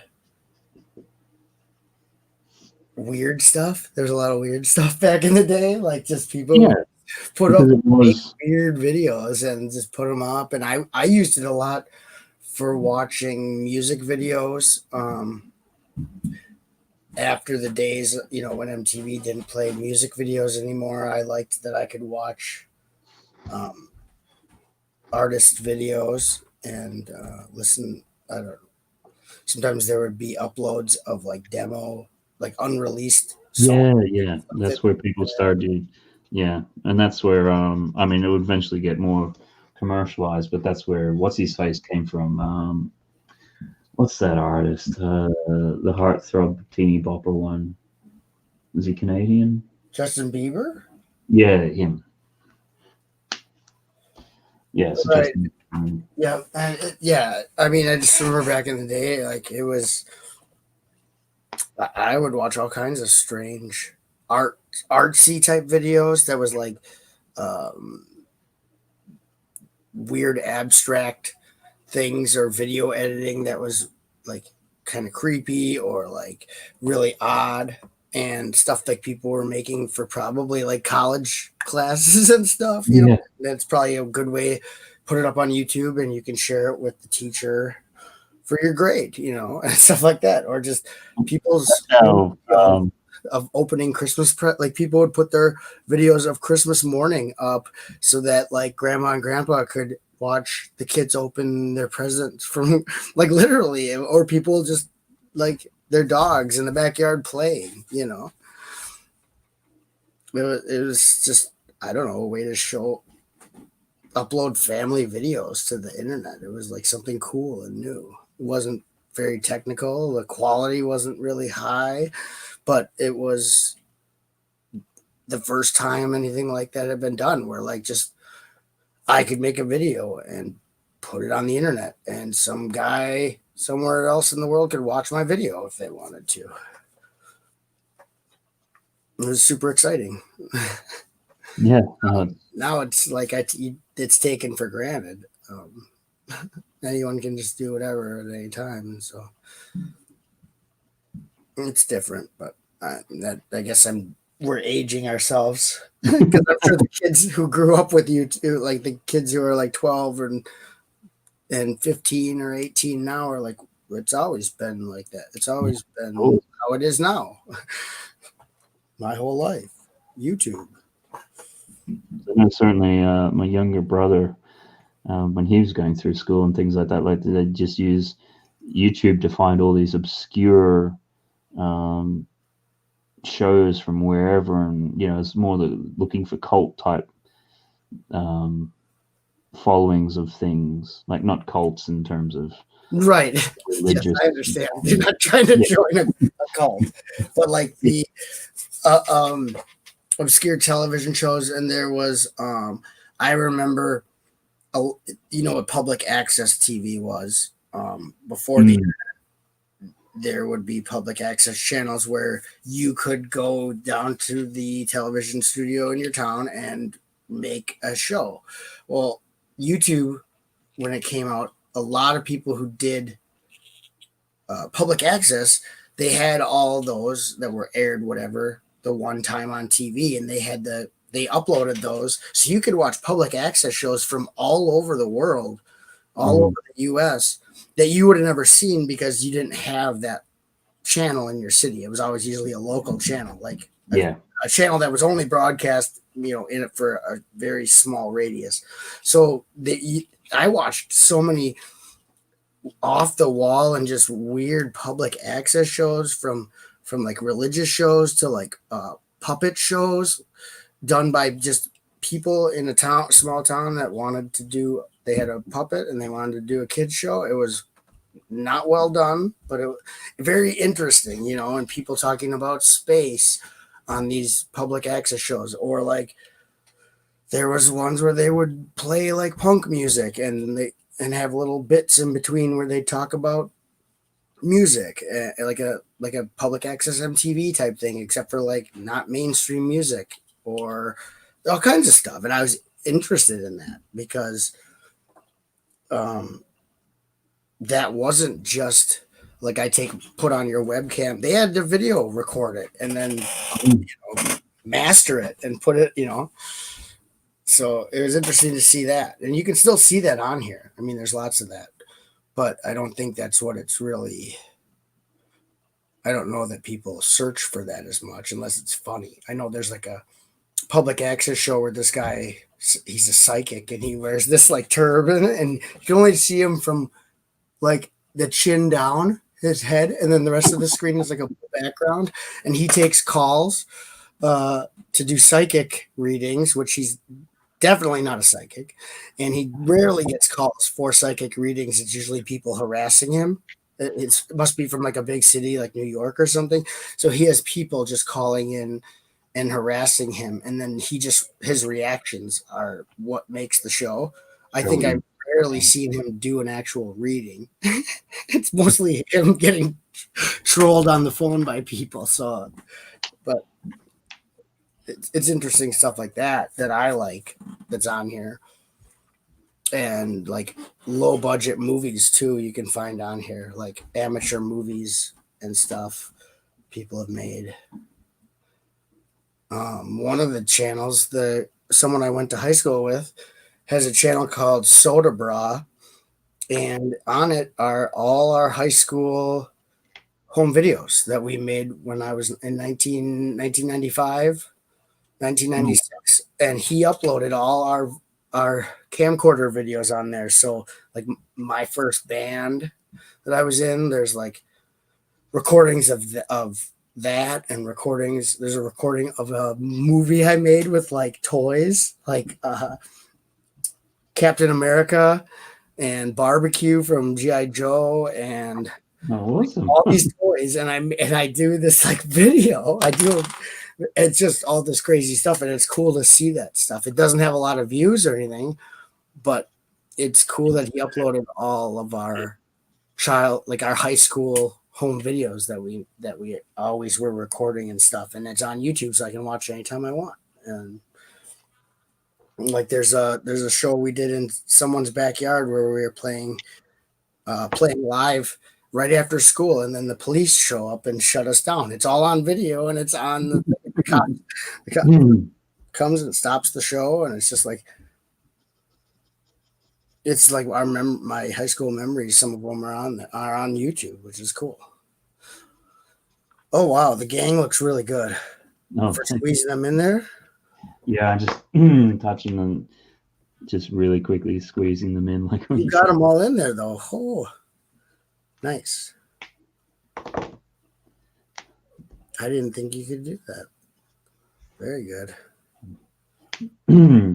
Yeah, a bit on the very basic side. I was just going for it. I wasn't really trying to get them super tight on model as such. You can tell who they all are. That's all that matters. So, that one in there. I think they're talking about Fall Guys. It must be that game. Yeah, I think a couple of them were playing it and everything there.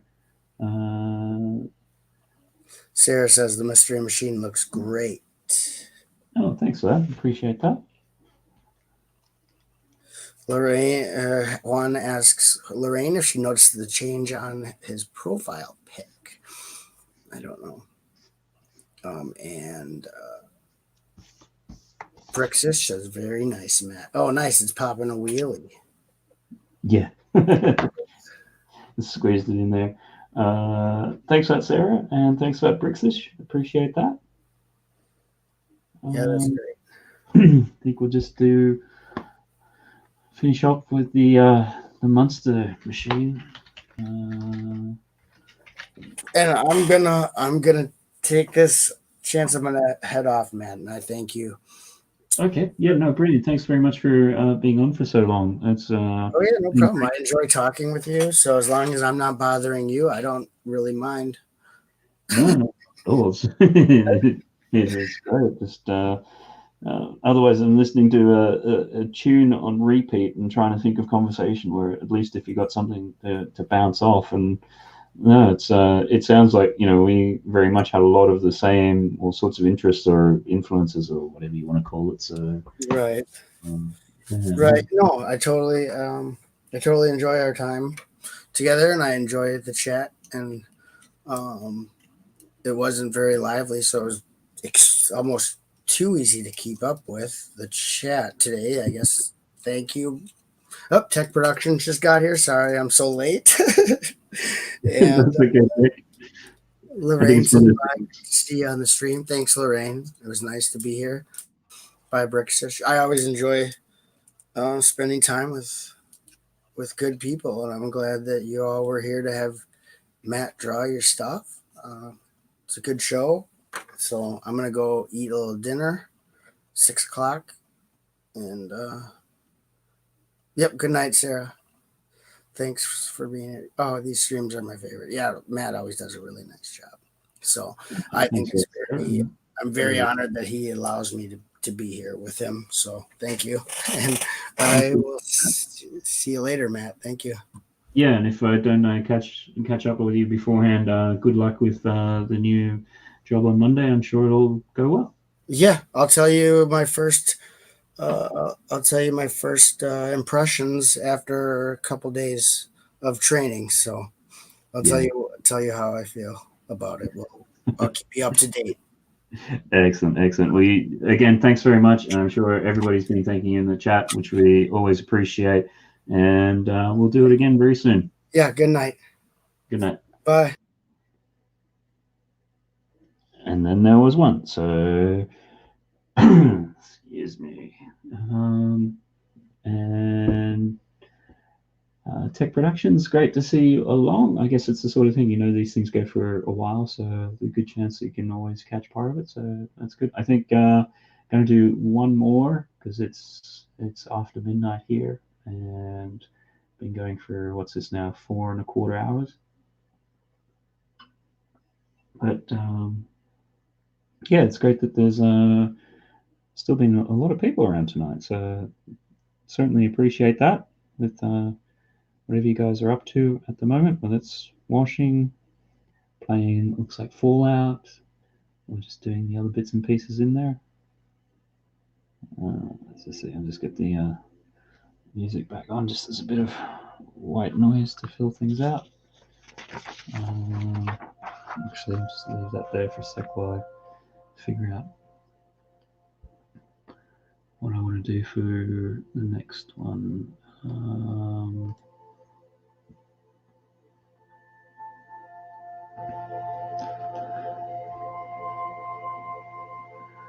Definitely going to be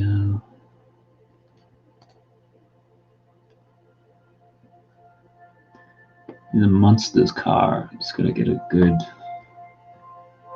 shot of it.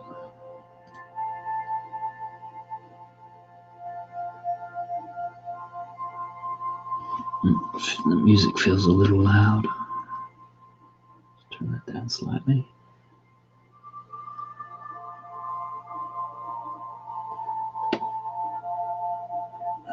Sean, could you draw the BVS Batmobile? I think I really do just need to do the one more. Yeah, because we did the Postman Pat for you earlier. Maybe that should be the theme is either a Batman or a Star Wars or something like that. Then possibly not. Yeah, so for anybody here who I haven't really plugged it, next week There's actually going to be two of us here. It's going to be myself and Kevin Hinkle, who's going to be drawing. So that's going to be fantastic.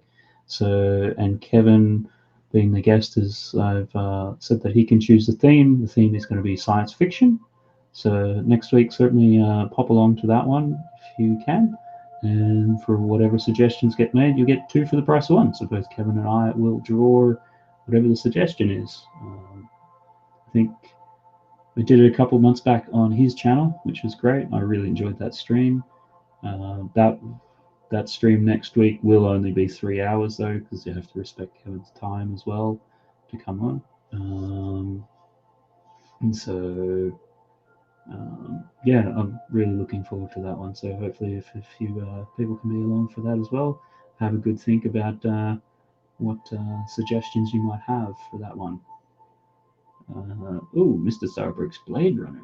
That's an interesting one. So Sean Studios, that's, yeah. Next week will be with Kevin and science fiction. And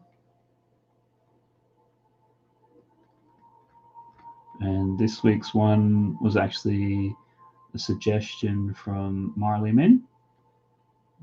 Originally suggested childhood cars, but I thought just going to vehicles might expand it out a little bit further. So if you do have suggestions for themes, I do keep a list. By all means, just in the chat, put theme and then hyphen whatever theme that you have in mind.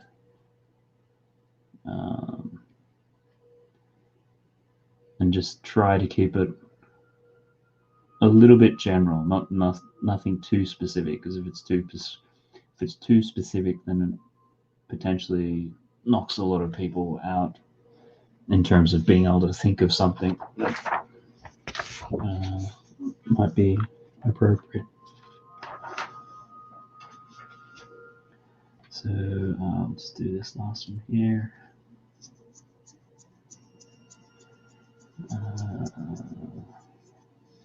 Childhood vehicles is a very random topic, not bad though. Yeah, I thought it also allows for a lot of nostalgia, which I've generally found, like with the pets one and a few of the other themes, when people can think about things they grew up with, it seems to get better connections. Anyway.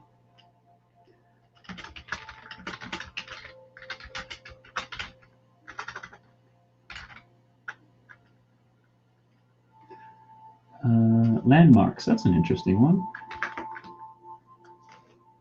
Let that one down.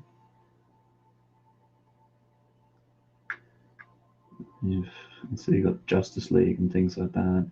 I think that would go more broad into comics or something, which I am thinking of doing a comics one actually, because a couple of weeks ago when we did the trying to remember heroes and villains, there's a few comic ones which came out of that, which I really enjoyed that.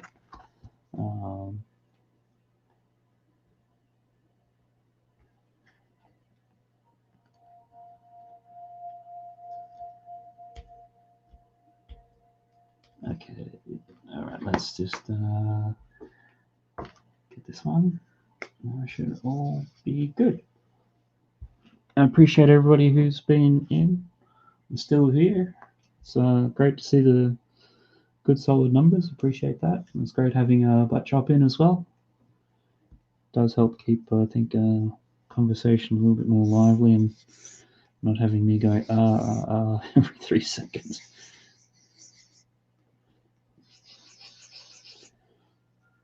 These markers are really getting dead. I'm going to have to replace them. That one feels dead as well.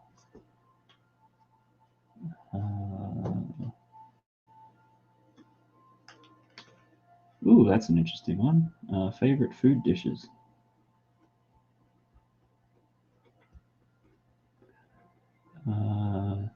Yep, anime. That one would really push me because I'm not too sure on it. Wardrobes for storing Lego.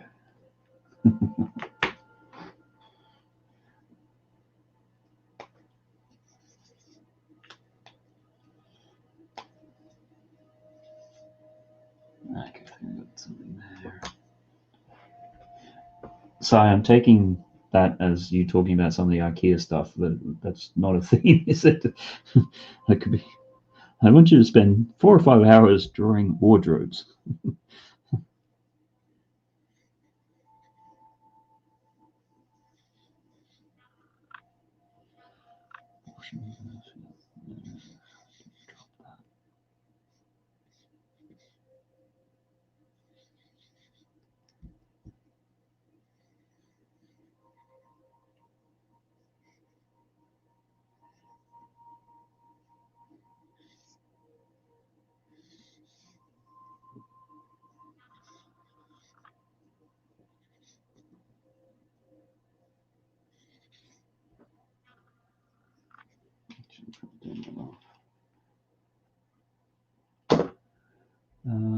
One cartoon movies. I'm just trying to remember. We did TV shows. And that's cartoon movies. That could be an interesting one. I'm trying to think if we've ever done that. Tech built his wardrobes today. Okay, cool.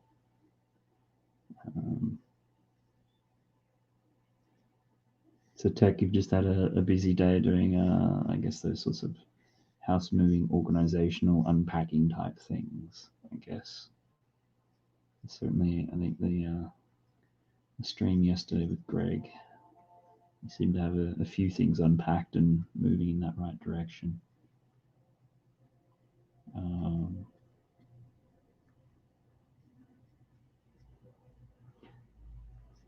Also been thinking possibly joining in on your polybag speed build end of the month Sunday thing too, Tech. Just wasn't paying attention. Is that which magazine is it? The polybag coming out of this time? Is it a Star Wars one? Or was that last time? Can't remember.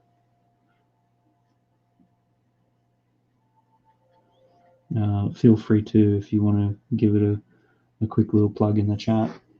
Actually, anyone at the moment, if you got streams or anything coming up in the next little bit and you want to give it a plug in the chat there, by all means, go for it.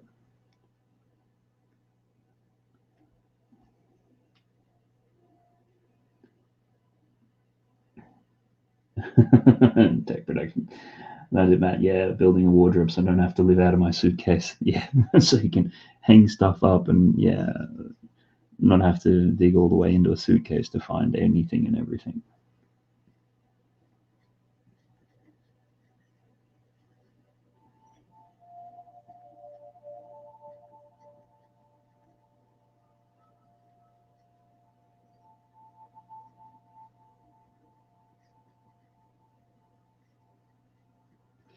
So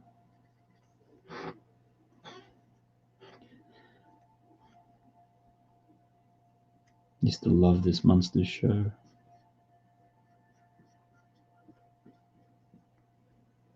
It really does take you back.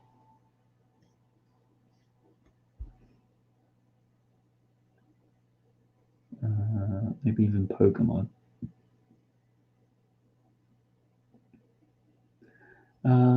Yes, I'd love to have you on. It'll be the Star Wars Pose X-Wing 4 pack. I'll be uploading the announcement video tomorrow. Okay, cool. All right, I'll look out for that. So I can see if figure for getting on that early before it starts getting I think I have this funny feeling that it's going to become exponentially more competitive. So the longer it gets left, you get people in there be building for weeks or something, really practicing.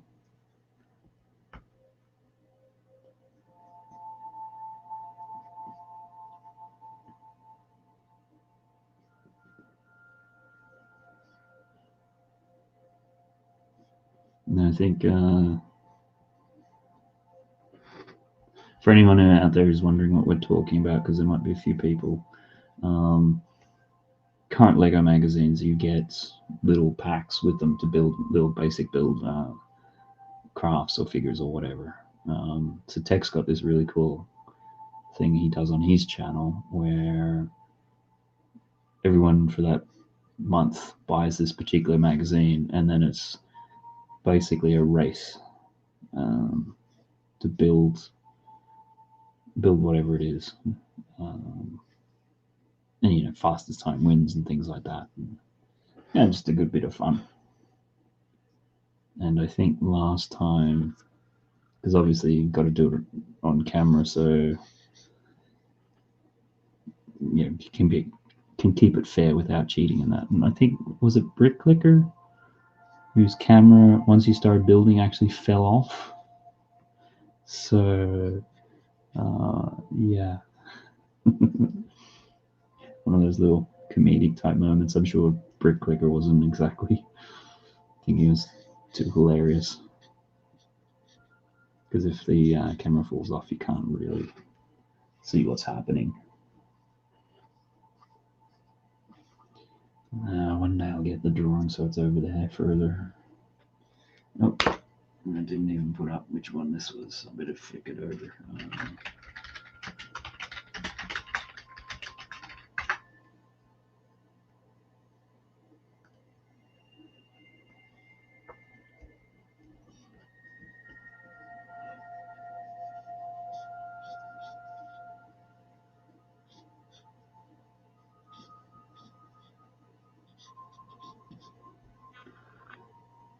Tech Productions, yeah, Brick Clicker had a nightmare.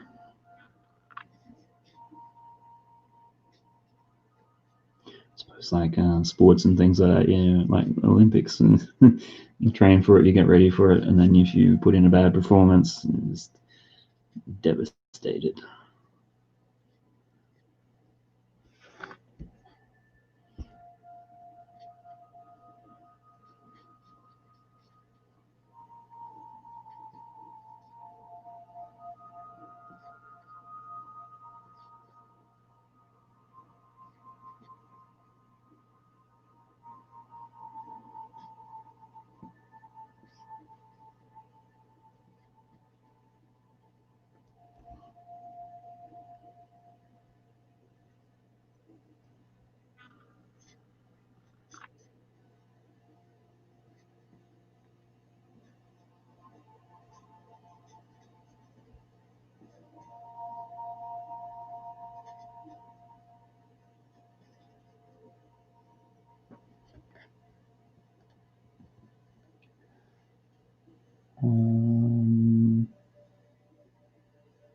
Tech Productions, he was giving it the big one beforehand about how he was going to beat everyone, and ended up tanking. Yeah, foot in mouth disease.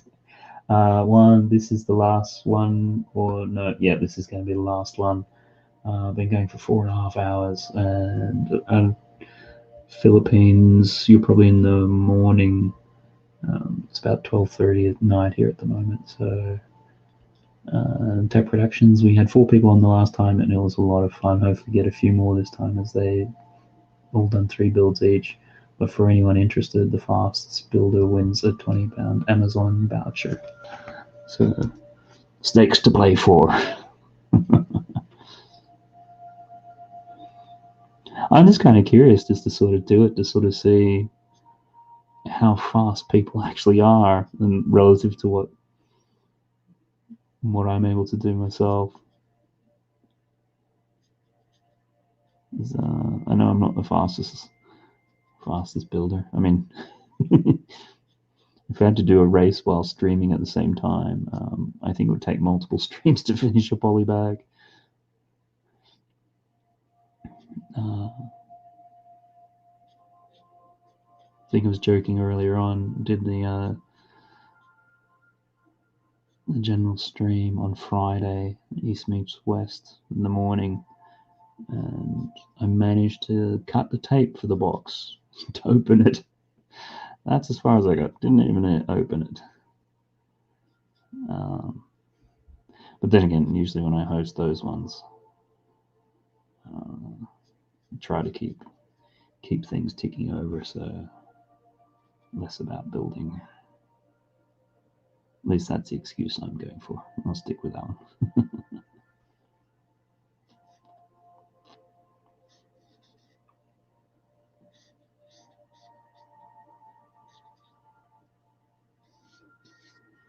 Okay, I think I got most of those things locked in now.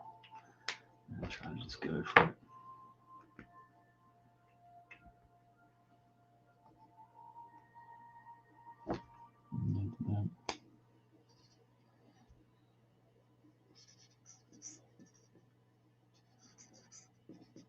So a couple of steps and things in there. Coat of arms.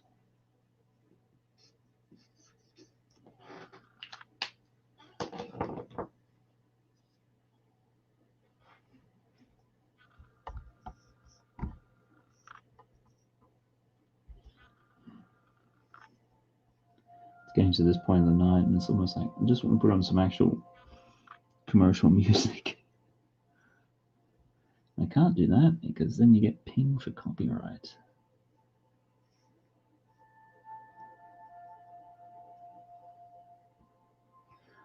Tech Productions, I always used to laugh at Greg for never building, but he's such a great host. Since streaming myself, I completely get it. Yeah, very hard to be a good host and a quick builder.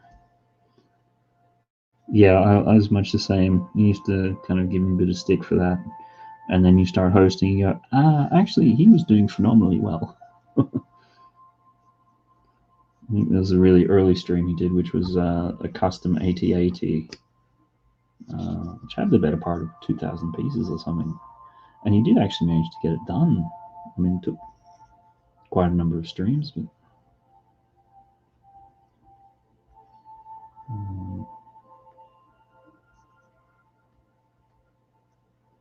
yeah, I think as more people have started streaming and that, don't joke about it as much, because I think, yeah, much the same, people start to realize just how difficult it is to try to just keep things ticking over.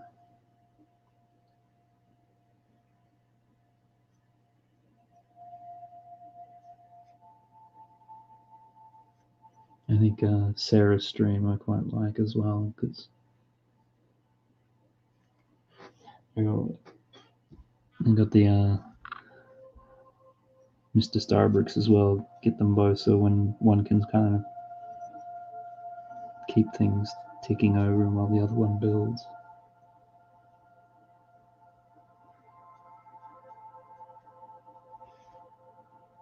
And Sarah always has a nice positive energy, so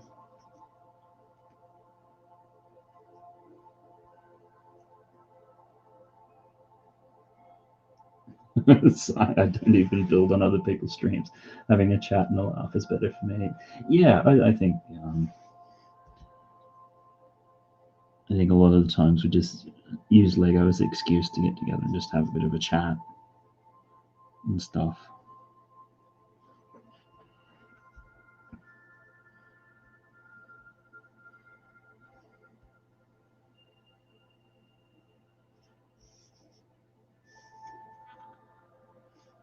I mean, in amongst the hosting 2 streams, the draw stream, and then my Friday morning, I think of it as a build stream, but it's kind of just a general sort of chat.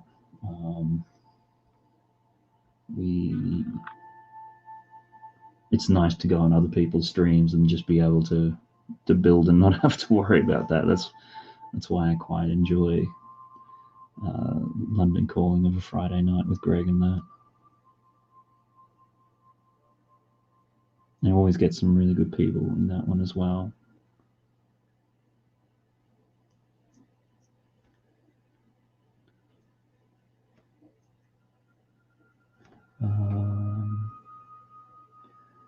Tech Productions, yeah, I think it's the best way sometimes. Mr. Barry Saracone, you should do your own stream. I'm just trying to think. Yeah, I mean, Sai did 72-hour one. I think that was his first stream. I'm sure you can correct me if I'm wrong.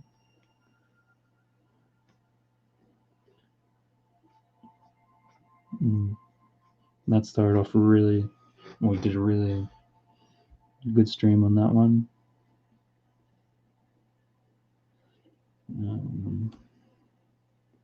So I'm trying to get these wheels.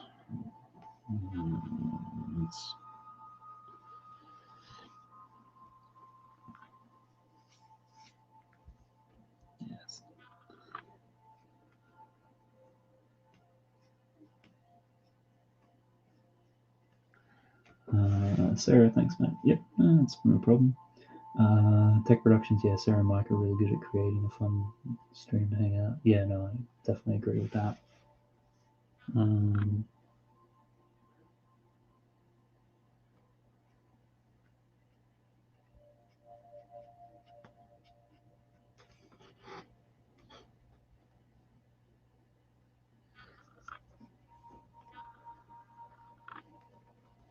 What else we got here?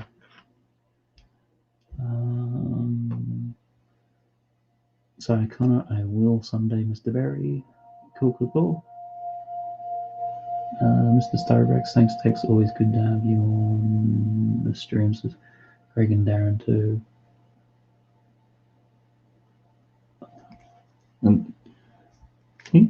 You're talking about London Calling there. Although, yeah, and you guys are sometimes also on, Darren's Wednesday night one.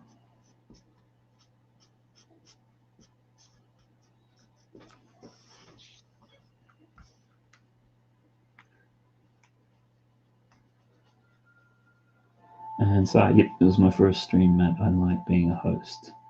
LOL. So much so that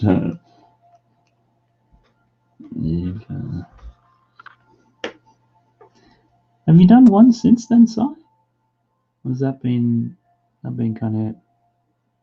And with anybody that's here, how many people are doing the winter 72-hour hosting? I mean, it's not till November.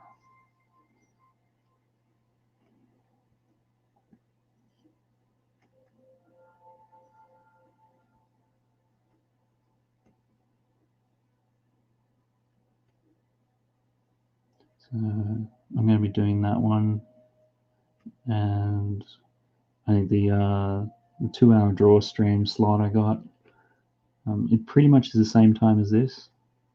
I mean, it works out that it starts, I think it's about 2 hours later than what I normally start. But given that I go 4 or 5.5 hours, it's still going to be in the middle of it. So, still trying to think with that one. I want to do something a little bit special. Last time we did a Lego Pictionary. Just looking at, it's a new piece of software which has come out, which allows artists in real time to both draw on the same image. So, talking to a few people, trying to get that, because I think that could be interesting.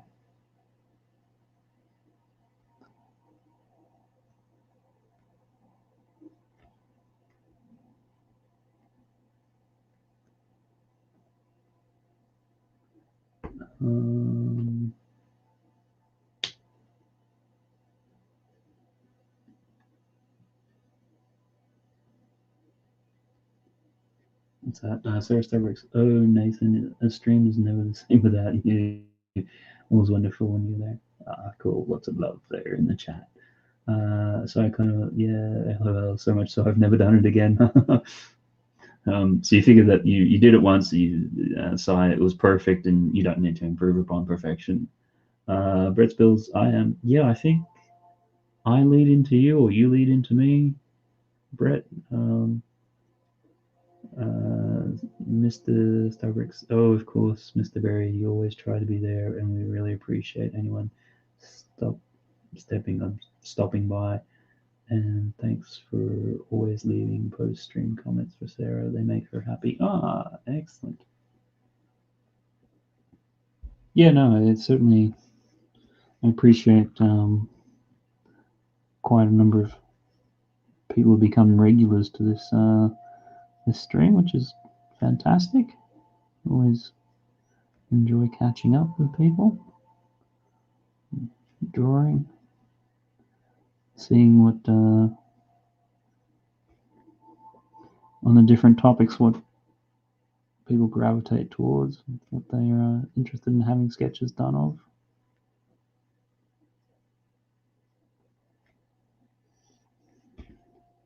I just realized it's off camera. Just it's a part of the car furthest away, so as I start working back, you'll see more of it.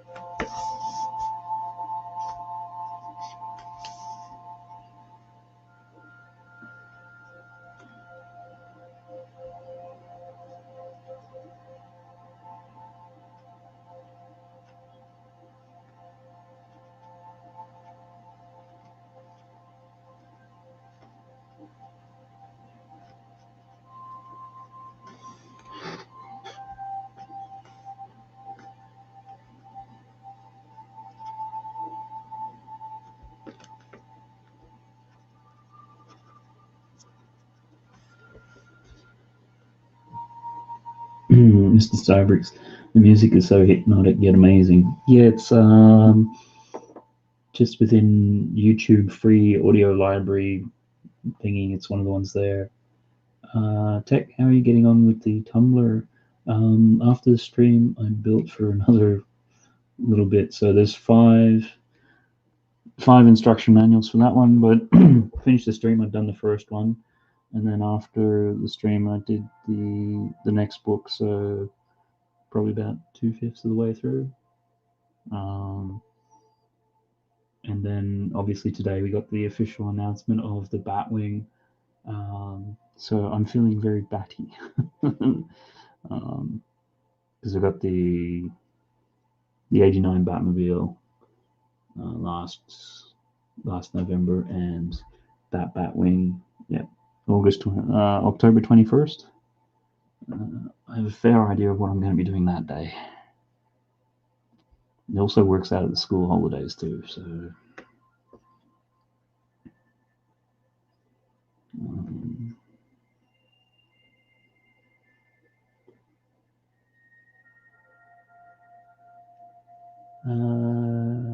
Tech Productions, the first time I hosted, I was so impressed with the people I know, like Greg, who hosts regular. It's super tough. Yeah, no, I agree with that.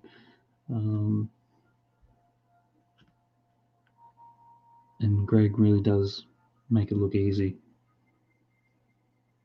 I think just because he's such a extroverted sort of personality as well, comes really probably a bit more natural. Somebody that's all just sounding wrong. I'm sure people know what I mean. But yeah, certainly seeing Greg do his thing, the way that he does intros for people, it's sort of like, and when you try to do it, it's actually really difficult.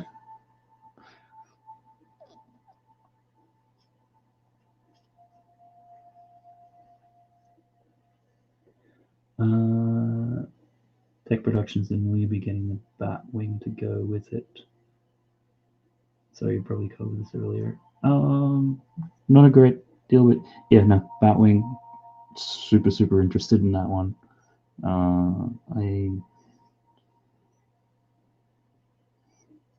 Unless there's a really good reason, I'm not a day one sort of purchase, must get sort of thing.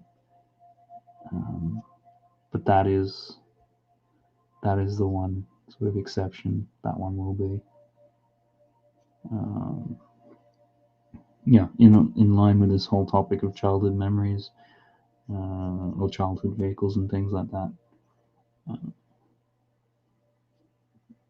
Saw the original 89 film when it came out, the Batman film when I was a kid. It was just so massive. I don't think people today just realize the extent to what that film did. Because up until then, you didn't really have. You had the Superman films, the Christopher Reeve. But by that stage, like the first one, it did pretty well in '78. The second one, because of the way that they sort of filmed it back to back in 1980, came out and did really well. And then you had 3, which they made more of a comedy with Richard Pryor. And then by the time 4 came along, Quest for Peace, it was completely derided. So comic book movies just were not a thing. And then Batman was still largely viewed in the vein of the 66 TV series with Adam West.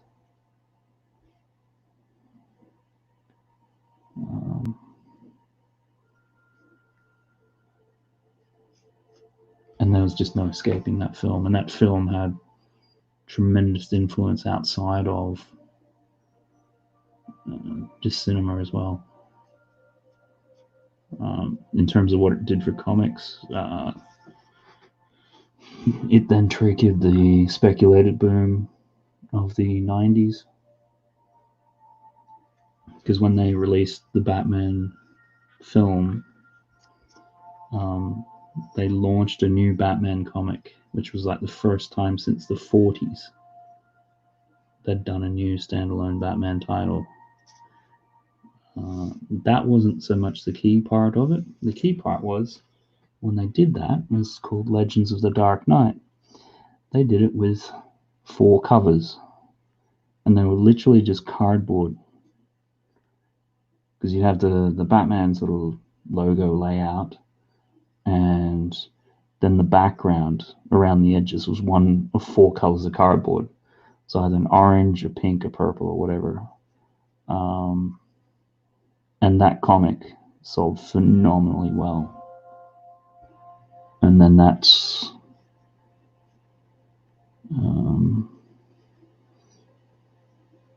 so the film did 2 things. Like, people would go into comic stores looking for Batman comics, but they generally walked out buying Marvel comics. It was a really odd thing. So the next summer, seeing that if you just had a different colored cardboard on the cover of a comic, you could sell 3 times as many comics.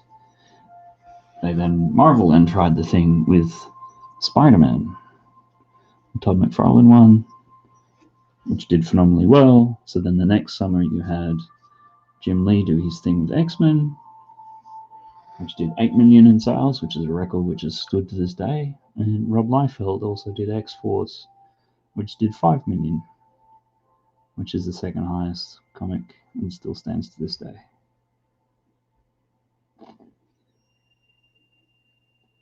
So anyhow, the film triggered a resurgence in comics, which then led to the speculated crash of the 90s and gave us all the variant covers that we still see to this day.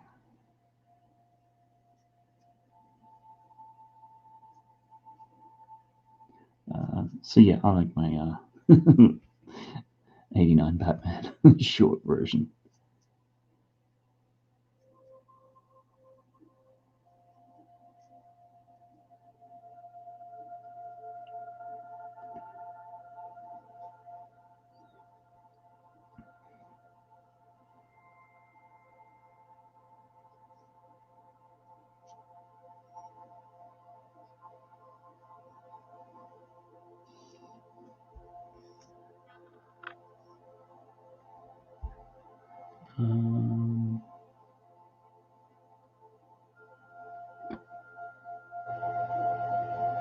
Just going back in the comments. Oh, you're there.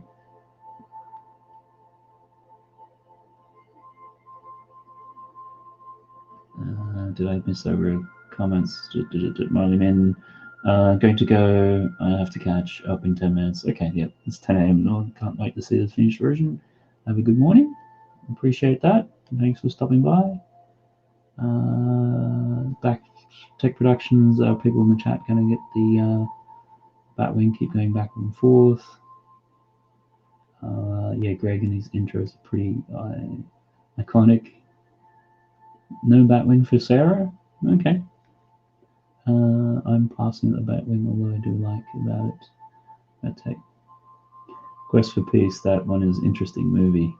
Yeah, if you look at it, basically Christopher Reeve only did it because they made a deal with him that if he did that movie, then they were providing funding to do the other movie that he really wanted to do, which was outside of it. So that's the only reason they did it. And then you had all sorts of production issues and costs and all that sort of stuff. Tech Productions, I'm going to hold my hands up and admit I haven't seen the 1989 Batman yet, but I'm working on it. Go check it out. It's definitely one of the better ones from that era. It's a interesting one because the thing with what Tim Burton had to do with that was he had to cast off all the campiness from the 1960s Batman, so it goes pretty gothic in some directions, but it follows closely after Frank Miller's Dark Knight Returns. It's only a couple of years after that, so really doing that. Tech Productions, Brickish, I'm in 2 minds. Cool promo would sway me. I think I need to start prioritizing the older sets closer to retirement. Yeah, it's there's a couple other sets which It'd be nice to get.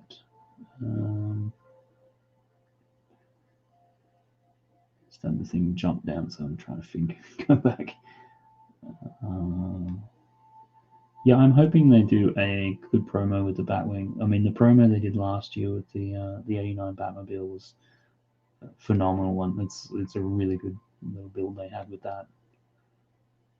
Tech Productions, we just watched the 1989. If you must rectifies and watch it, Iconic. It'd be interesting to let you know what I think. Tech coming out of my dark ages here. There were so many cool sets. Yeah, and it's been a big year for sets too. Like, Diagon Alley a couple of weeks ago, Mos Eisley 2 days ago. A slew of stuff we got on August 1st, including all the Mario, the NES build. Tech, I'll make my homework before we see that next week. Ouch, that must be tough as there's so much to catch up on, yeah. I love '89 Batman and Return of Batman. Michelle Pfeiffer plays a great Catwoman. Yep.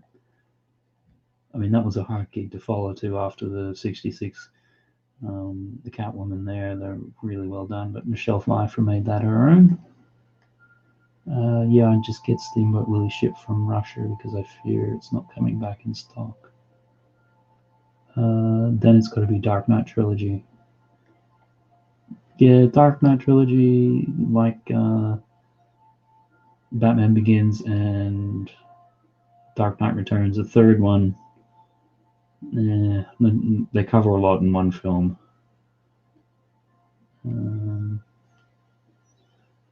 Anne Hathaway is such an amazing Batwoman. I need to watch those as well.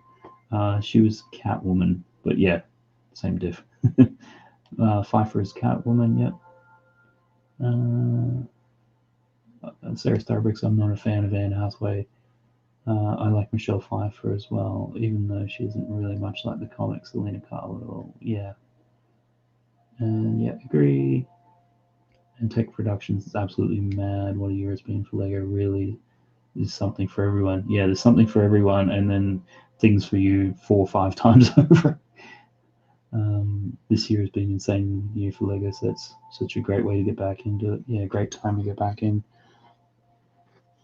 Yeah, I can see in a year's time or two some of the sets that have come out this year, if you were trying to get them after they're retired, there could be some real challenges there.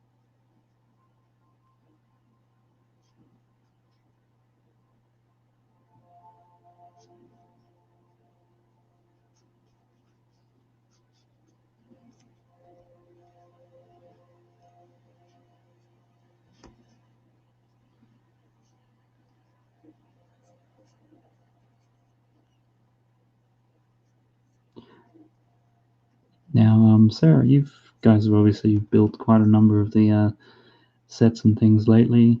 What would, and you've said that Diagon Alley is potentially the best set ever.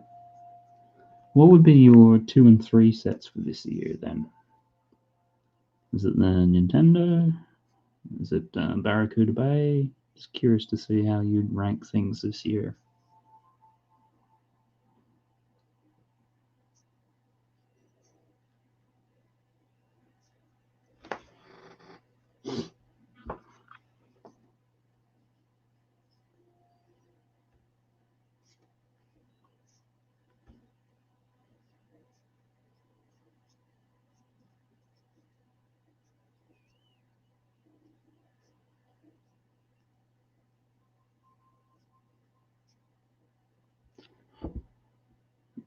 for anybody else out there in the chat, what are your,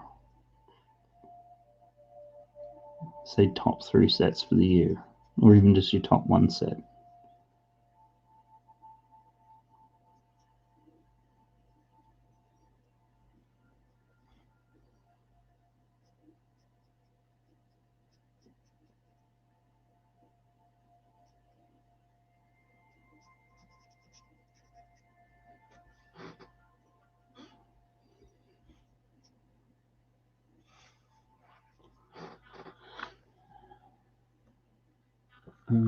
Tech Productions, I always forget about Barracuda Bay. Yeah. Does anybody out there have the Lego Ideas tree house set? I know that's retiring soon. I'm in two minds about that one. It does look like something that I'm interested in. So, is it going to be that's a buy, or should it be a pass?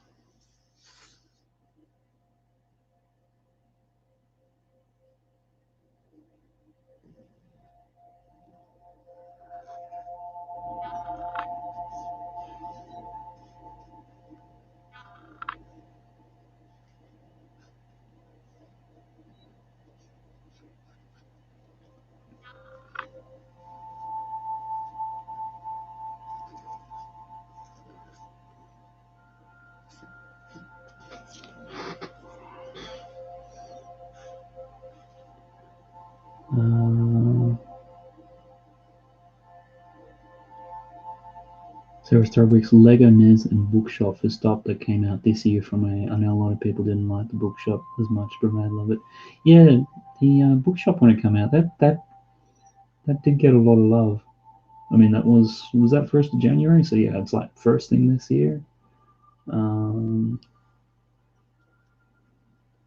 Tech Productions was able to get 3-in-1 creatorship, but Barracuda Bay is just a beauty when I saw it displayed in the Lego store. Yeah. I made sure to get the Lego Treehouse. Got that one for Christmas, but haven't built it yet, and just love the way it looks. Yeah. Mr. Starbucks, Barracuda #1, Diagon Alley #2, Haunted House #3 for me. Yeah, that's right. I forgot about the Haunted House as well.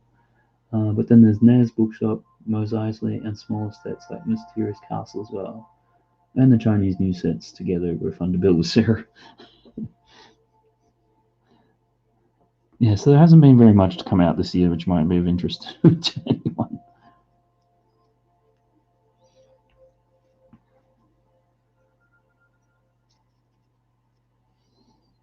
Yeah, you forget some of those sets from the beginning of the year, like the Bookshop, Chinese New Year ones.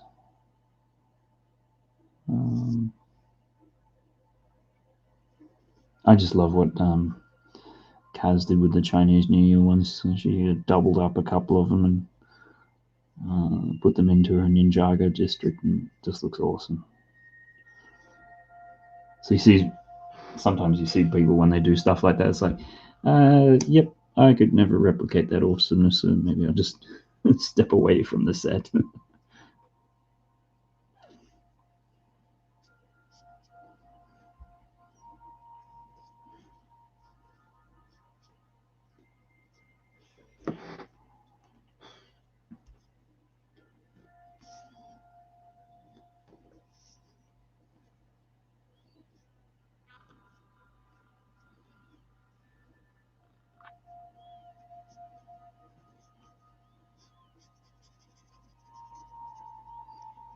It's feeling a bit weak.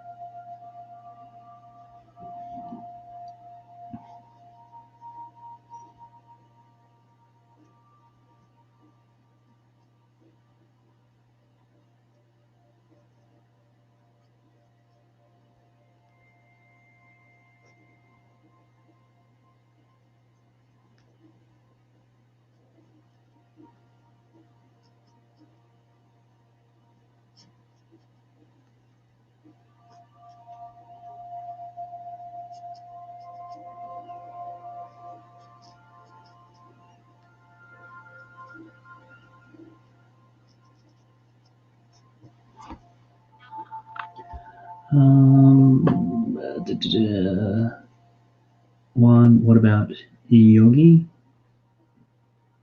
I'm not even sure what that is. I'm gonna go on a limb and say that's anime.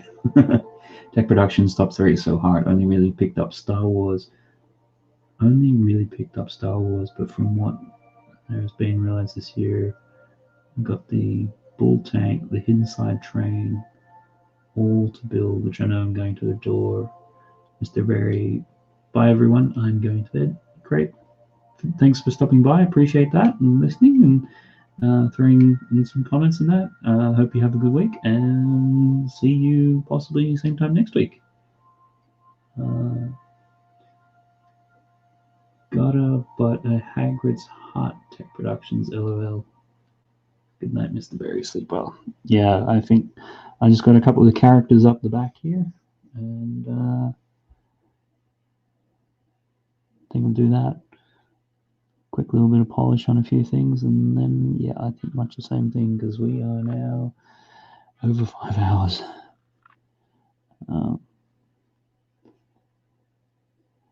Which the time always flies by. I don't know how I'm going to do this next week with only 3 hours.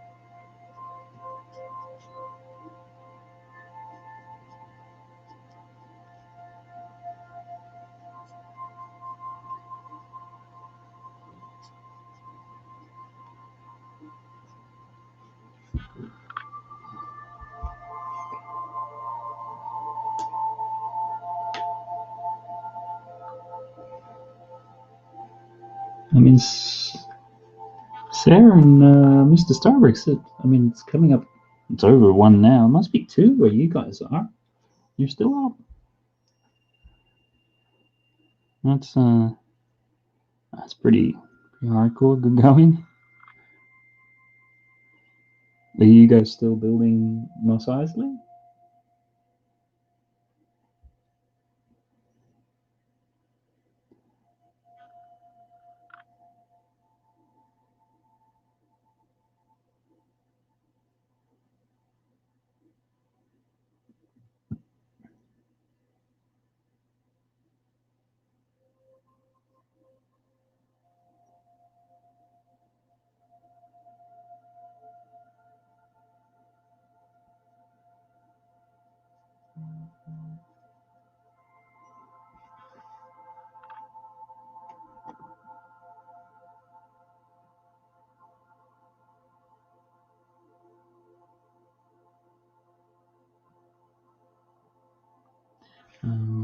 I suppose while we're on the topic of monsters, which is kind of, the universal monsters,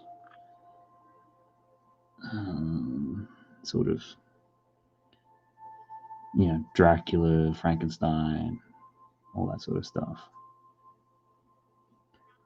Which do people prefer, monsters or Addams Family? I never really got into Addams Family. I don't know. I think because I've first seen the monsters and they were always on TV. Never used to remember seeing Addams Family on TV, the original show. Of course, know that it was. I don't know. Just all that sort of universal type monster sort of thing. Just always found it more appealing. What are people out there in the chat? You prefer Addams Family or Monsters?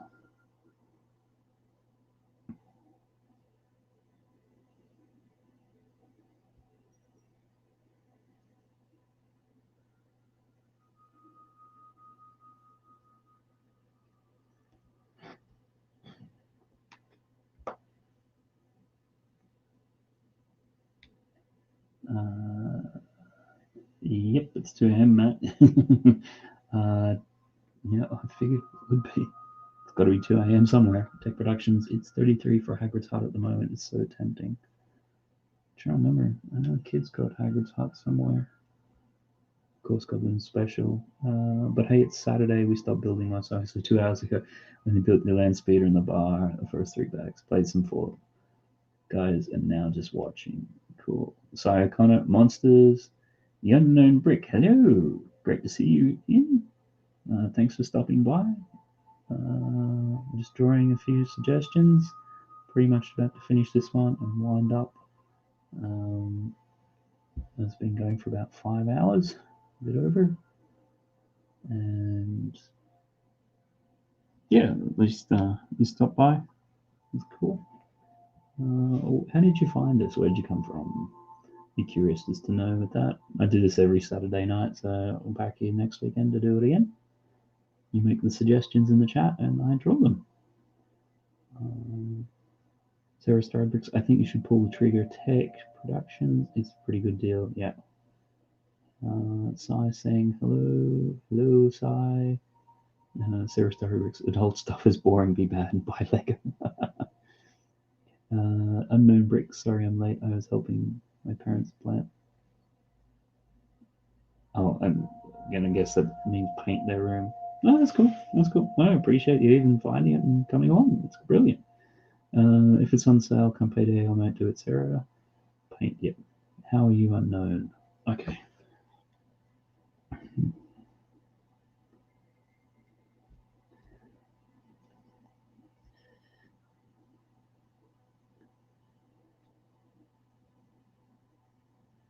So, yep, I think start doing the wind-up spiel, because we're not far away from it.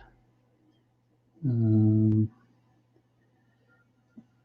just briefly, for the benefit of anyone who didn't hear the first couple of times, next week we're doing again the same sort of thing, but 2 for the price of 1. Going to be having somebody else on the stream helping me with your suggestions in terms of drawing, and that will be Mr. Kevin Hinkle. He does a very similar sort of thing. People make suggestions, and he has a doodle stream. It's usually Friday morning American time.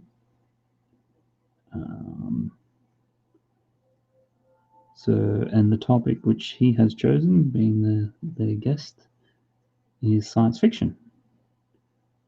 So that's going to be pretty broad. So for anyone who makes a suggestion, then you'll get the both of us doing those suggestions. Kevin usually does his stuff digitally. So you probably, I'm guessing we'll continue that. Who knows? You might want to mix it up. Do some traditional sort of stuff like I am here.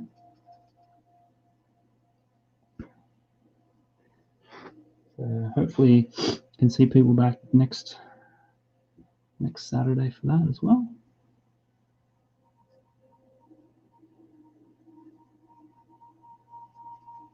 Spotting a few of these blacks.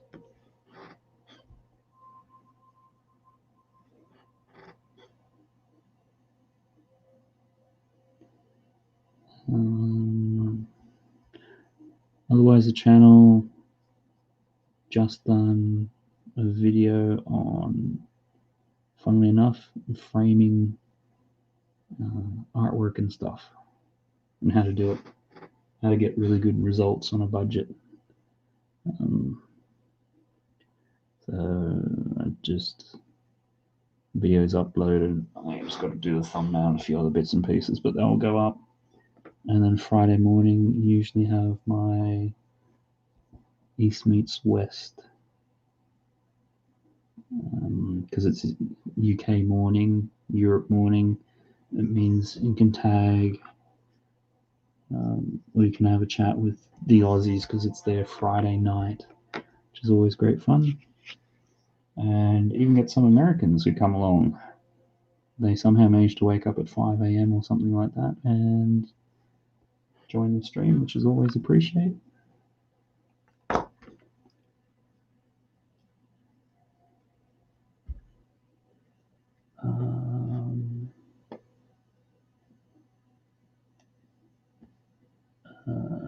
looking forward to the recap. Yep, we'll do that very shortly. Tech Productions, 20 likes before the end, guys. Yep. If you can hit the like button or subscribe, I'd really appreciate that. Usually, I normally don't get around to promoting that or saying that. Unknown Brick, I like the stream. We're at 19. Oh, thanks for that. Appreciate that. And while Me Too Tech, can't wait for the recap. What theme are you going to do after science fiction? I haven't thought of it.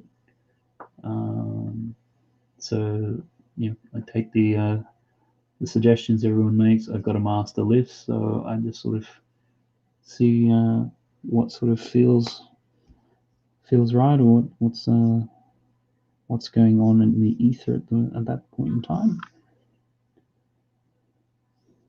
Just given that we've just done vehicles, and I don't necessarily then want to do the next one, vehicles again. Like the stream that immediately follows it. So, and that's why I like to just have a list of suggestions so I can go through them, see what's there. Which is where this one came from. Somebody made the suggestion. I think the last couple have all been suggestions, actually. Oops.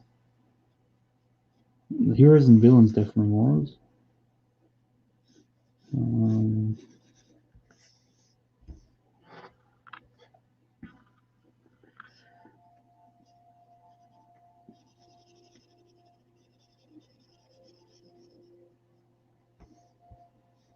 Am I happy with that?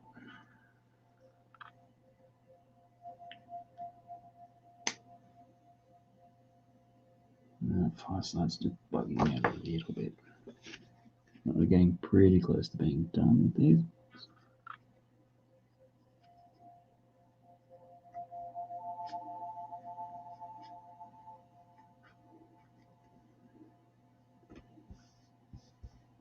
How's that looking?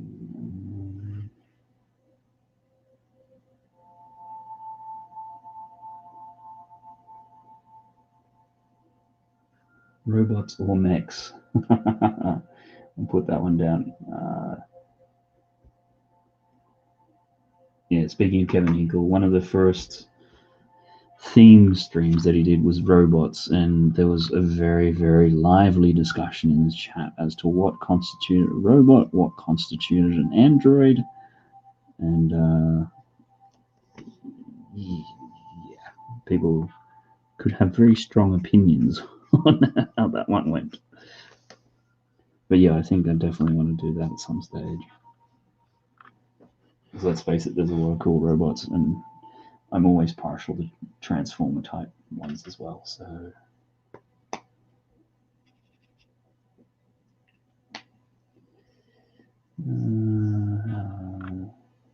can't remember if that was glass or if it was open air. I feel like I should just put a little bit of a reflection or something on it.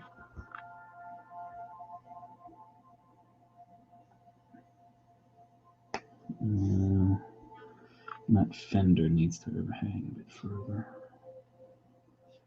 Shadow's not quite right on the ground. It feels better.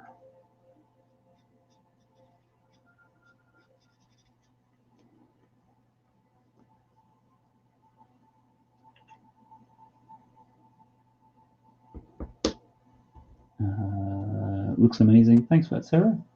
I agree, Juan. Thank you very much.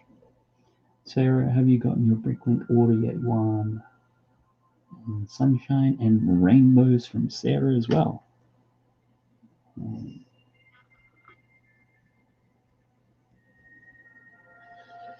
back of that engine block is just not quite. This is the sort of thing you can just keep on going back and noodling little bits of details. But just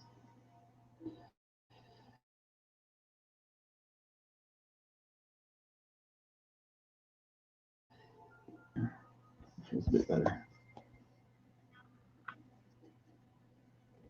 There we go. Wasn't too sure if I just froze up there for a sec.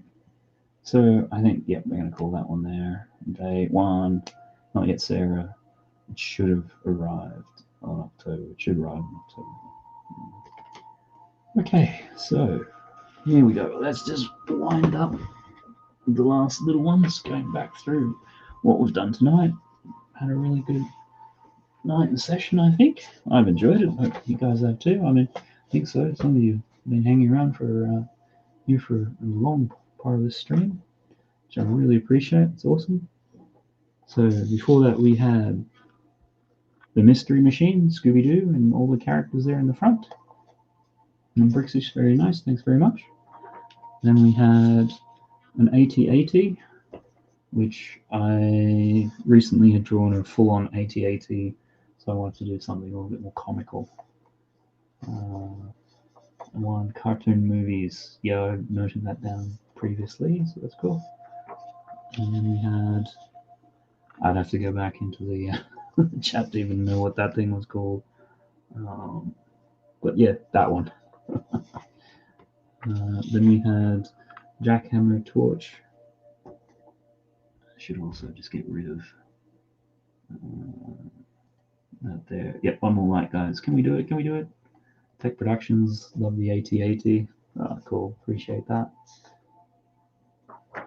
And then Sans wanted a milk truck, very specific, short box cab, tanker on the back, and then being Sans, for some reason he's called Sans Got a Chicken, so I had to have a chicken crossing the road as well.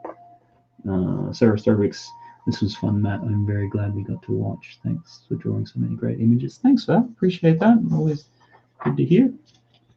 And then we had the little Lego digger, which was Butt Chop's first Lego toy, which he still had from the actual picture. And Butt Chop was in for quite a number of hours helping host out, which was great. Able to cover a range of geeky type culture and everything. And then we had for Sarah, Barbie in her convertible Corvette from back in the day. And of course, Barbie giving a bit of a wave to everyone out there. And then we had a 2007 Ford Mustang in green. Very specific request for that one. Whole story around that, which you always just go back into the video to find out what that was all about. And Juan is saying, yeah, it's a Victory Striker. Okay, cool. And Brett's Builds, I do love a draw stream. Yeah, I certainly appreciate that, Brett. You, from what I can remember, pretty much around to all of them and all the time. So that's always greatly appreciated. Then we had Postman Pat Mail Van. Then Postman Pat, and I think the cat was Jessie. And we kicked it off with, someone we should mention Brett's Builds. He wanted the Relay Chopper. And that's how we started there. So, I think call it night. It's 1:30ish now here. Again, thanks to everybody who's been out there in the chat. I love doing these drawing streams. It's pretty much the favorite part of the week, being able just to sit back, draw, enjoy, chat, all the rest of it, catch up with people and things. So hope everyone has a good evening, good morning, good afternoon, wherever you are in your part of the world. Take it easy, and I think, yeah, to everybody who was around today, who's still here, Brett's Builds, Juan, Tech Productions, Brickish, Sarah Starbricks, Mr. Starbricks, Unknown Bricks, Sire Connor, Butt Chop that we had earlier,